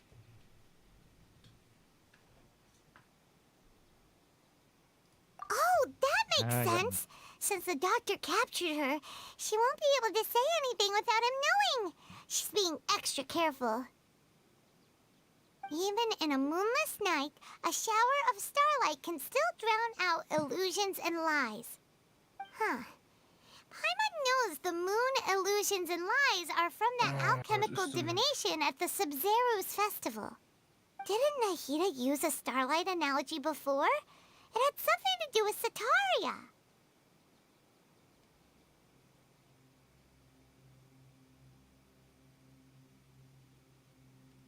Ja.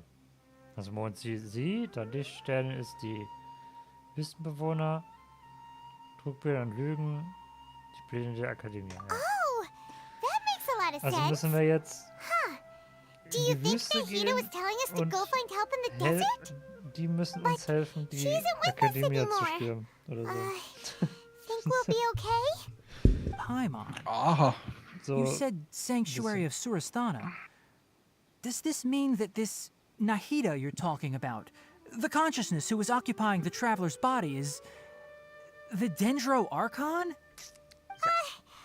Your guess is correct, but the situation's a bit complicated, so it's really hard for us to explain right now. That's all right. A scholar's curiosity doesn't need to be appeased right away. As for the complicated nature of the situation, safe to say I have witnessed that for myself. I've spent some time with you, and it looks like the Dendro Archon's also on your side, so I trust you. Thank you, Kainari. Oh, actually, we came here to ask you a question. What do you know about the project that the sages have been working on? Ah, that.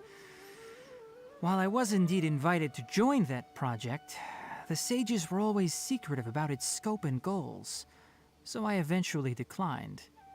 All I know is that that project has something to do with the restoration of Irminsul.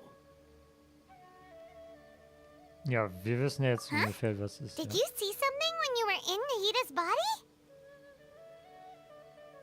Ach, ja, da hätte ich auch gleich drauf kommen können. Da hätte ich auch gleich drauf. Ja. What? Do you have any evidence?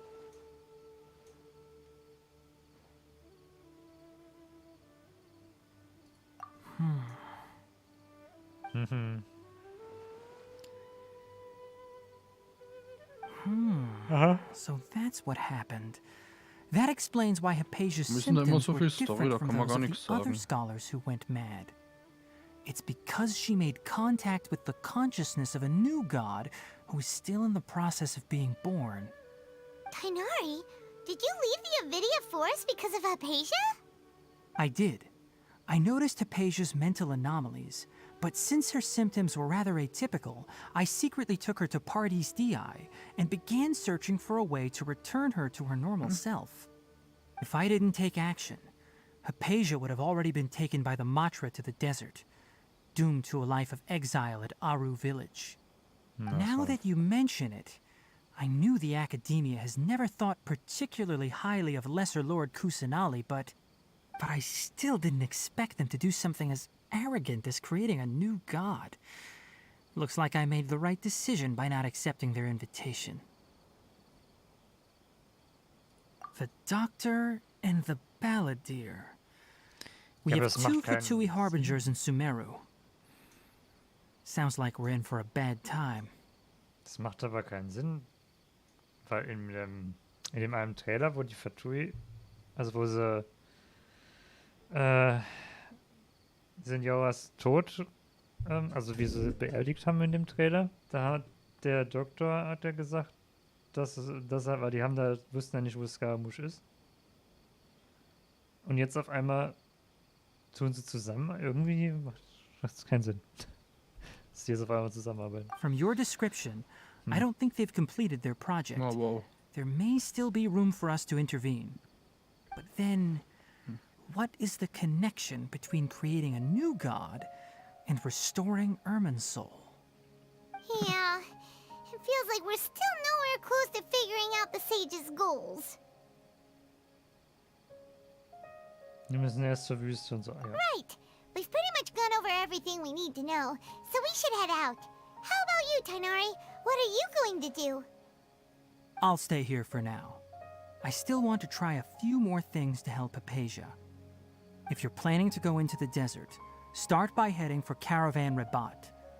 That'll be your fastest route. Come find me here if there's anything else I can do to help. May the spirit of wisdom go with you. Thanks, Tighnari. Hopefully Hypatia will feel better soon. We're off then. Tja. Haben wir es dann jetzt? Nee, haben wir nicht. Kann ich jetzt? Ich kann Tanakis Quest verlieren.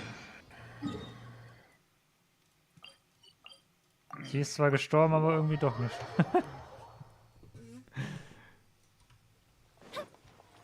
Da steht sie wieder. Yay. Okay. Anyway, so the contaminated region turned out to be a ley-line effluence deep in the forest. Things are already getting back to normal. I see. Thank you for your hard work. Once the excess ley line energy dissipates from the air, we should be able to make an announcement for residents to resume their normal activities. This is the stipulated reward. Please accept it. Is Karkata going to be sent back to the Academia? It's already damaged, but Paimon feels sad thinking about it getting disassembled. Oh, then how about we find Tighnari tomorrow and ask him not to do that?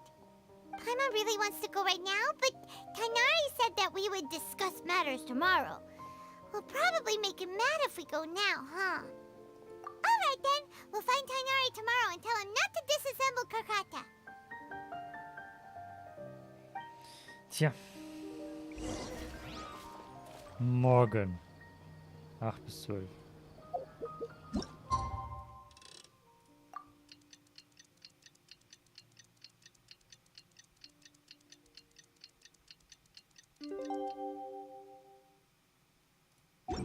How are you feeling?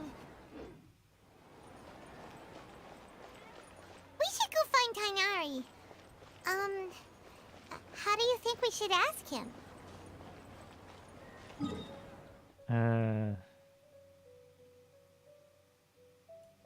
Nett?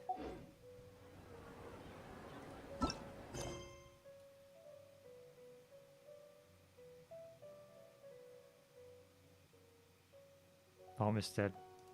Okay. Egal.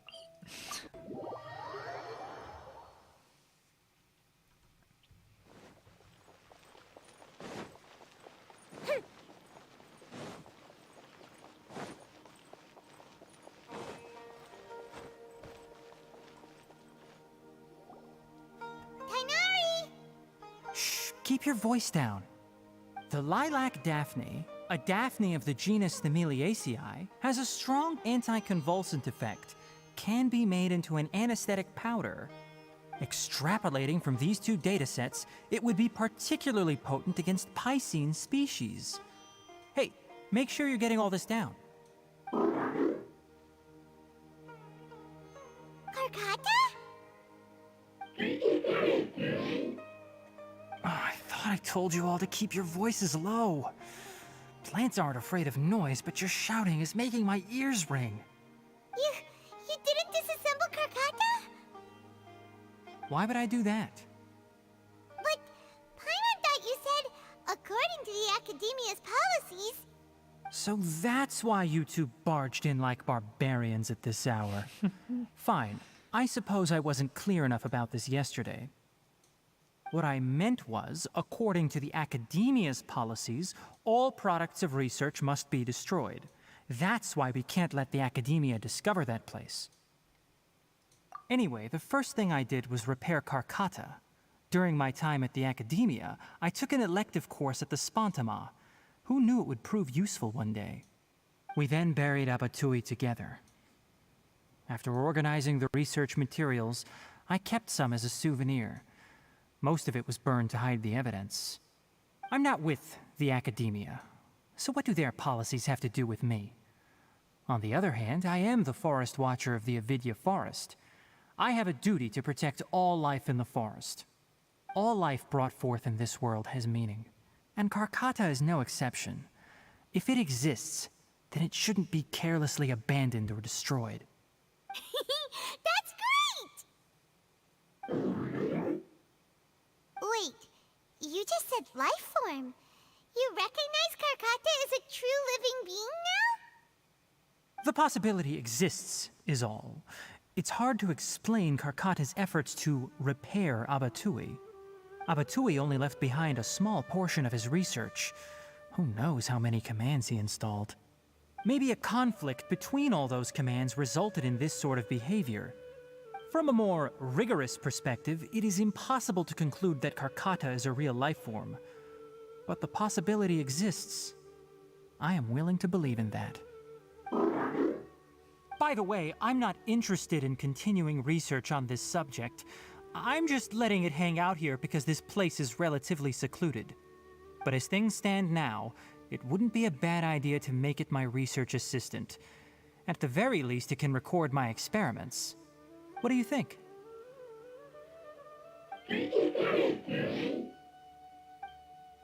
Yay. Abgeschlossen.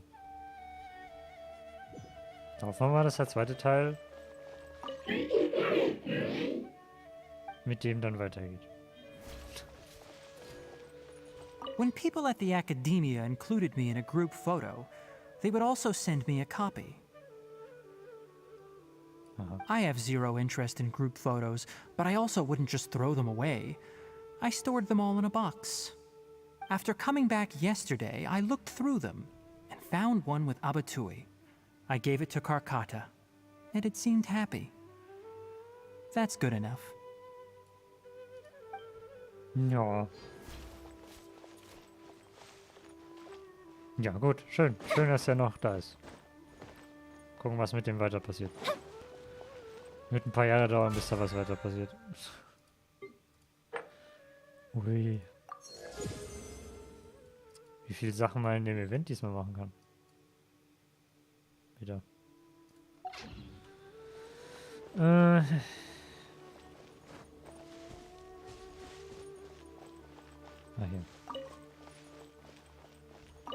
Kann man Blume klauen.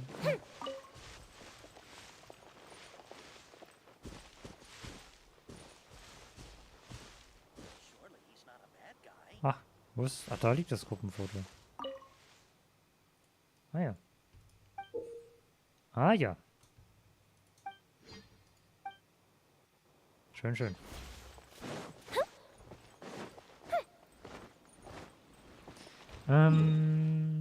Gut. Ich mal sagen, gehe ich erstmal zur Statue. Ist okay, wenn du wolltest reden oder nicht? Hast du irgendwas gemeint?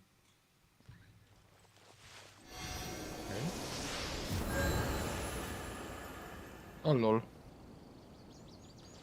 Ja, so allgemein halt, ne? Die Story geht noch weiter, also ist ja noch nicht fertig. Um Gottes Willen. Marcel hat ein Durchhaltevermögen, das ist der Wahnsinn.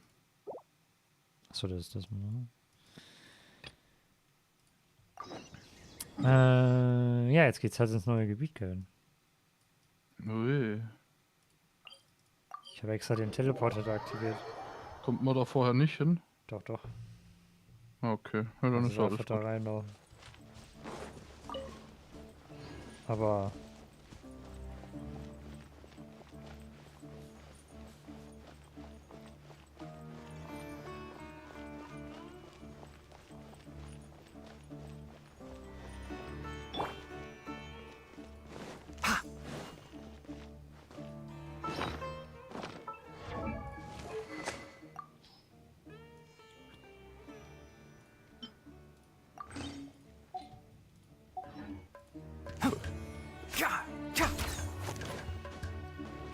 Das die beste Waffe ist, die ich habe von denen, weiß ich nicht. Die 5 beste. Finally made it to Caravan Rebak. It's pretty lively here. Und drüber sind nur 5 Sterne dann. Just past this Ja. wall is the desert, huh? Oh, wow. Paimon remembers hearing people call this the Wall of Samiel. It's made to block sandstorms from the outside. Oh, if it's this tall, it's gotta be the divine work of Greater Lord Rukkhadevata, right?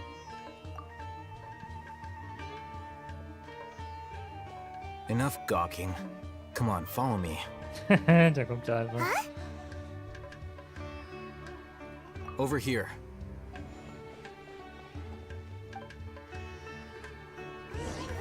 Oh, Haytham went that way! Let's hurry up and follow him. Wonder what he's up to.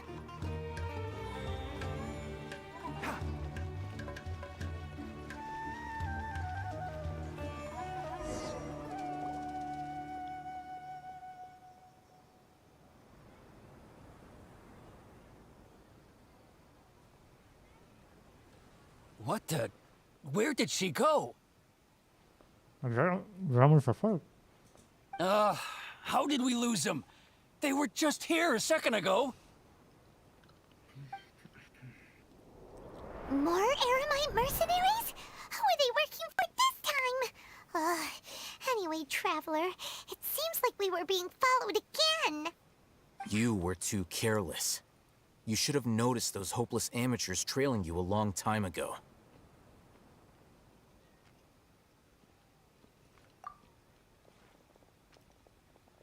There's no need to thank me. I've never cared to keep track of personal favors. All I did was correct a mistake I happened to come across.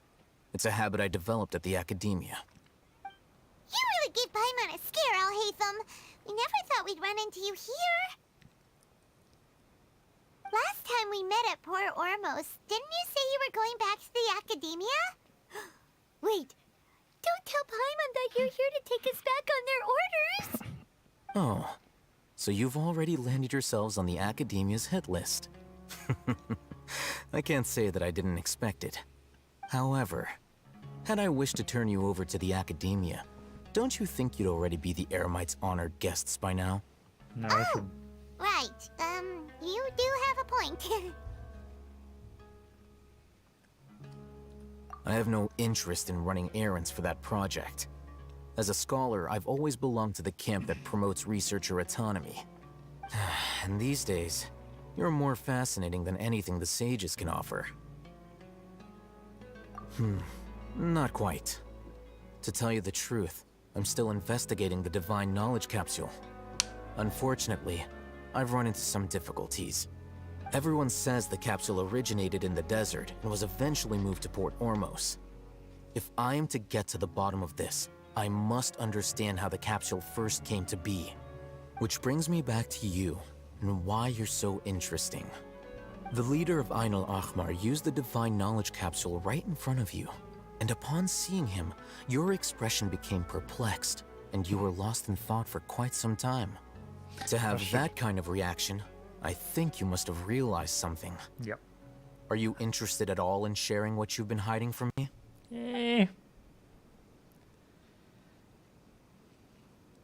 Die Welt mich vergessen, genau. Oh, Hilfe, you really have a ridiculous eye for detail. What kind of person even notices or remembers stuff like that? So that's your answer. Well, I do work for the academia after all. So considering that, it is indeed wise to keep your cards close to your chest.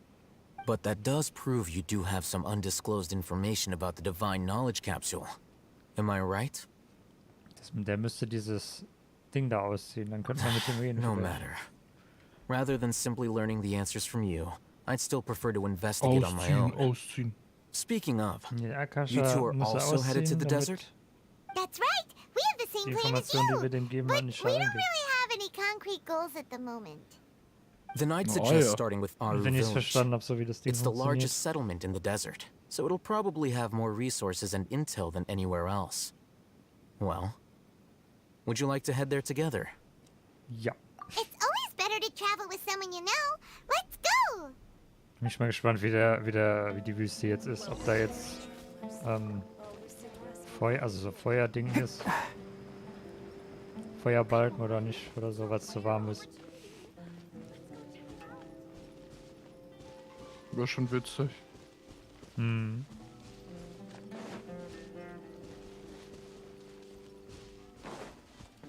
Feuerbalken. Ja, wie bei Senioren halt. Ich muss wieder was einfangen. Oh nö. Ach Mann. Ich muss wieder Viecher einfangen. Die sehen so süß aus. Die kleinen. Oh Mann. Das ist so doof.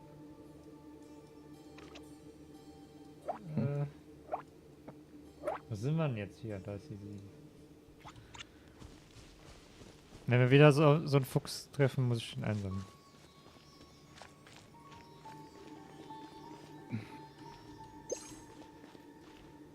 Ups.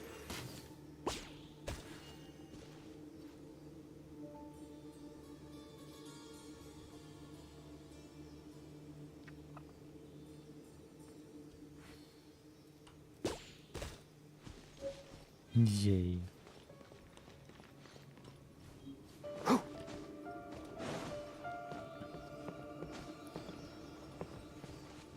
Oder spawnen Tiere neu? Nee, ne? Nur einmal am Tag, wenn sie weg sind, sind sie weg, oder? Ja. Also auch wenn man sie nur... Can't see. Wenn du sie nicht umbringst, dann eigentlich nicht. Spawnen die neu? Weil Vögel spawnen irgendwie nie neu. Deswegen. Weil die Flatterlinge, wenn du verscheuchst, dann weggehst und wiederkommst, dann sind die wieder da. Aber ich darf die ja nicht mit Feuer killen. Ich bin so doof. Ja, die einen darfst du nicht mit Elektro killen und die anderen Nein, mit Feuer und Elektro zusammen. Ich muss mein Team ändern. Ich darf diese Dinger dann nicht mit... Ich muss mit... As per our contract. Ah nee, nicht neu, kann ja da bleiben. Let's go gather some samples. Ich muss die halt rausschmeißen, weil, ne? Elektro darf ich aber auch nicht, dann muss ich jetzt Wasser, aber Wasser habe ich ja schon, also muss ich jetzt Eis. Am besten, oder? Oder ich nehme Anomo mit. Ready for a rehearsal? Nehmen wir mal Anomo mit. Ist egal. Wenn ich jetzt nochmal zurückgehe. Oder warte, ich gehe mal kurz komplett weg. Ne? Mal komplett weg. Dann gehen wir wieder hin, vielleicht spawnt der kleine Fuchs dann neu. Ich würde den gerne einfangen.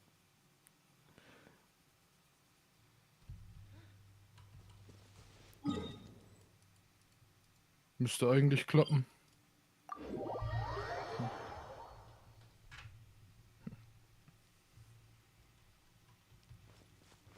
Ich hoff's.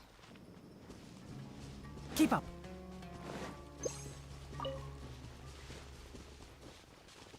Er war hier vorne irgendwo.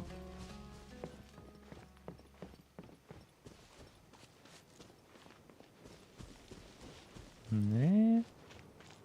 Hier ist er despawned. Nee.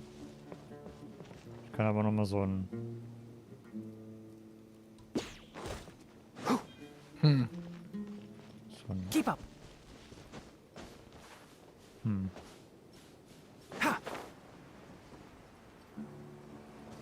Naja.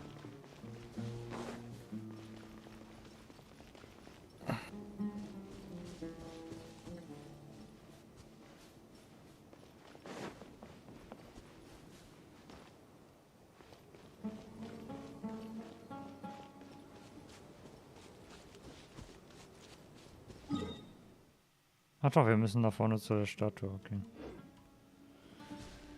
Okay. Dust to dust.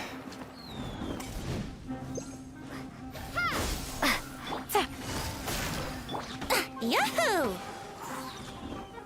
Time for takeoff. Things are about to get dicey.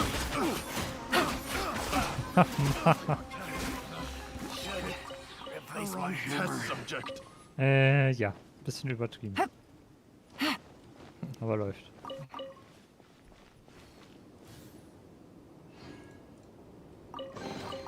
Treasure. Oh. One way to draw your target out of Wehend hiding. im Wind. Was? Warte mich jetzt. Wehend im Wind. Zerschlage die Taumelkräuter, die in der Wüste fliegen. Ah ja. Man muss einfach nur rumstehen und dann gehen die kaputt. Geil. Voll einfach aus Respekt um.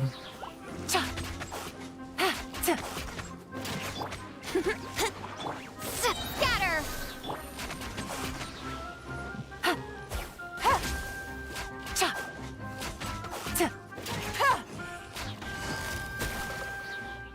Aber jetzt kriegt man nichts. Okay, so ist auch okay.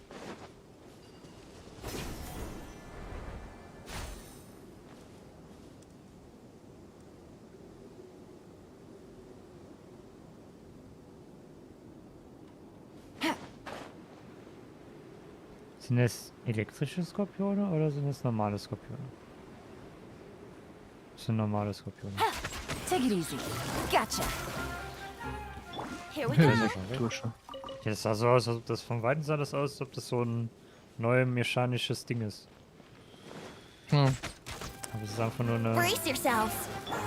Busted. Skorpion, naja gut.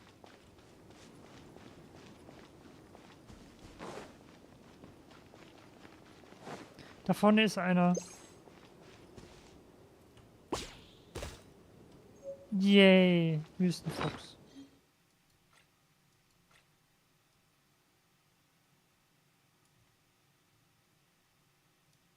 Da habe ich, glaube ich, alle. Warte, Wüstenfuchs gibt's? Da gab es doch noch einen normalen Fuchs. Habe ich den nicht?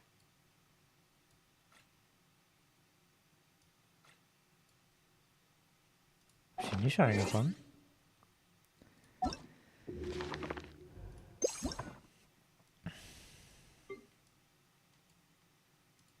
Doch, die habe ich doch auch. Wieso ist da nicht ein Wüstenboden? Ich meine, es gibt einen Eisboden. Wieso gibt es dann keinen Wüstenboden? Hä? Naja, egal. Ah, da ist die Statue.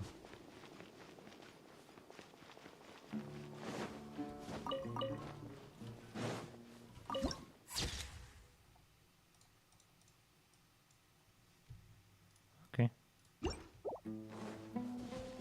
Dann aktivieren wir erstmal die Statue.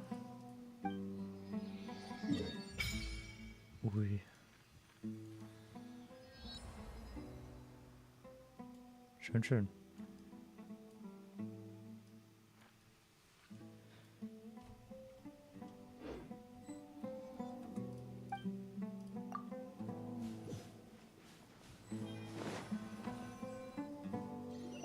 Before us lies Aru Village, the safe haven of the desert folk. Whoa, this landscape is really something else. What a cool place! Let's go check it out!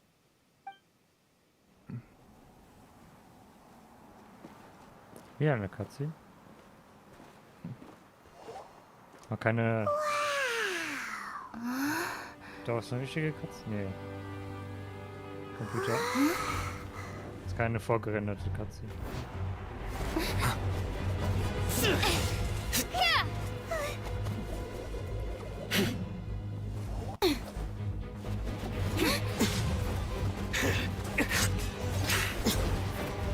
Okay.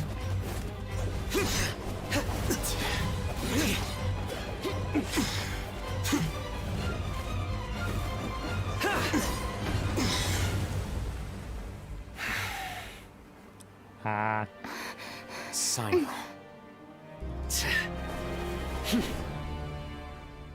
What? Unless my memory fails me, we have barely spoken 2 words to each other before now at the Academia.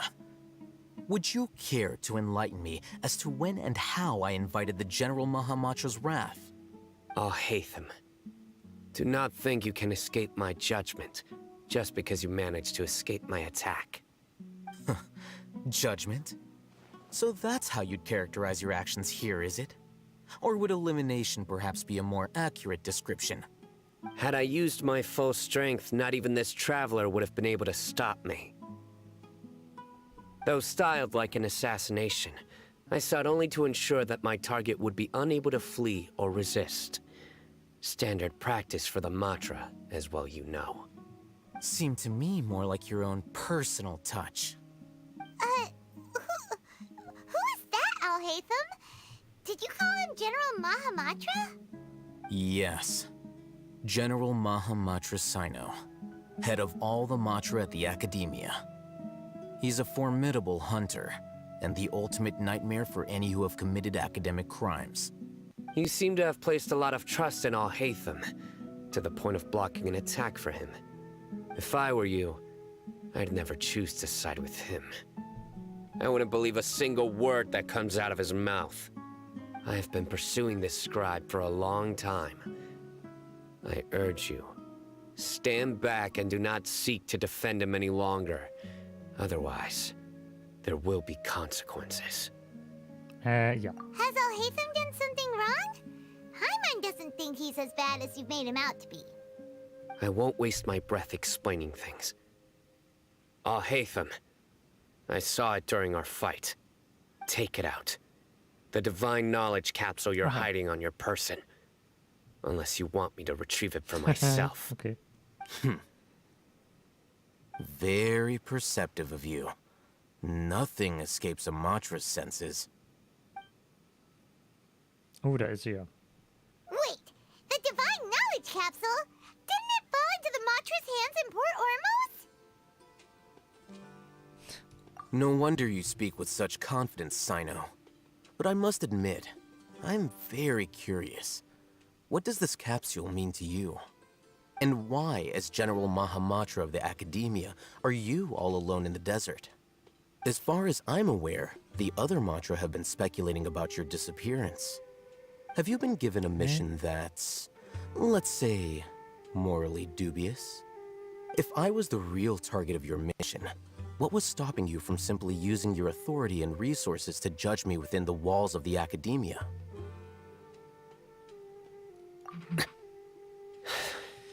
I should have known you'd be difficult to deal with.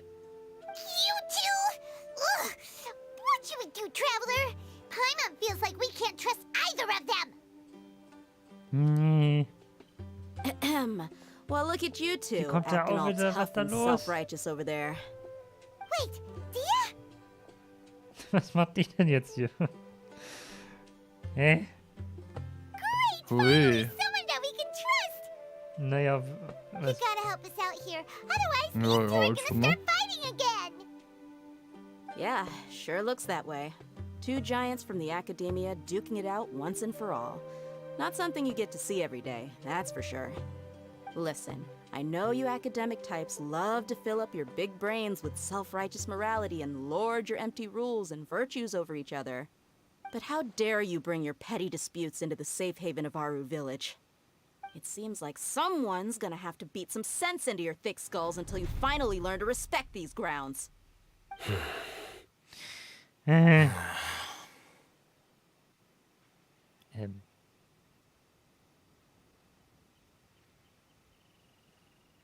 Yeah.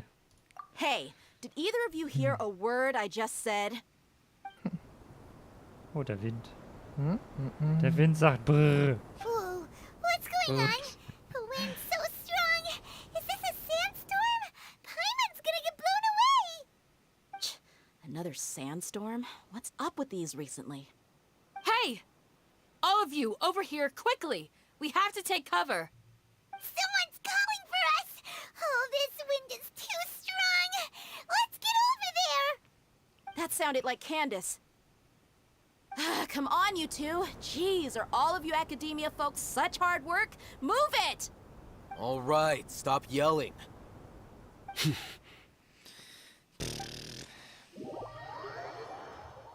Eieiei.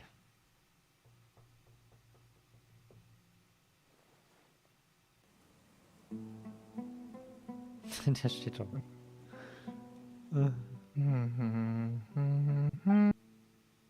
Ha.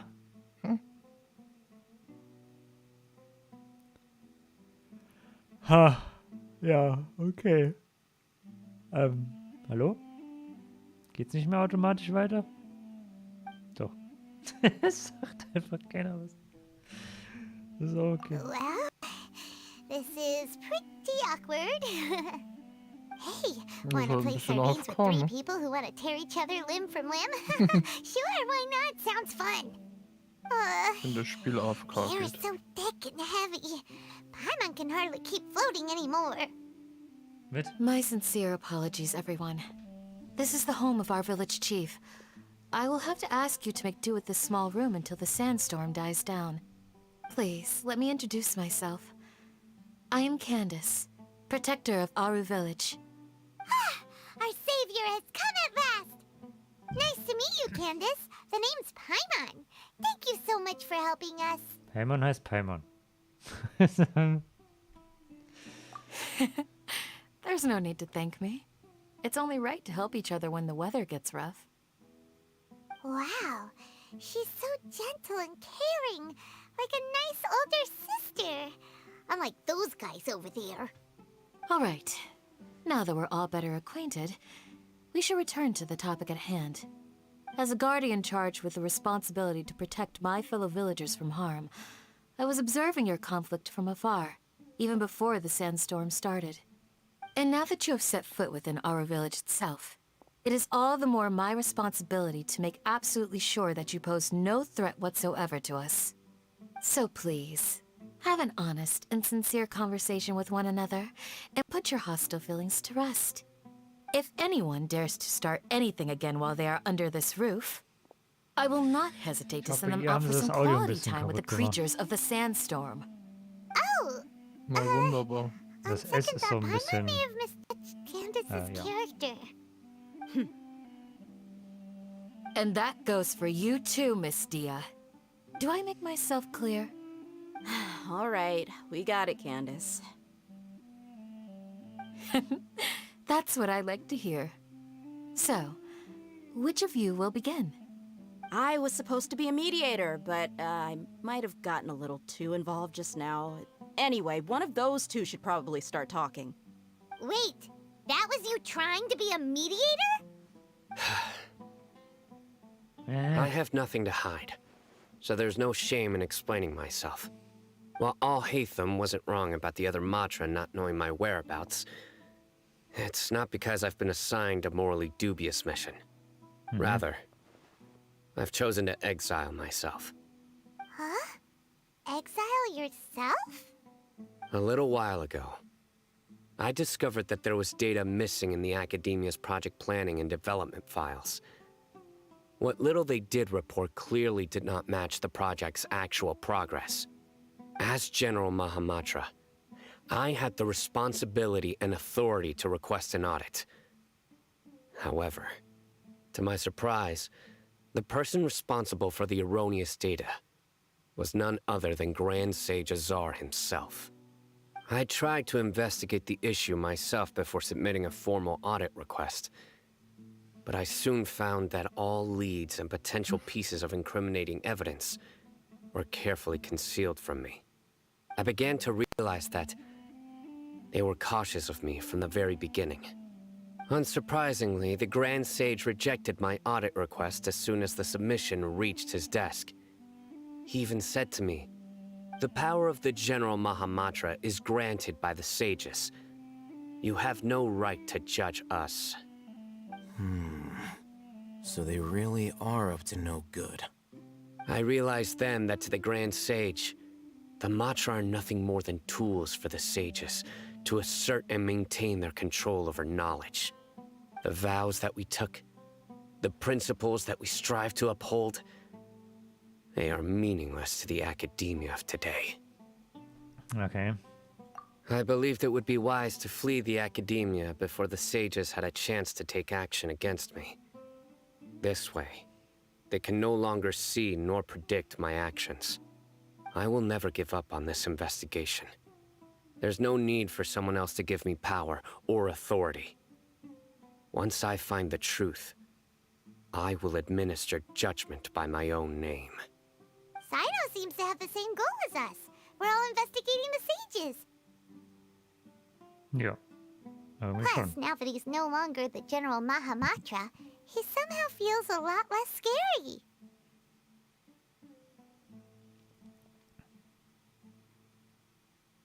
Ja, wir können noch nicht komplett vertrauen, ja. Well, Sino, if that's your story, then why did you see Alhaitham as a target? When I was investigating the matter in the academia, I overheard a conversation between Alhaitham and a sage. The sages asked you to investigate a blonde-haired traveler. Do you dispute this, Alhaitham? What? Like many parts of the project, this assignment was undocumented. Now throw in your suspicious behavior with the Divine Knowledge Capsule, and I think we deserve an explanation. Okay. Yes. I was indeed tasked with investigating the Traveler. Alhaitham! After all, the promised reward was so great that hardly any scholar could have refused. The sage told me, once you've completed this assignment, I can give you a glimpse of divine knowledge. A most enticing offer. Unfortunately, those academics don't know me at all. Their words contained one key piece of information, namely that divine knowledge indeed exists. That gave me all I needed to know. From my perspective, the sages are far from trustworthy. Think about it. Isn't it a little strange they're so willing to share divine knowledge with anyone, even as a reward? So, I began my own investigation following the lead of the Divine Knowledge Capsule. In the end, I realized my wisdom in committing to this rather than collaborating with the sages. Had I been less guarded, I probably would have ended up like that Ain al-Ahmar mercenary, incapable of remaining sane for long enough to hold a conversation. You mean that the sages originally planned to dispose of you, using one of those capsules that drive people insane?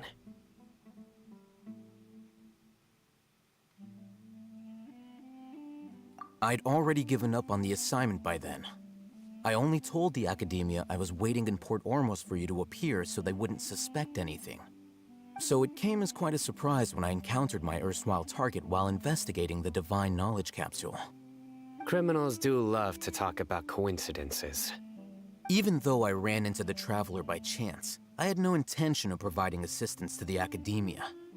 Also, you should remember, you were the ones who decided to follow me and strike up a conversation after I left that tavern. That's true. Alhaitham helped us out at Caravan Rebat as well. Maybe he's telling the truth. I'm willing to apologize, if that's worth anything to you.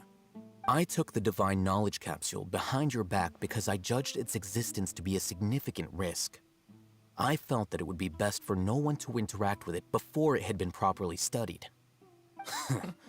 After all, curiosity often proves to be the most dangerous thing in this land.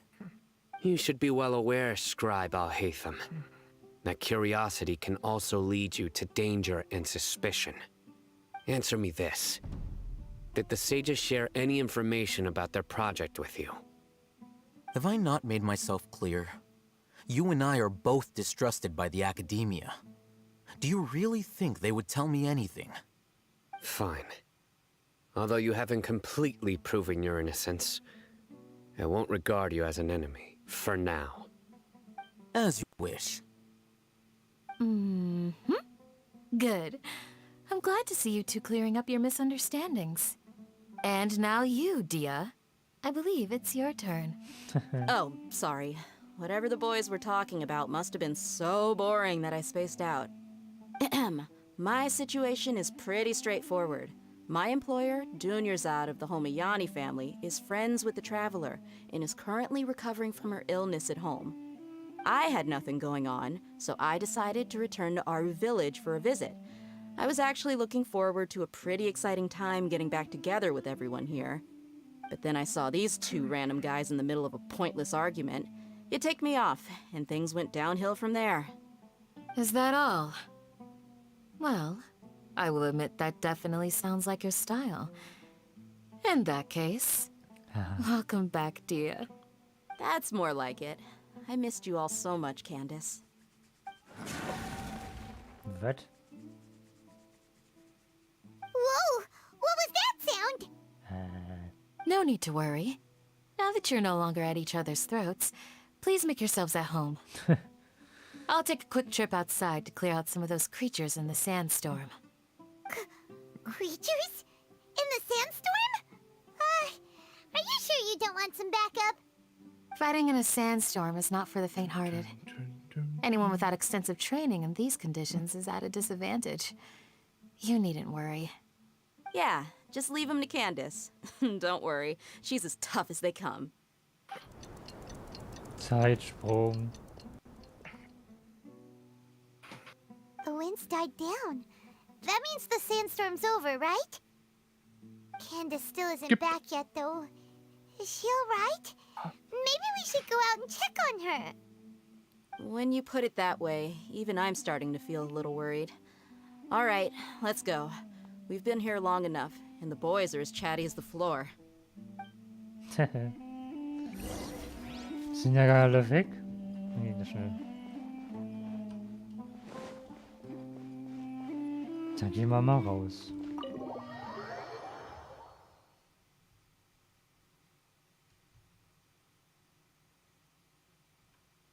Und schon den Wegpunkt aktivieren.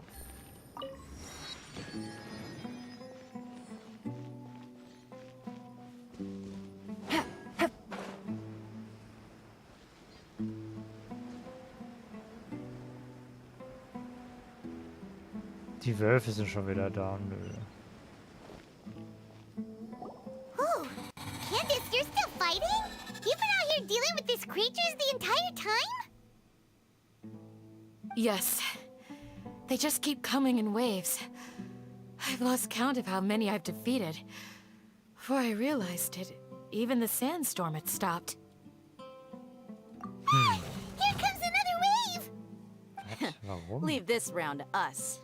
I got interrupted earlier, but now I have something to take my anger out on. It's been quite a while since I've seen the Flame Mane in action. I'll leave these to you then. I'll be sure to put on a good show. Let's go! Kann man sie jetzt benutzen? Ich glaube nicht. Nein, natürlich nicht. Gotcha. Think you can get away? Game's up. Fun's over.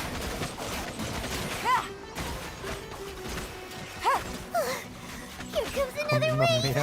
When are they ever gonna let up? Exterminate! Things are about to get dicey. Take it easy. Here we go. Time for takeoff. The creatures stopped appearing. Was that the last of them? What we fought just now was probably the aftermath of the sandstorm. So we should be safe for the time being. Well fought, everyone. No injuries, I hope. Huh? Who are you? Ah, My apologies. I haven't had a chance to greet you yet. I had my hands full taking care of the village's elderly and children. I am the chief of Aru village. Everyone usually calls me Uncle Anpu. Sir, I am also originally from the desert, but I have not been back for some time now. May I ask if such sandstorms are common? I can't say they've always been common, but recently the storms have become increasingly severe and frequent. Besides sandstorms, we also occasionally get earthquakes. According to an investigator who stayed in the village a while ago, these unusual natural phenomena are related to the withering of Irminsul. Yeah. Another effect of Irminsul's withering. So, Irminsul's withering causes withering zones in the forest, and sandstorms and earthquakes here in the desert? Everything in the natural world is inextricably connected to Irminsul. These regional symptoms can indeed be a reflection of Irminsul's present state. Everyone in Aru village needs to take good care of themselves. Speaking of which, why haven't I seen a single village keeper since I got here? Village keeper? Who are they? Village guards like Candace? Does your curiosity know no bounds? Village Keeper is how Aru village refers to mad scholars, exiled here by the academia. Most of them are scholars who lost their sanity after a period of training in the Avidia forest. The academia believes that their crazed mutterings may have a negative effect on the psyches of other scholars. So, they're forcibly exiled to the desert. Though if you ask me, it's all a boatload of nonsense. Alas, that's exactly what we've been trying to investigate. One by one, the village keepers have been mysteriously disappearing without a trace. But no one in the village has ever seen them leave. If you're planning to stay around the village for the next few days, I'd appreciate it if you could keep an eye out for them. I've had encounters with those people in the past. I'll see what I can do to help. The Matra are the ones responsible for their exile. Now that you're no longer with them, are you trying to alleviate your guilt and atone for your past sins? I'm fascinated by how you think. Mock me if you will, but if you are guilty, I will eliminate you, regardless of my position or identity. Oh, you're the former General Mahamatra. You must be an expert in these kinds of investigations. Thank you for your help. Is it because you're reminded of Hypatia? Oh, these poor scholars. First they lose their sanity, now this! We need to help get them back home, safe and sound. Sollte man nicht erstmal... Is it really a good idea to tag along with Sino? You seem like you really don't trust him. Sollte man nicht lieber erstmal erstmal den Rest machen, bevor wir da irgendwie helfen? Nö. Das macht doch... Direkt rein da. Umso länger wir brauchen, umso länger haben die Zeit. Naja.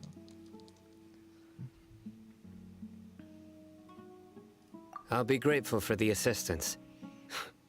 No doubt you will do a better job than some of my former subordinates.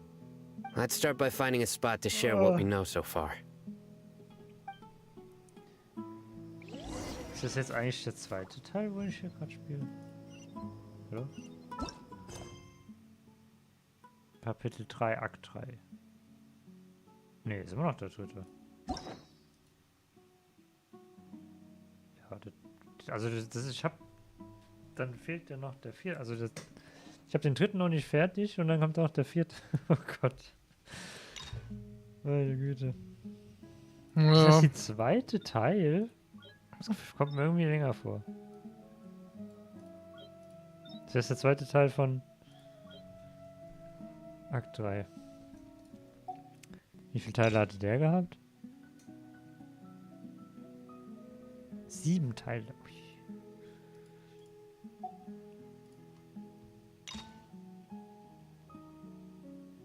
Sieben Teile? Was ist das? Sehr gut. Das ist beim zweiten Teil. Ah. Na, Ja, prächtig. geil. Das kann noch ein bisschen dauern. Ja. Das nimmt mir jetzt schon jegliche Motivation, jemals die Story zu spielen. Ja, aber so musst du irgendwann mal spielen, sonst kannst du nicht weitermachen, oder? Ja, es nimmt halt nie ein Ende, die Story, die hört halt nicht auf. Ja, wenn du es nicht machst, kannst du nicht aufhören. Das stimmt schon, Ja. ne? Deswegen fange ich gar nicht erst an. Stimmt, gibt es eigentlich neue Domains? Ja, ne? Warum muss das immer so lang gezogen sein? Gibt es neue Domains? Es gibt Und wer keine schreibt mich schon wieder an und warum und weshalb? Domain.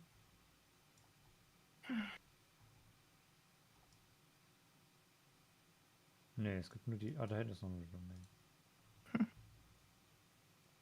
Ja.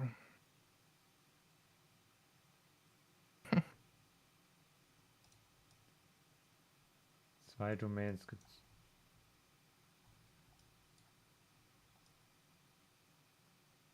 Huh.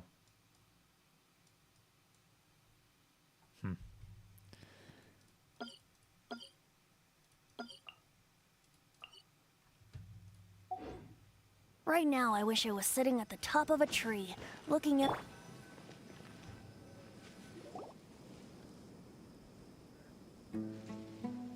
Although I've sent myself into exile, I'm still doing essentially the same things as before. Do you still have any questions for me before we start our investigation? One of my former subordinates told me that this title has its origins in a strange incident. The academia has long exiled mad scholars to Aru village. A mysterious phenomenon exists here.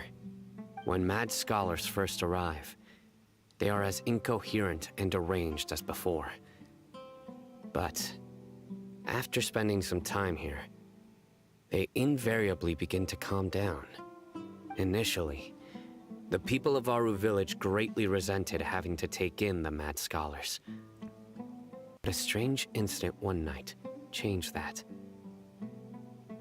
Aru village was struck by the strongest earthquake in living memory. Seeing buildings on the verge of collapse all around him, the then chief of the village was preparing to take everyone to safety. Suddenly, he noticed a mad scholar crouching in a corner, caressing the ground with his hands. A soft, green light radiated from him, like a divine glow against the backdrop of night.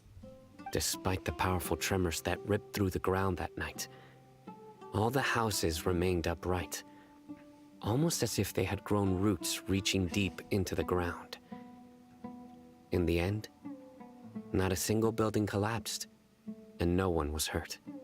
After that, the people of Aru village treated the mad scholars with greater kindness, and began to refer to them as the village keepers. The soft green light? A mad scholar protecting Aru village? What do you make of it, Traveler? Paimon thinks so too. Actually, Sino, do you know if any of the mad scholars continued to wear their Akasha terminals at Aru village? In theory, they would continue wearing them so the academia could still monitor their activities. With that said, the main Akasha system would no longer have any interaction with them. Oh, no wonder! Everything makes sense then! Add in the fact that they calmed down, it was probably Nahida who calmed them. If you are able to draw a conclusion from this one story alone, then it appears you possess much more information than I do. So, what do you make of the story?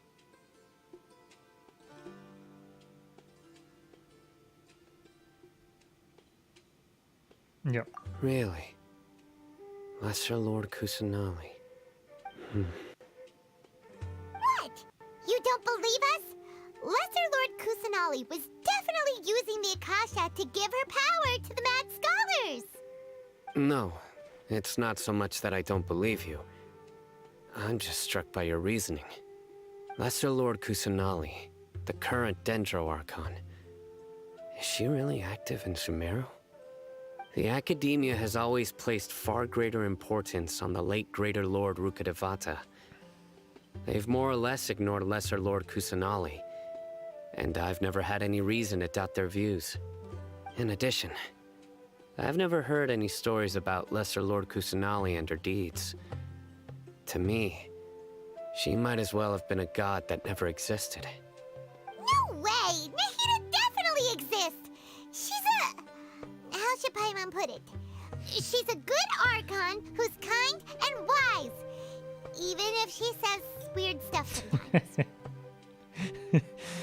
Oh, Mann. I've spent many years interrogating criminals, so I can easily tell when someone is lying. Good! Then you should know that we're telling the truth. That look in your eyes. I've never seen that from a liar. You two really must have met Lesser Lord Kusanali. Yeah. How can this be? To think, our Archon has been amongst us this entire time. All right, now it's our turn to put our skills to good use for this investigation. Yep. But easier said than done, especially since we don't have any leads. Maybe we can start by knocking on some doors. Excuse me, are you here to help me find my grandpa? Huh? Who are you?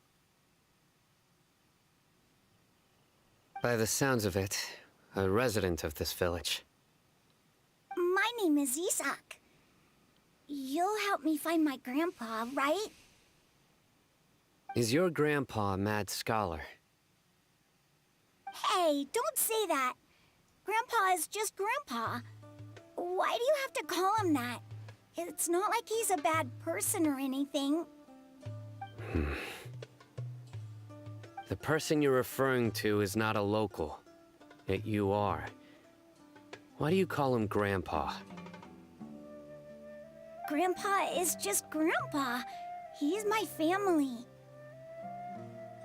I heard everything you said to the village chief. Please, you gotta take me with you. I want to find my grandpa. I swear I'll help. I won't be a nuisance. Ah, so you're the one who was eavesdropping on us around the village chief's house. I was planning to go out and take care of whoever it was, but I had a vague feeling that they didn't harbor any ill intent. Whoa. Haytham wasn't kidding about Matra having sharp senses. Sino, he's just a kid. All he wants is to find his grandpa. Let's find a way to help him. Sorry. I was only listening in because I wanted to know where Grandpa went. Honest. If you don't believe me, you can ask Miss Candace. All right. But first, let's confirm the facts with Candace. Okay.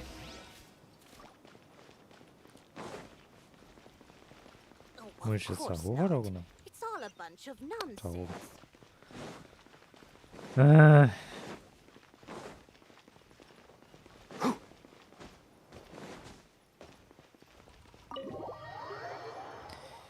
Also der Krankenhaus kann sich jetzt sehr lange in die Länge ziehen. Oh nein. Sino is super Wir haben schon nach Sand. Is this what all the Das Matra stimmt. are like? Eine Stunde mache ich auf jeden Fall noch. You're back Also, already. We just wanted to Schon wieder. confirm something with you. Do you know a boy by the name of Isak? I had a feeling he'd go looking for you. Huh? You knew this would Dann happen? später. Yes.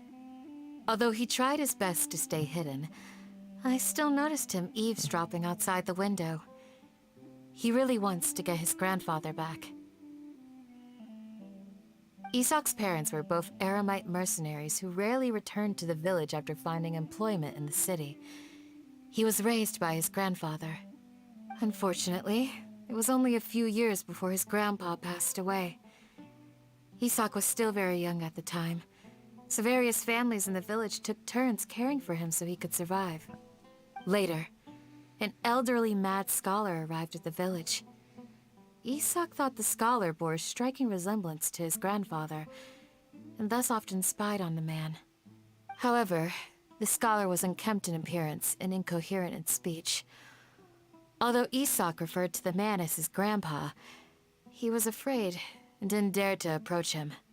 One summer night, the oft mumbling and bumbling grandpa suddenly calmed down and seemed to become more lucid. He even noticed Isak hiding in the distance. So Grandpa walked up to Isak and patted him on the head. He even took Isak to the entrance of the village, where he patiently taught the boy the names of the stars, and accompanied Isak until he fell asleep. The next morning, Isak woke up and wanted to go find his grandpa again, only to realize his grandpa no longer recognized him. However, even so, Grandpa retained his calm expression. It's said that those who saw the scholar claimed he no longer appeared to be crazy, but appeared to be living in his own world, almost as if he were sleepwalking. Isak was thrilled that his grandpa was able to find peace, and would follow him all the time, asking him things like, "Grandpa, want me to take you somewhere fun?" Or, "Grandpa, could you tell me stories about the stars again?" All this somehow just makes Paimon feel really sad. It seems like they both deserve so much better.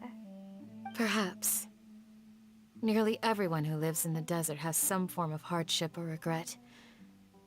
But even so, we must still continue on with our lives. It's also my reason for fighting.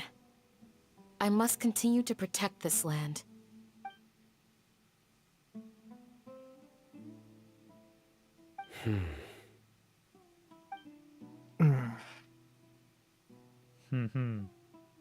Maybe the people have always had a considerate god watching over them. Huh? What did you say, Sino? No, nothing.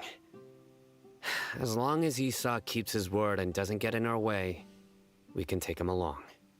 Perhaps you are more compassionate than I gave you credit for. Please accept my thanks on Isak's behalf, Sino. Ich habe eine Idee, warum die verschwunden sind. Aha. Weil Nahida ist ja jetzt eingesperrt und kann nicht mehr mit ihrem Gedächtnis in andere Leute rein. Weil es wurde ja jetzt eingesperrt so. Und ich denke mal, jetzt sind alle wieder hier auch ein bisschen verrückt geworden wieder. Weil sie nicht mehr mit ihr verbunden sind. Weil sie hat sie ja beruhigt und jetzt ist es wieder weg. Oh, denke ich it's mal. you guys. Könnte so We've sein. cleared everything up. Let's go find your grandpa. Really? Wow, thank you so much. Ja. All right. Let's ask the local residents some questions first. Nein. Ja, Kapitel 3 ist fertig. Also Akt 3. Jetzt kommt Akt 4. Von 7. Ja, 4 von 6 mindestens. Außer im nächsten Patch gibt es nur 1.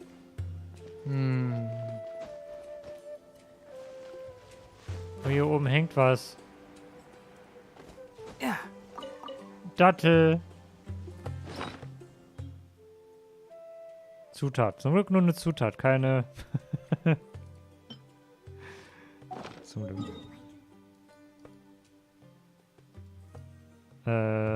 Stimmt, ich kann ja jetzt auch hier hingehen. Um zu Catherine zu gehen. Da durfte ich die ganze Zeit nicht hingehen, weil ich den Quest nicht anfangen wollte.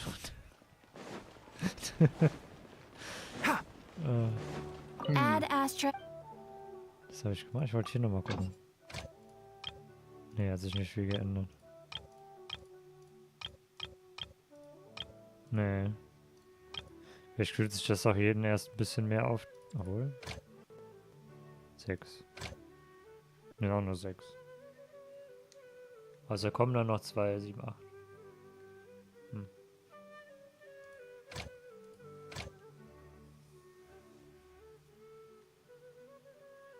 Auf der Liebe-Map ist gar nicht der Chasm drauf. Den gibt es hier gar nicht.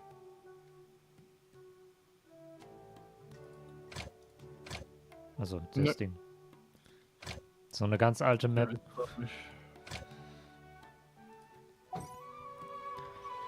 Okay, wenn du das hast, können wir noch Bücher machen. Müsste man noch. Können wir gleich. Ja, genau, die Bücher brauche ich. Und ich könnte vielleicht mal gucken. Im Verlauf. Standardgebiet.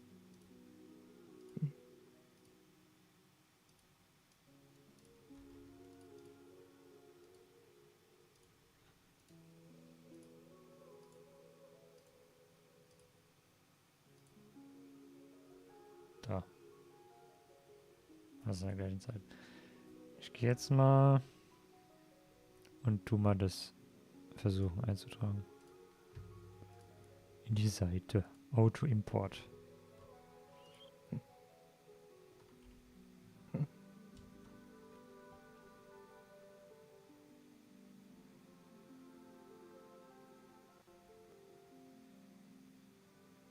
Ob das überhaupt noch geht, weiß ich nicht.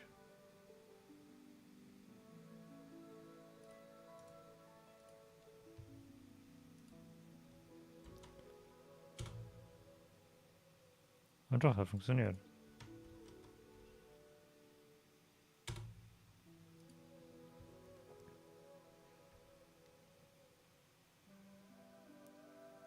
Ja, er macht's auf jeden Fall. Also es geht, Kellen. Ich weiß, dass es geht. 190 habe ich gemacht, genau. Standard-Banner. Ich bin nur trotzdem Banner. weiterhin ein Freund davon, halt den Link zu nehmen einfach. Ja, ich habe den Link ja hier gerade eingefügt. Achso, dann hast du den hier rauskopiert ohne Probleme. Ja, genau. Standard-Banner. Dass Ich du bin jetzt bei Die Datei 72. hast öffnen können. Nee, ich habe das mit dem Dings gemacht. Wie? Ich bin bei 72 Pity. Ich glaube, morgen tue ich dann nochmal 5 machen, die ich morgen bekomme. Kannst du machen, ja. Weil 72er, hallo? Jeden Moment. The value of knowledge cannot simply Geht's be weiter. quantified in monetary terms. Ich will das Ding nicht auf 72 lassen für ein ganzes Jahr. Das ist ein bisschen... Nee. Lieber nicht. Ist okay. Bist du ready? Ja, ich brauche gerade noch einen Moment. Was machst du denn?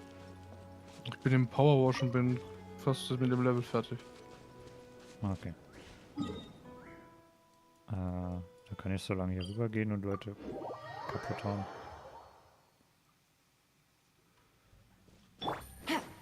Ich brauche das Zeug hier unten. Ach, jetzt ist es wieder die Nadel im Heuhaufen, die man finden muss. Gotcha. Ma. Yahoo! Scatter! Game's up. It's over. Ta, ta. Ta, ha. Ha, ta, ta. Quietly now. Ta, ta, ha. Here comes the catch.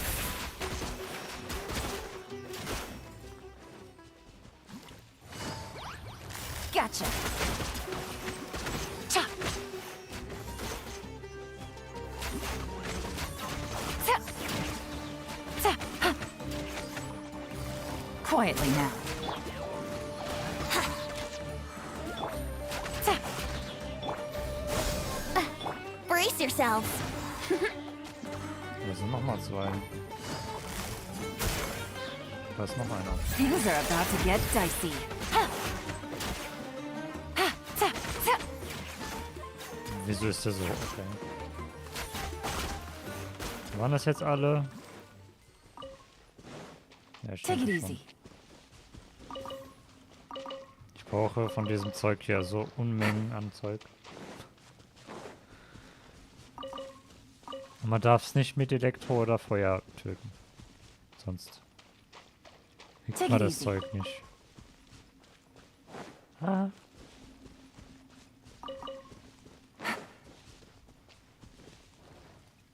Weil das ist nämlich... Das ist nämlich halt bei die, also die hier kriegt man, wenn man sie normal killt, und die da kriegt man dann, wenn man sie mit Elektro oder Feuer killt. Ist ein bisschen blöd.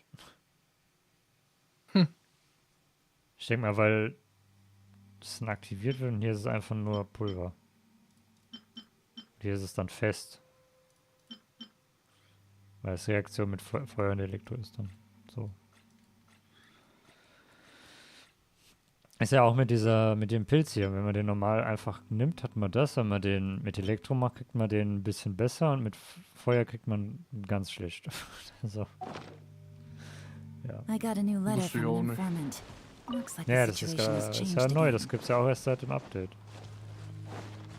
Also seit 3.0. Davor gab es ja die Pilze auch schon zum Killen.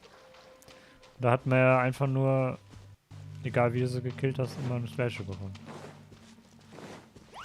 Das ist ja jetzt erst. Think you can get away? Was geht denn jetzt ab? Independence Day oder was? Gotcha. Und was? Here Der comes the Empowerungssimulator. Was ist? Take it easy. Das ist auf einmal Independence Day, da kommt ein UFO und fightet gegen den Kampfchef. Was? Ja.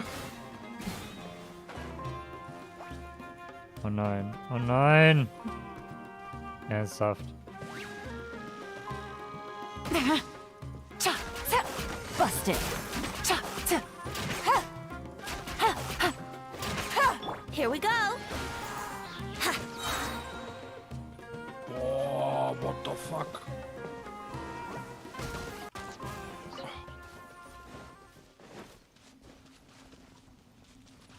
Da ist ja gar nichts rausgekommen. Oh Mann. Cool, ich hab Spiel durchgespielt. Wie? Abspann? Na. Alles fertig gemacht. Ja. Alles schon mal, habe ich den eigentlich auch. War da nicht was? Weiß nicht, ob du den hast. Da war doch irgendwas, oder? Ich glaube schon.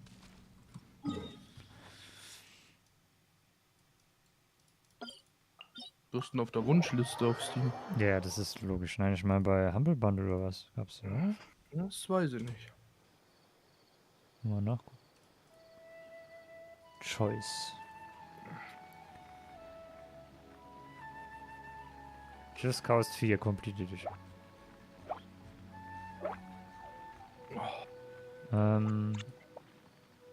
Deep Galactic habe ich. Hot Wheels.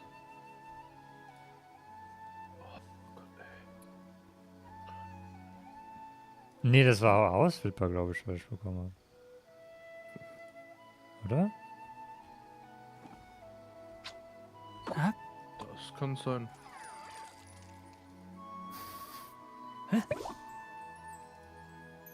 Das habe ich doch eingetragen.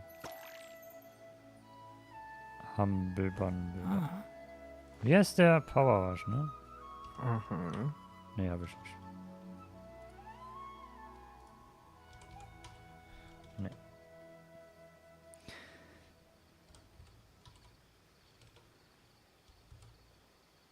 Alter. Hausflipper war das, was ich bekommen habe.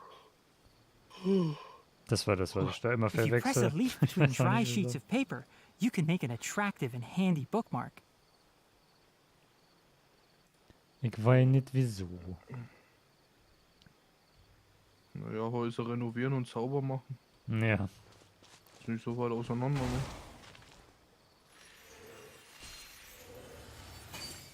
Ha! Boom!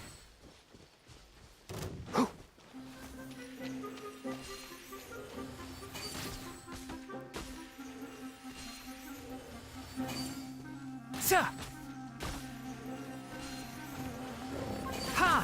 Also Tanaris Charge Attack ist zwar auch gut, oder was, denke ich mal.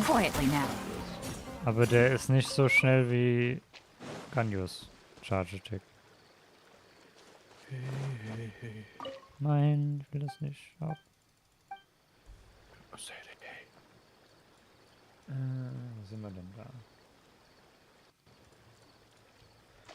Machen wir mal die Seele da hinten.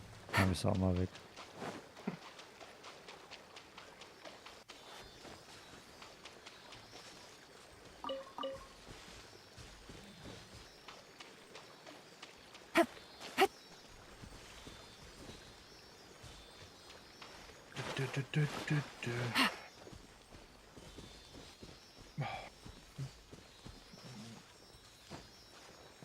Wohin?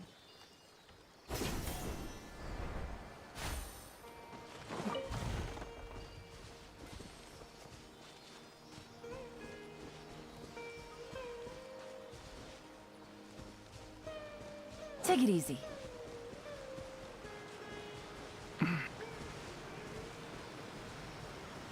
Ah, hier hin.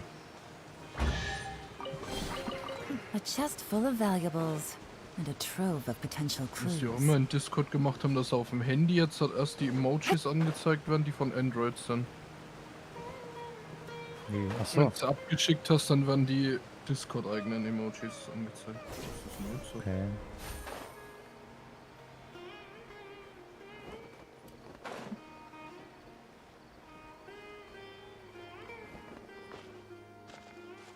Stimmt, ich wollte jetzt mal nachgucken. Ah, warte, ich kann in meinem Teapot mal kurz gehen. Jetzt bei dir ja noch ein bisschen dauert. Teapot. Das hat der neue.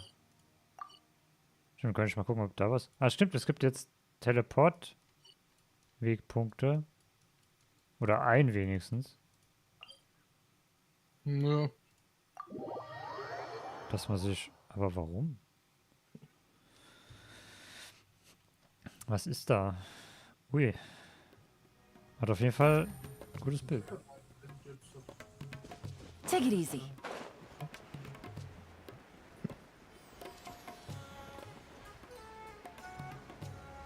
Es soll auch bald dann eins geben für Sumoru auch.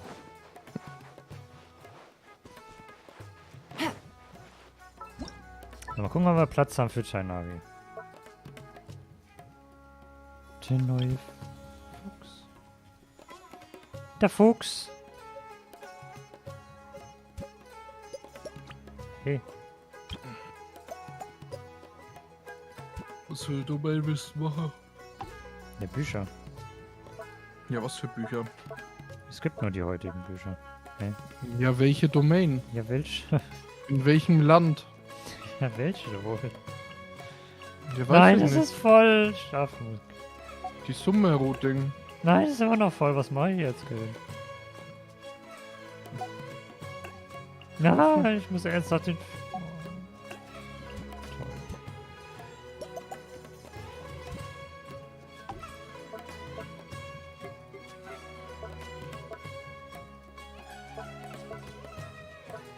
Ich kann nicht... Das geht nicht. Warum das denn? Ich meine, hier ist nix. Hier sind nur zwei Charaktere.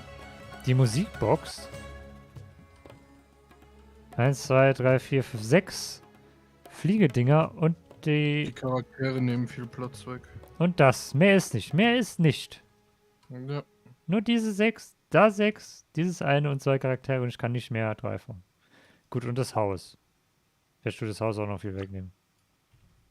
Aber ist ja nix. Ist ja nichts. Ah ja, den wollte ich wieder hinstellen.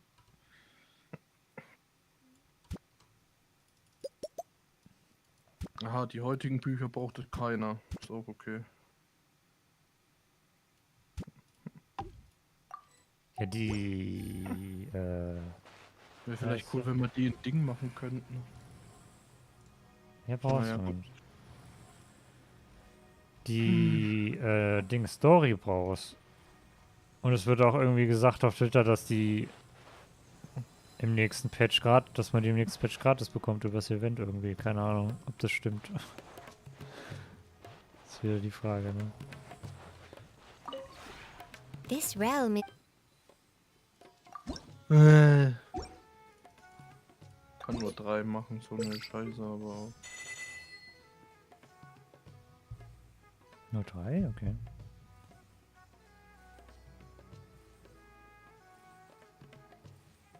Ja, offenbar habe ich schon 2 Stück.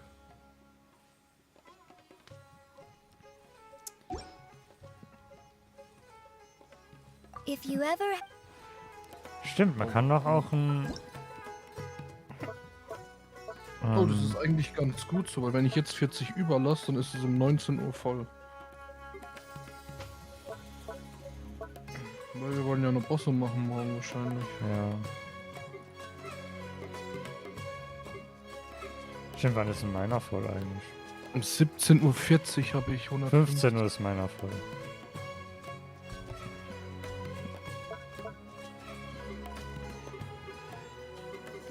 Wo ist denn...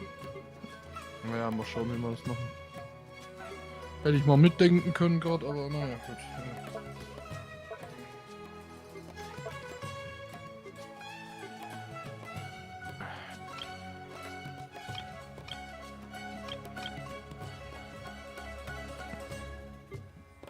Wo ist denn der Tisch zum Craften machen?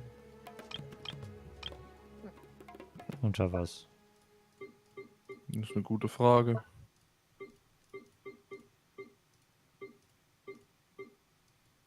Hä?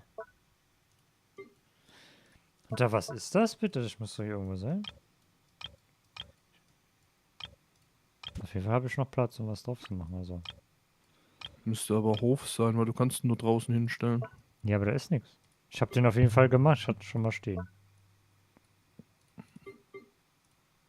Hm. Hm.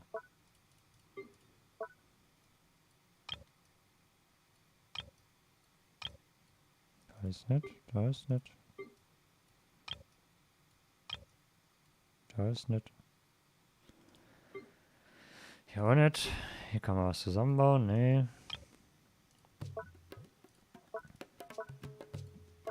Dekoration. Ah, hier ist er.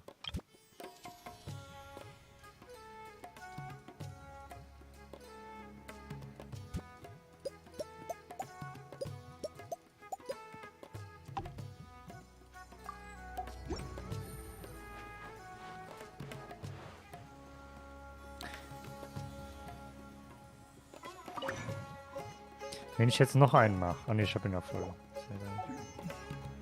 Kann ich gar nicht. Die 2 letzten. Die mir noch fehlen.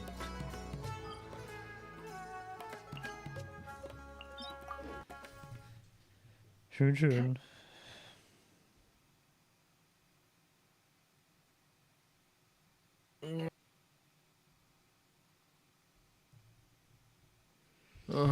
So, Kevin. Ich muss atmen. Kevin, komm. Komm her. Oh, komm aber schnell zur Sache.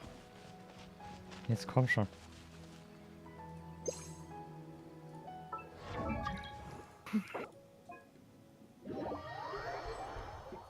So. Soll ich auf den Fußboden kommen?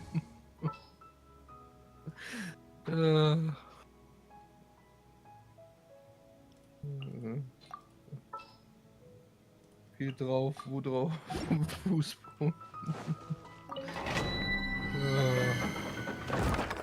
Marcel, da hättest du dabei sein müssen, ey.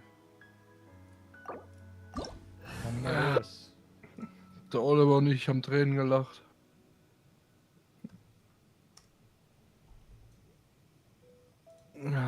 Stimmt, ich muss die Waffen auch nochmal eintragen dann, ne?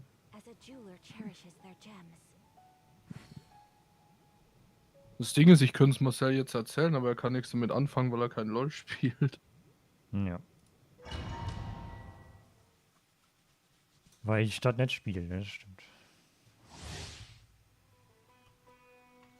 Wer schreibt mich denn jetzt an? Um die Uhrzeit, wo ich gerade das Handy weggelegt habe. Ist der Fox hier wieder. Weil er mich immer anschreiben muss.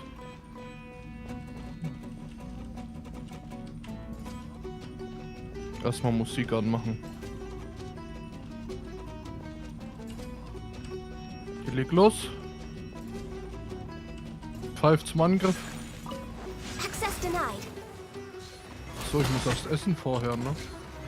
Nee, brauchst du nicht. Doch. Du musstest nur langsam mal dein Wasser aus. Warum musst du jetzt nichts No machen? touching. Mach doch was. Jetzt ist spät. Ja, genau, rechtzeitig. Die waren gerade eben noch nah zusammen.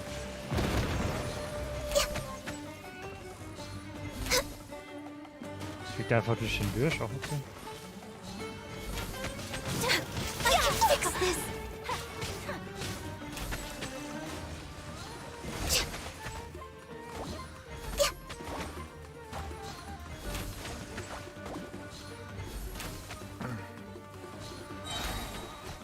Next on the agenda. Weiß man schon, was Nilo braucht? Ja. Irgendwo steht das schon? Die braucht nicht zufällig das, was wir da gerade machen. Ich weiß es nicht.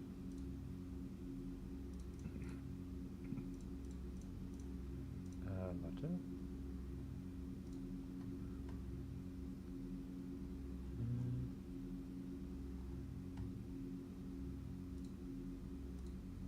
Ist sie schon hier drin? Nee, ich brauche das nicht. Ich brauche keine Musik.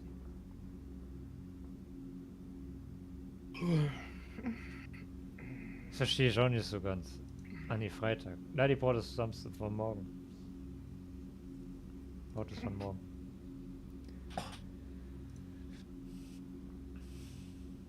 Kevin. Also das ist von nee, warte, das ist von Mittwoch. Von Mittwoch.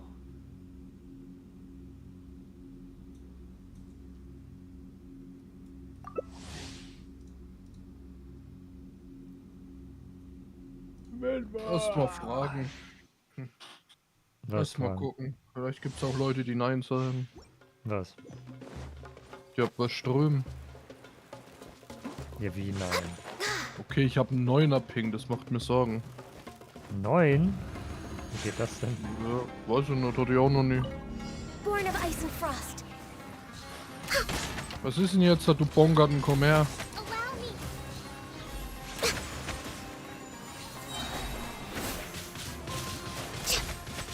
Ach, naja. Oh ja, doch, ja. Stell dich schön rein. Du dummer Hund. 38 läuft. Ja, weil ich gut gegessen habe. Da scheppert der Crit noch mehr als sonst. Und Weil das öfter. Skyward habt ihr nicht bekommen, oder was? Ja. Boah, ich krieg 2 goldene.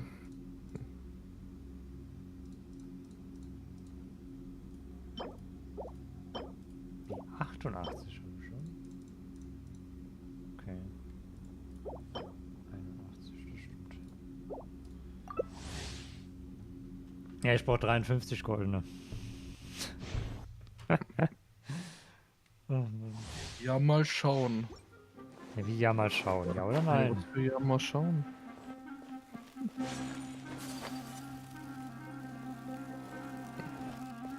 Weil wenn ihr morgen nicht das streamst, habe ich was anderes. We're way behind. Access denied. Tower of Fantasy. Hold the line. Ich glaub, du Andernfalls spielst noch Zelda oder so. Andernfalls tue ich das dann am Sonntag. Ah. No touching. Als Maul hinsetzen, habe ich gesagt. Deswegen weiß ich nicht.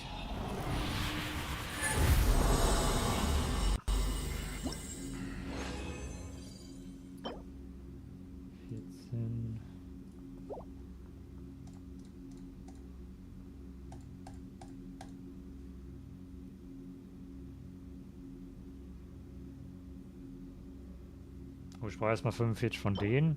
Und dann brauche ich 52 von denen. So viel. Warum brauche ich 66 Stück davon?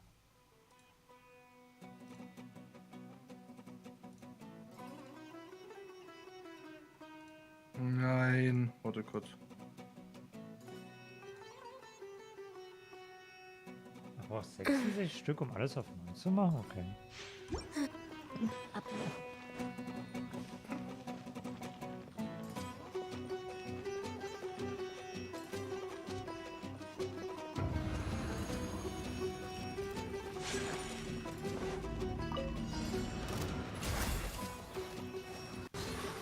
Allow me.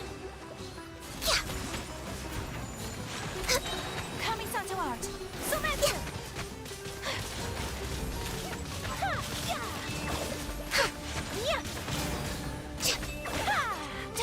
Take flight.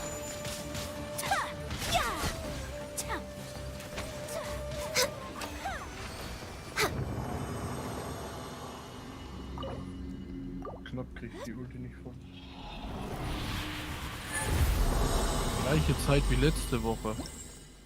Also 18:30 Uhr.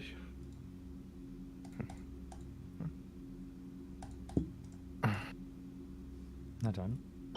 Ja, dann geht's nichts aus mit die Bosse, ja. Dann muss ich meine 40 jetzt stehen lassen. Ich habe um 15 Uhr voll.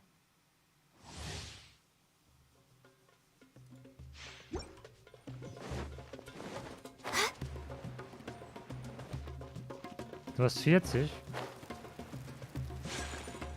Jetzt noch, ja. Ich habe 69, also wenn ich jetzt 20er noch extra mache, dann haben wir beide 40. 49. Born of Ja, ice and ungefähr frost. gleich fertig. Hold the line. Ne? Sakura swirl.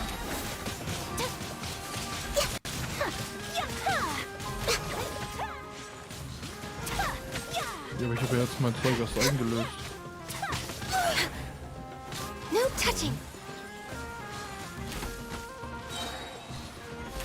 Ja gut, dass du es in der Zeit wieder hergestellt hast. Ich habe 69 jetzt und du hast 40 jetzt. Wenn ich jetzt 20 ausgebe, habe ich 40, 49 und du 40. Was ist jetzt das Problem? Hä? Nix. Ich habe hier jetzt... Ja, aber... Nix, alles gut. Wenn ich 40 habe und du 40 habe, ist doch gleich. Ja, ja.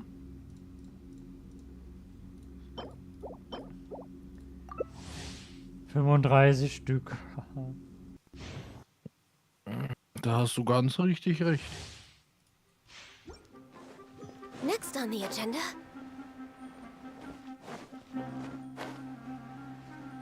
Jetzt habe ich den neuen Jim-Knopf-Film geguckt. Für Den 2 ersten, Minuten. zweiten? Ja, den zweiten. Zweiten. Für 2 Minuten. Nur 2 Minuten, warum das denn? Weil meine Mutter gesagt hat, ich darf nicht weiterschauen. Warum das denn nicht? Weil sie Fernsehen schauen wollte. So. Sorry. Und auf Netflix oder so habe ich ihn noch nicht gefunden. Ich glaube, der ist auch nicht auf Netflix. Der erste glaube ich schon, zumindest. Ja, das war Netflix. es. Take flight. Born of ice and frost. We're way behind schedule. Na, schon mal, habt ihr auf jeden Fall, haben sie mir gefallen. Ja, ich glaube, der ist halt näher am Buch dran. Ja, logisch. Von der Handlung her. Deswegen haben sie mir auch gefallen. So, jetzt habe ich schon 49.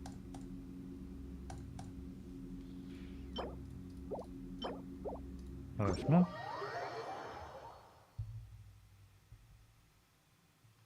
Vermutlich. Ich habe 41, ja. Ungefähr gleich fertig.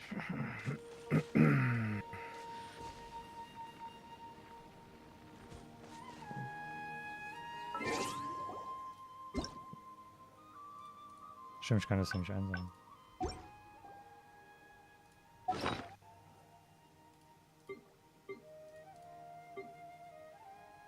A blade embraces its duty, as a jeweler cherishes their gems. Okay. Charaktere. Guru. Waffe. Du kriegst eine andere. Und zwar... Voll ist es um 19 Uhr und 27 Sekunden. Naja, und 50 habe ich um 17:40 Uhr. Naja.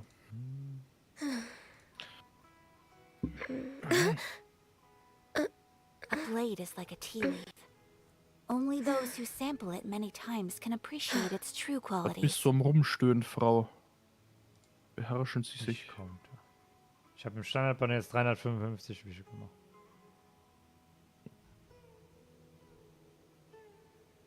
Nimm mal annähernd so viel. Nicht? Hä? Nee. Aber ich habe nichts gekauft im Standardbanner. Das ist alles nur... Hä? Ich meine, ich habe für Standardbanner, die Wische habe ich mir kein Geld für ausgegeben. Ja gut, 309 habe ich. Ja. Warum habe ich schon 50 mehr? Hä? Weiß ich nicht. Ja, ich habe 5 Sterne. Pity ist 47,17. Average. Ja, ich habe 9, also 9 den ersten, das war das Buch. Dann habe ich Jean bei 74 bekommen. Den Amos-Buch bei 82. Dann jetzt gerade die Skyward Harp bei 12, ne, das erste. Dann Genshin bei 79 und Hanari bei 27. Und jetzt kommt wieder, weiß ich nicht, wieder einer bei was ich weiß. Ich bin erst bei 72, mal gucken, wie hoch es geht diesmal. Was steht da jetzt bei Standardbanner? Bin ich Total Puls Top 1,8%. Lucky ist 5 Star. Die Hast du nicht noch unteren 45? 45. If you lie on the grass, you can feel the heartbeat of the world. Achso, stimmt. Und morgen kriegen wir ja nochmal, oder heute, in 2 Stunden kriegen wir nochmal 5. Stimmt, Dann bin ich mich bei 77. Der Wenn ich Monat bis ist schon dahin wieder keinen rum. hab, wenn ich da bis dahin keinen hab, dann warte ich halt, tue ich halt die jeden Monat ausgeben, weiß ich nicht. Oder ich spare einfach was los. Jetzt kriege ich im Battle Pass das Resin ausgeben nicht. Naja. Dafür habe ich die Domains gemacht.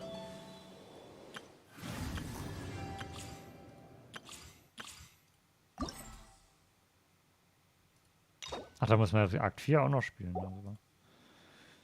Da muss man Akt 4 spielen.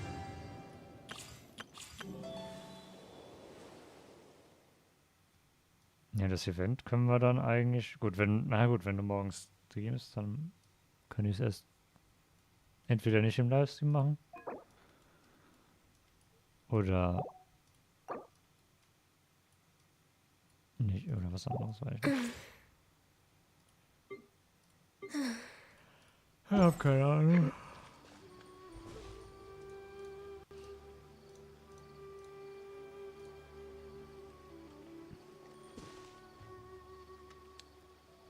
Noch. Machen wir 10% von 2 Stunden sind. Wie viel? Should we really be off work this early? There is still a lot left to do. 12 Minuten. Ja, hab ich gerade. 12 Minuten. Also in 12 Minuten habe ich meine 5 Stunden, 5,5 Stunden. Und 15 Minuten. Fertig für die Drops. Also.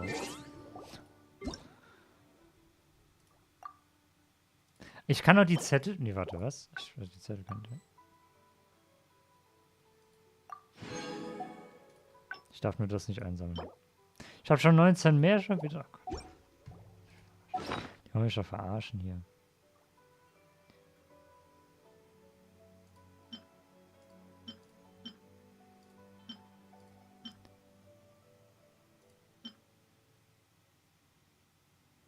Oh.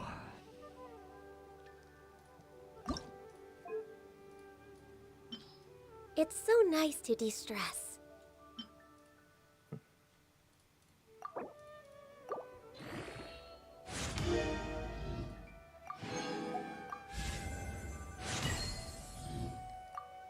wir mal was machen hier.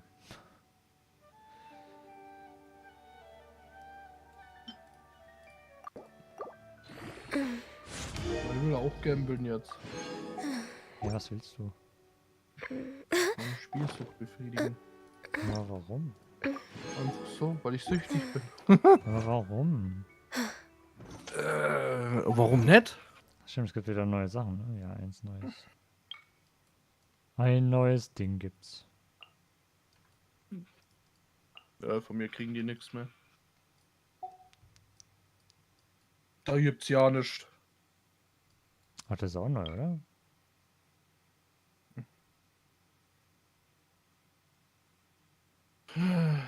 Für Dendro. Ja. Noch was Neues? Das ist auch neu. Ui, schon wieder was Neues. Geil. Und da ist noch was Neues. Nee, Ich glaube, ich brauche noch 5000 Abenteuer-XP, dann bin ich Level 60. Ich brauche jetzt noch. Wie ist das? 40.000. Warte. 30, 32.000. 31.300. Dann können Sie mal was Neues einfallen lassen.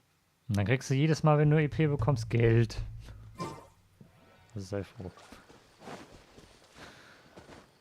Und wie viel Geld kriege ich dann? So viel wie ich EP kriege oder was? Nein, du kriegst Healthy das ist ein body, höheres healthy Verhältnis, mind. weiß ich aber nicht genau. Ist mir eigentlich auch egal. Weil ich es noch nicht bin. Siehst du dann schon. Sind nur noch 10 Tage. Weniger. Wenn du für nur 5.000 brauchst.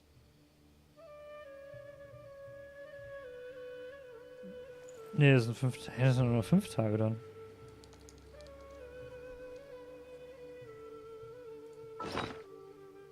Falsch. Weil du kriegst ja 500 hier und dann 500, also 1500 kriegst du ja pro Tag. Plus If you Domain lie machen. on the Ist auch grass, noch. you Also, can feel the heartbeat of the world. ist ja noch nicht mehr viel. Nächste Woche hast du es fertig, wenn du nur noch 5000 brauchst. Hat die Ansehenbelohnung für Sumaru? Ja, stimmt. Also muss ich dann doch jetzt noch den 4. Act auch noch fertig machen. Weil... Ui. Ein Was? Asano. Danke für den Raid. Danke. Was war denn da jetzt so laut? Das war der Raid, oder? Der ist ein bisschen laut. Aber der muss auch ein bisschen laut sein, ne? Achso, Ich das hab nicht auch noch? mal einen. Nicht? Wieso? Oder? Keine Ahnung.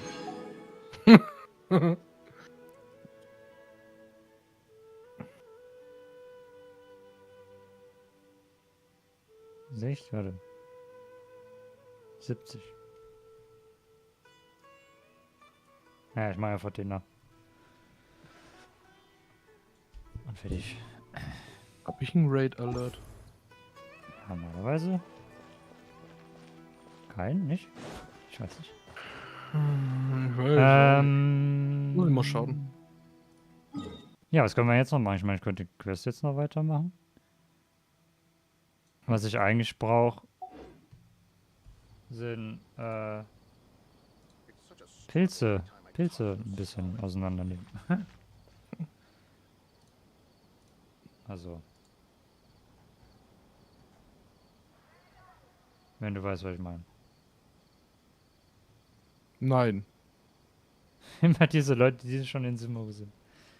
Ja, ich habe schon den 3. Akt fertig gemacht. It's so Also, nice to de-stress. hat heute ein bisschen gut. Ich musste noch Tainaris Quest machen. Zwischendrin. Irgendwie habe ich jetzt aus deinem Stream gehört, immer die Leute, die schon im Insi-Modus sind. Was? Bitte? Aua. Wenn du deine Charaktere gelevelt hast, musst du auch Insolvenz anmelden. Ja, das stimmt. Das stimmt. Noch habe ich genug Geld. Wo ist denn jetzt? Hä? Nett. Hä?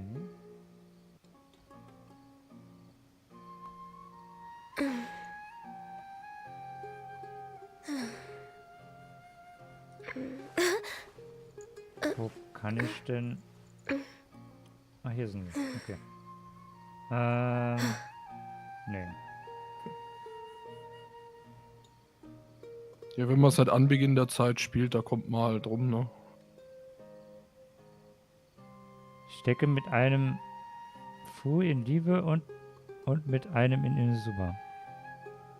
Hä? Bitte? Was? Soll wahrscheinlich Fuß heißen. Ach so. Oh geil, da geht der Tür auf, da war ich ja noch nie. Okay. Was ist denn das? Das ist auch ein geiler Wasserbrunnen, schau dir das mal an. Gut, Inazuma und Liebe habe ich eigentlich, gut, noch nicht hundertprozentig fertig, aber...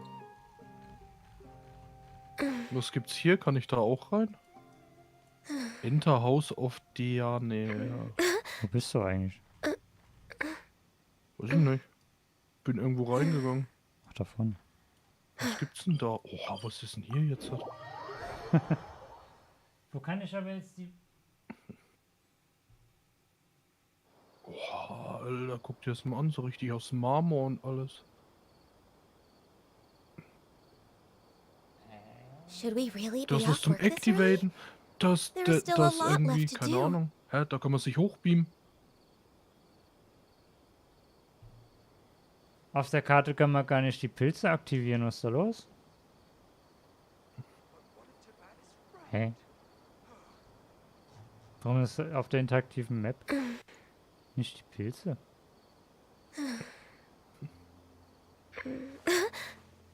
Das ist ja kacke. Ist auf der auf der originalen, also auf der offiziellen interaktiven Map, ist es da drauf? Wo bist du jetzt hingegangen? Bin in der großen Bibliothek da drin. Bist du von hier oben da rein, oder was? Ja. Oh, hier eine Blume. Kann man die mitnehmen? Nee.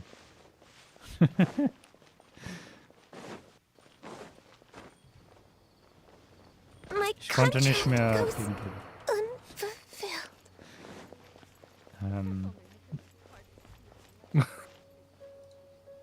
Warte mal. Nein, Marcel ist aufgeklatscht.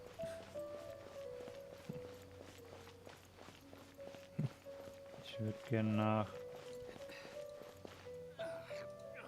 Inazuma.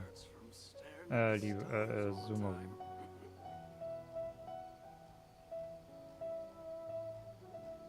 Hä, wo ist denn da?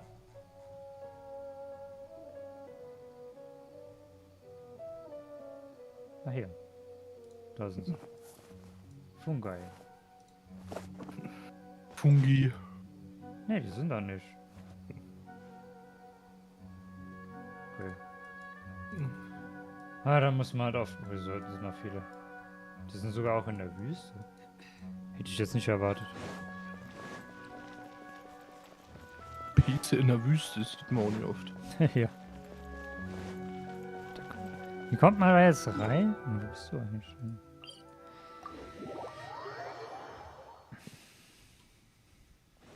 Wo bist denn du jetzt? Ja, dort zu dem Buch bin ich hingegangen.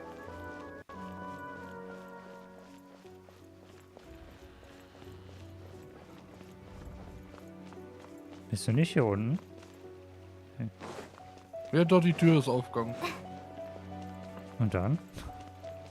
Und dann bin ich da durchgelaufen. Dann war da so eine Tür, wo eine Levelgrenze Ist aber auch schön, dass sie einen erst nach Inazuma schicken. Ja. Ich meine, gut, die hatten Inazuma halt vor Sumaru fertig. Hätten sie andersrum machen können. Ja, aber die Story ist halt so auch ein bisschen besser, was sogar, weißt du, Inazuma, hast du erstmal Inazuma kennengelernt? Das ist nur halt ein bisschen blöd, ich weiß noch nicht.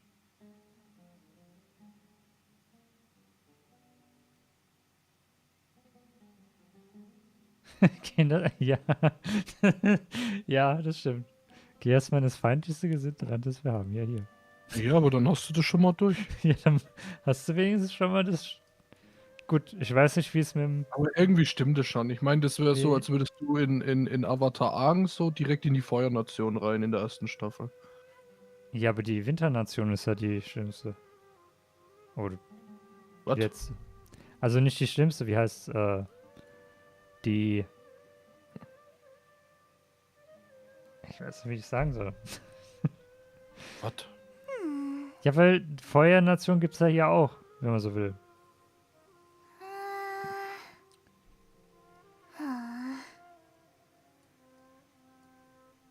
Ich meine, ich weiß gar nicht, man kann ja hier jetzt durchgehen, oder?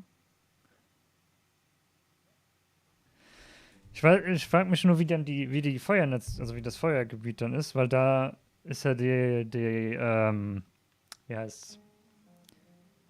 Der Gott des Krieges, oder wie das heißt? Gott der...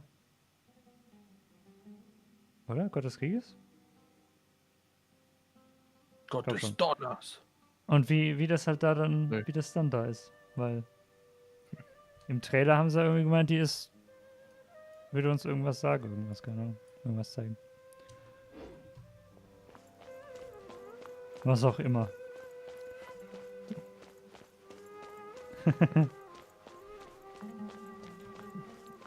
Wir wissen wir davon. Ja, den... Ja, Summa hat aber schon was.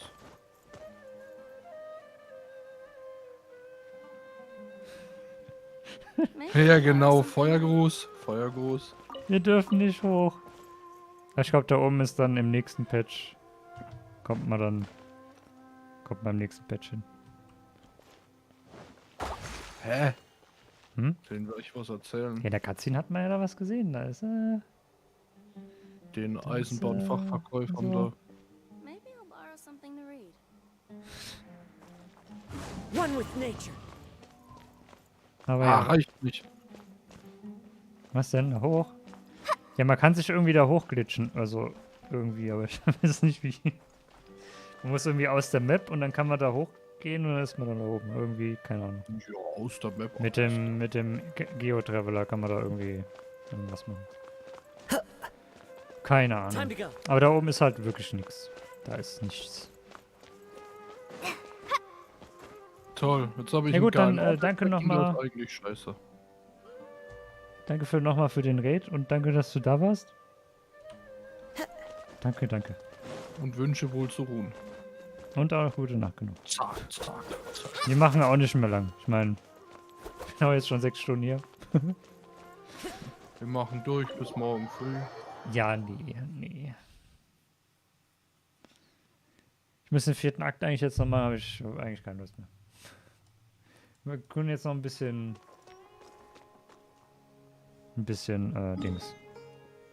Ich habe jetzt Suizidgedanken irgendwie. Bisschen Pilze sammeln. Kann ich nicht irgendwo Oder? runterspringen? Okay, komm, wir tun noch ein paar Pilze sammeln. Pilze? Pilze. Darfst nur kein Pilze. Elektro benutzen. Und kein Feuer. Sonst alles gut.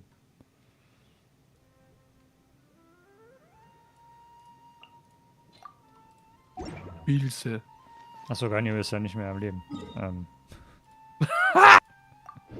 Ist ja nicht mehr am Leben. Hast du gelesen? Was? Nee. Wo denn? Ja, Pilze habe ich geschrieben. Wo? Wieso sieht man den Chat bei dir nicht? So dumm. Ach da, Pilze.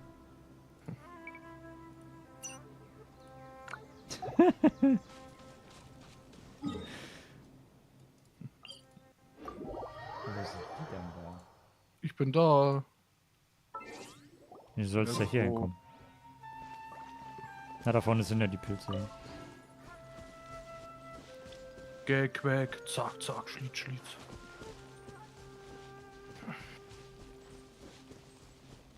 Fungi. Was? Here we Geh, go. quack? Das habe ich gar nicht gesagt. Access denied. Ich mach's irgendwie immer mit Ganyu, ne? Ich muss eigentlich was anderes. So, du machst es immer mit Ganyu. Aha. Ja, hier siehst du doch.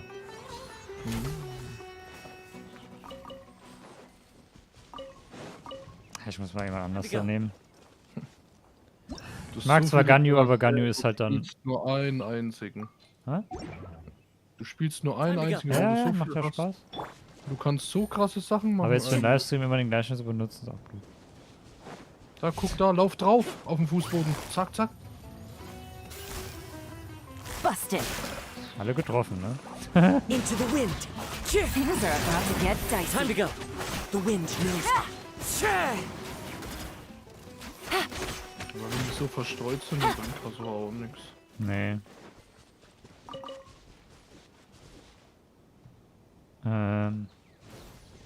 Büffel reiten, Büffel reiten. Ja. Zack, zack. Yahoo!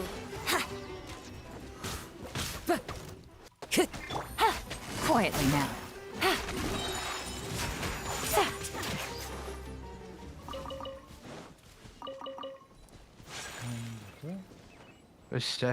Für Schwachsinn, das darfst du nicht sagen. Müssen wir gerade mal der Serie folgen.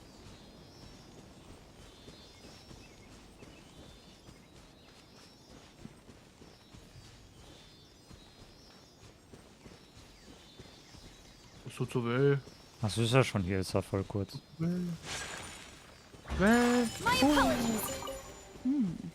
Easy money. Schön. Ich verstehe aber nicht, wieso auf der Karte keine Funke angezeigt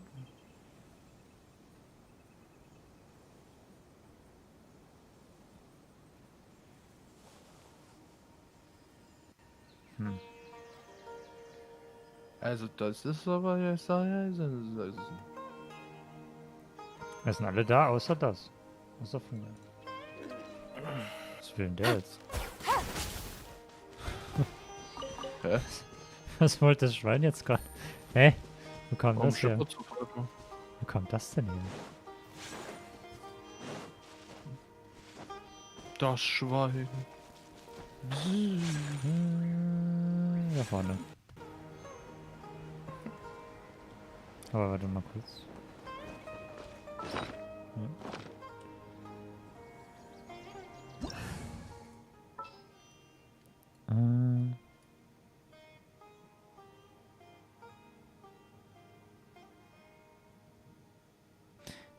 Ich glaube,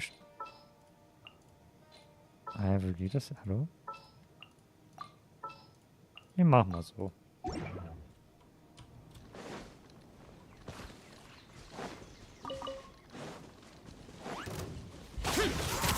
Ja, der macht auch nicht viel Schaden, naja. Der hat den falschen... Ah, der hat die falsche Waffe. Ah, ja, das bringt nichts. Shudder! Beg for mercy. Hat die falsche Waffe.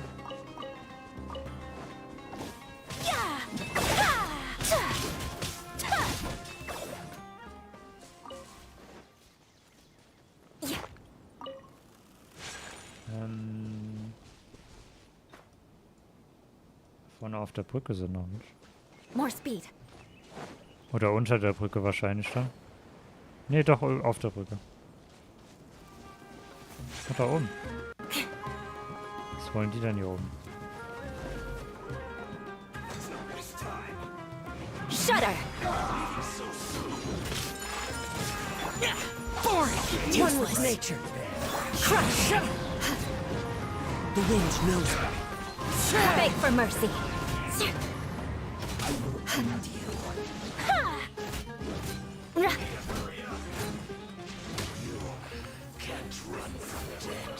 Jo, wie viel der gerade gedroppt hat. Crush! Blood of frost! Wieso kann ich nicht zu One dem... with nature.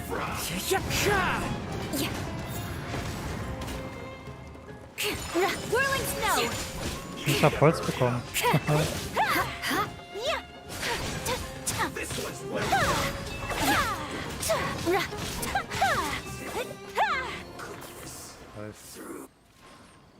Halt mehr aus als ein Weekly-Boss, kannst du ja auch nicht ausdenken. Ja, hätten wir Wasser, wäre der sofort tot gewesen. Ja, aber trotzdem. Der kann doch nicht ein Weekly-Boss sein, nur weil ich kein Wasser dabei habe.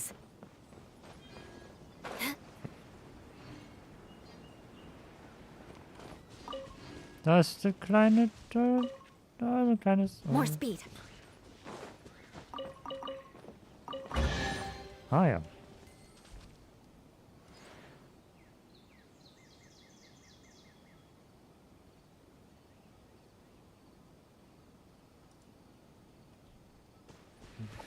Aha. Was habe ich denn da? Ich hab einen Jumpy Bumpy. Was kann der was? Ja. Wow, voll stark. Jumpy Bumpy, ey.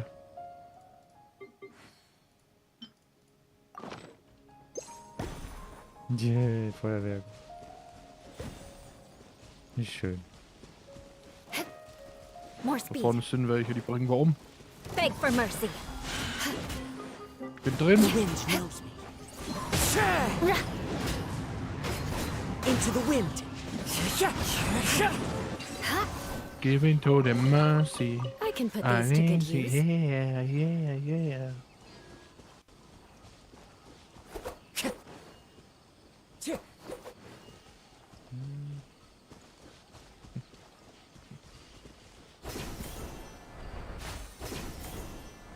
Ich kann ganz doll singen. No.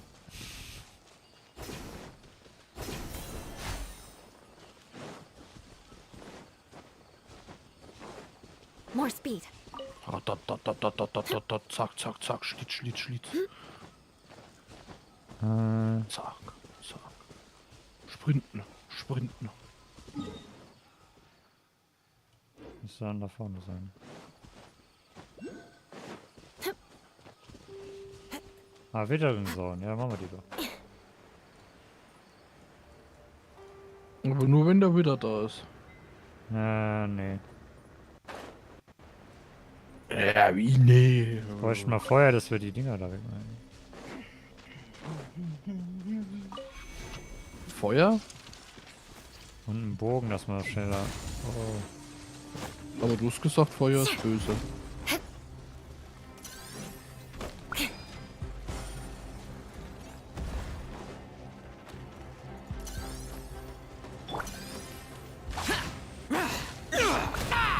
Aua. Wo bist du jetzt? AFK. So. Wie immer. Kevin! Ja. Wo bist du? More speed. Hilfe. Nature. Crush. I'll protect you. Freeze to the core. Clouds high. The birds call. Heilung! Yes, I got Ja. my comeuppance. Ja, ich hab dich doch gerade gehealt. Ja. Nachdem ich gestorben bin. Nee, vorher schon. Nein. Nachdem ich gestorben bin. Aha. Früher war ich mal ein Tank, jetzt nicht mehr.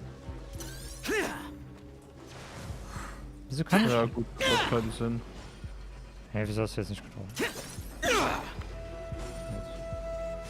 Oh, dann spawnt da noch so ein großer. Ey. Ich brauche ein anderes Team. Ich hab so keinen Damage. Ich kann nicht wechseln. Nee, ich kann auch nicht wechseln. Ich meine, ich kann mich nicht heilen, so meine ich das. Ich muss halt erst ans andere Ende der Welt laufen, bis ich wechseln darf.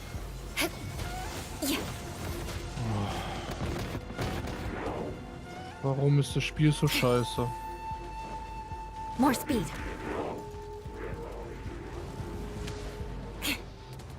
Deswegen habe ich immer Ganyu dabei.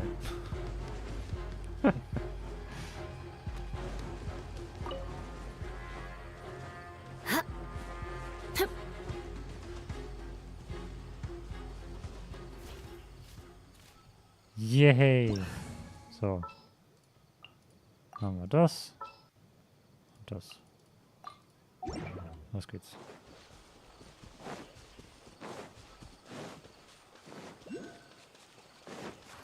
Next on the agenda.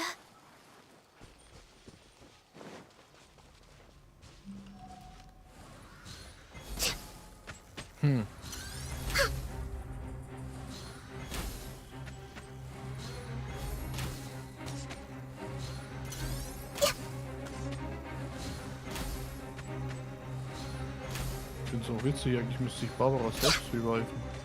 Hat sie doch. Na, hat's nicht.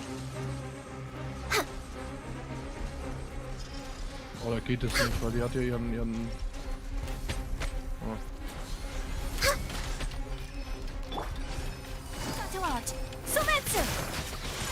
Born of Ice and Frost. Ja, da müssen wir halt hier den Main Carry rausholen. Was will er da drüben? Wer denkt er, wer jetzt ist?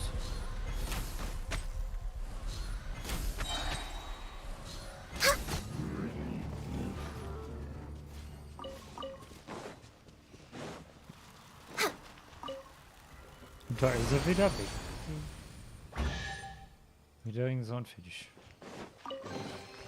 Perhaps whoever left these behind was also fulfilling a contract. Aua!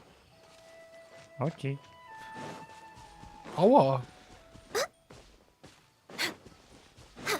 Und dann das auch noch. Ja, hui.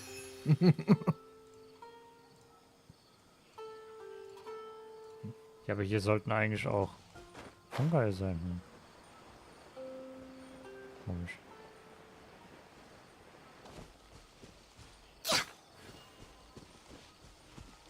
Stimmt.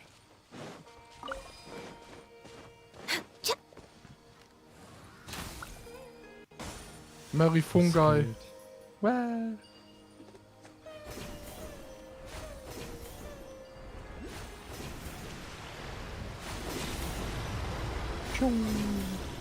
Ja, wie laut das hier ist einfach nur.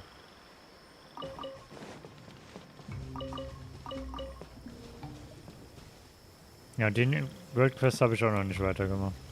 It is something of a luxury, but I love listening to the rain from the courtyard.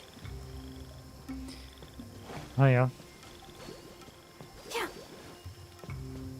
Hm.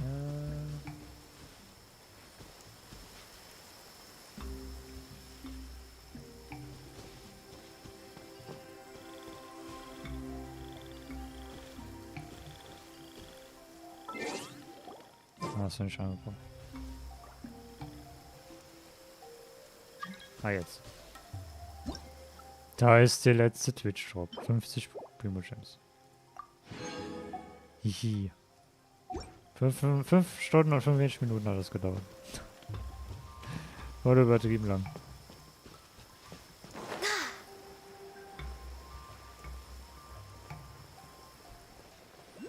Aber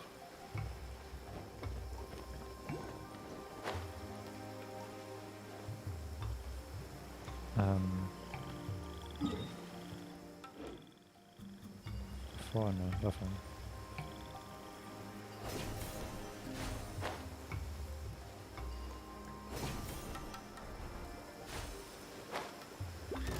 Access denied.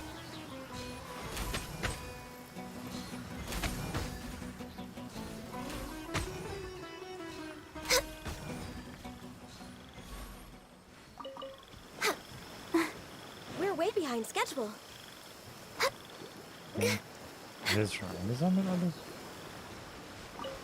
Ja, da lag nicht viel hoch.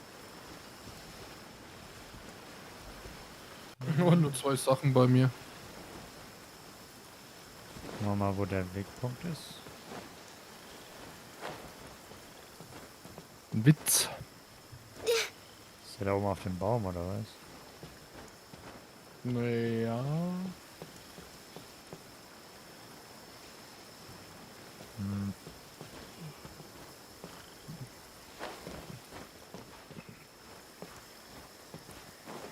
Da kommt man nicht so leicht da hoch, oder?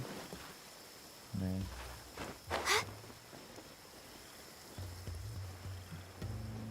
Na egal.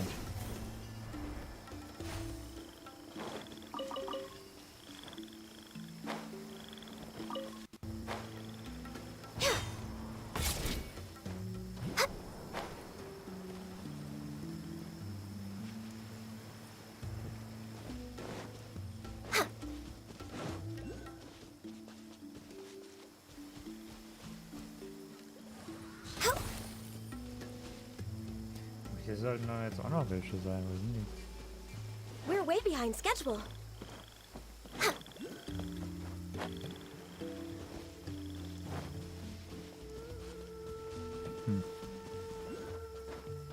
Was sind die wahrscheinlich in der Höhle?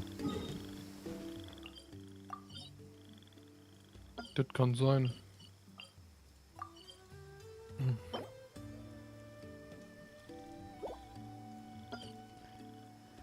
Ja, dann ist egal.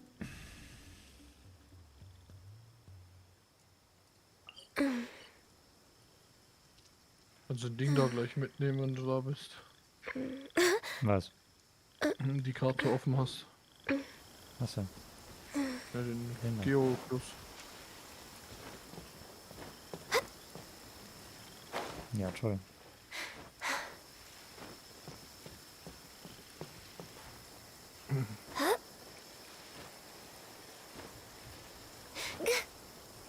Das ist doch Venti. Ja, und?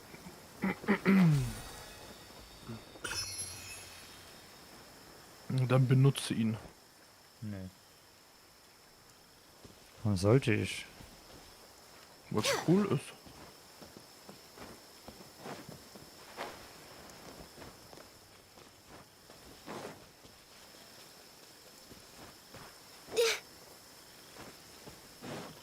Next on the agenda.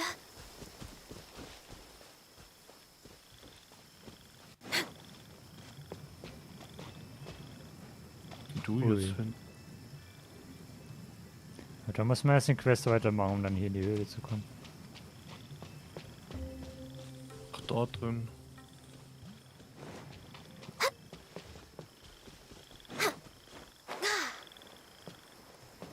Die Ewigkeit.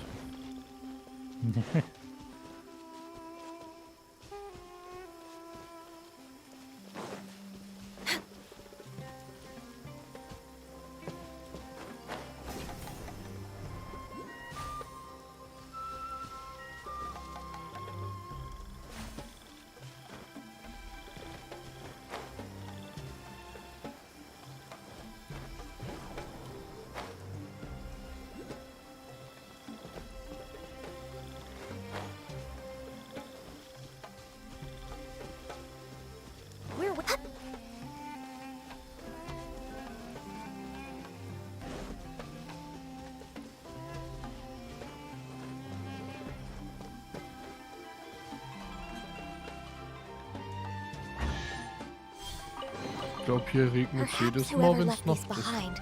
Was also fulfilling a contract.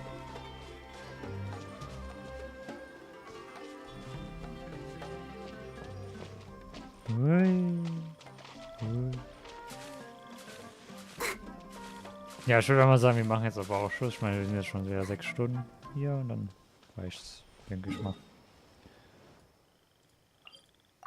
6 Stunden. Gut, morgen Ja, werde ich dann... Schon oder weiß ich nicht. Gut, wenn du dann morgen streamst, werde ich dann nicht streamen. Und du ja dann streamst.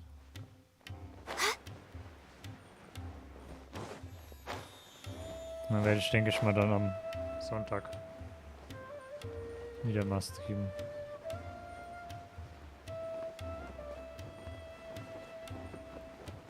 Ja. So sieht's aus. Im Schneckenhaus.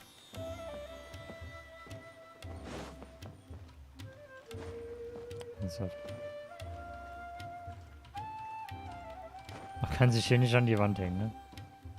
Das geht nicht. Ne. Doch, hier geht's. War scheiß Blick. Du kannst ja im Wasser schwimmen. Bin ich jetzt wieder raus? Oder ich komme wieder raus? Ja. Dann machen wir das so.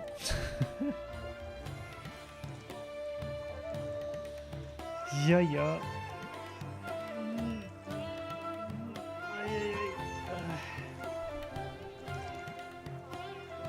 Du gehst in Kameramodus. Oder was?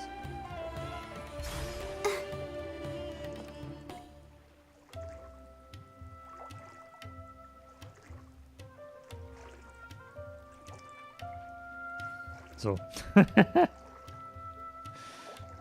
Perfekt.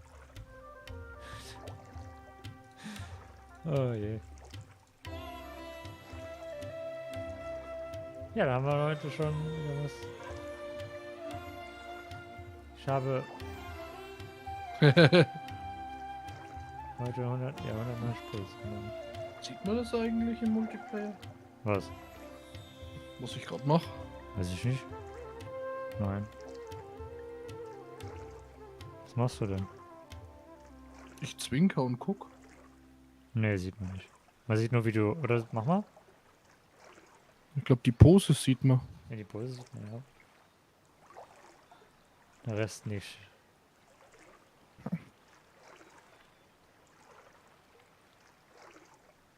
Gibt eh nur 2 Dinge. Wie ist das dumm?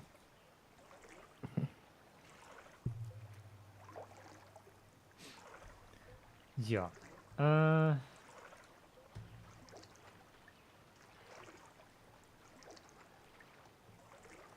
wir noch einen reden? Ich weiß nicht. So, überhaupt noch jemand? Portugiesisch? Nee, auf Deutsch gibt's keinen.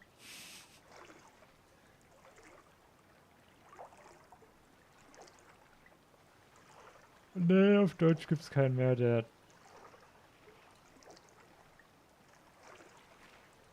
der Genshin spielt.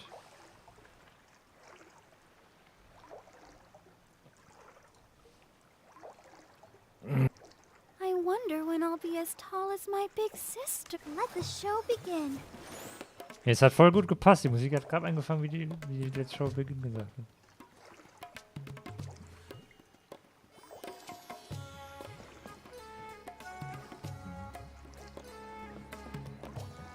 Doch, jetzt sind noch Kanäle auf Deutsch.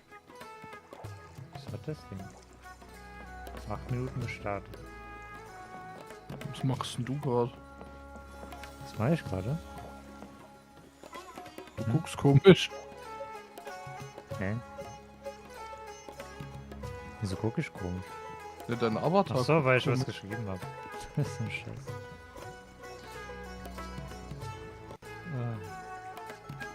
Da bin ich vor 6 Stunden. 5 Stunden. A blade embraces its duty.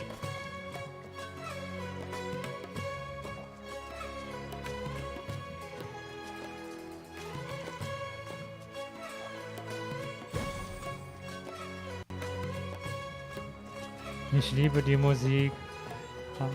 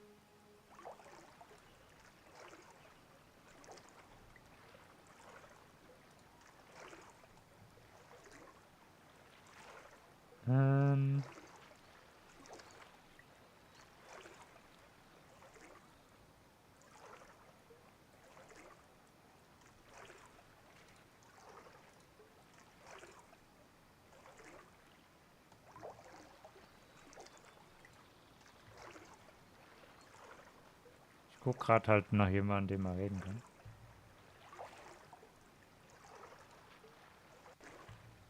Ja, ich kann mal den, der gerade angefangen hat, nehmen.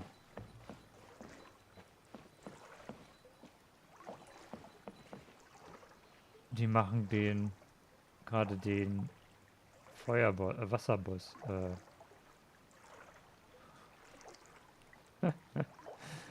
den Wasserboss, der wird auch schon ewig nicht mehr gemacht.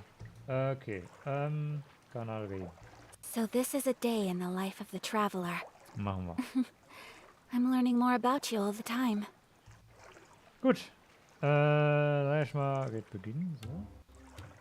Geht das? Gut. Gut, dann würde ich mal sagen, danke fürs Zusehen. Für alle, die da waren. Und, Kevin, danke, dass du auch da warst. Ich meine, du bist sowieso immer da. Und, ups. Ja, dann würde ich mal sagen, Ich hoffe, wir sehen uns dann bald wieder. Morgen tut der KKF Livestream. Also. Ja, Kevin, du musst doch mal, wenn du live gehst, im Discord das posten, ne? Sonst sieht das ja keiner, ne? Ich bin froh, wenn der Stream überhaupt startet, bevor wir mal das Spiel nicht wieder 60 GB runterladen muss. Ja, gut. Gut, dann würde ich mal sagen, danke fürs Zusehen und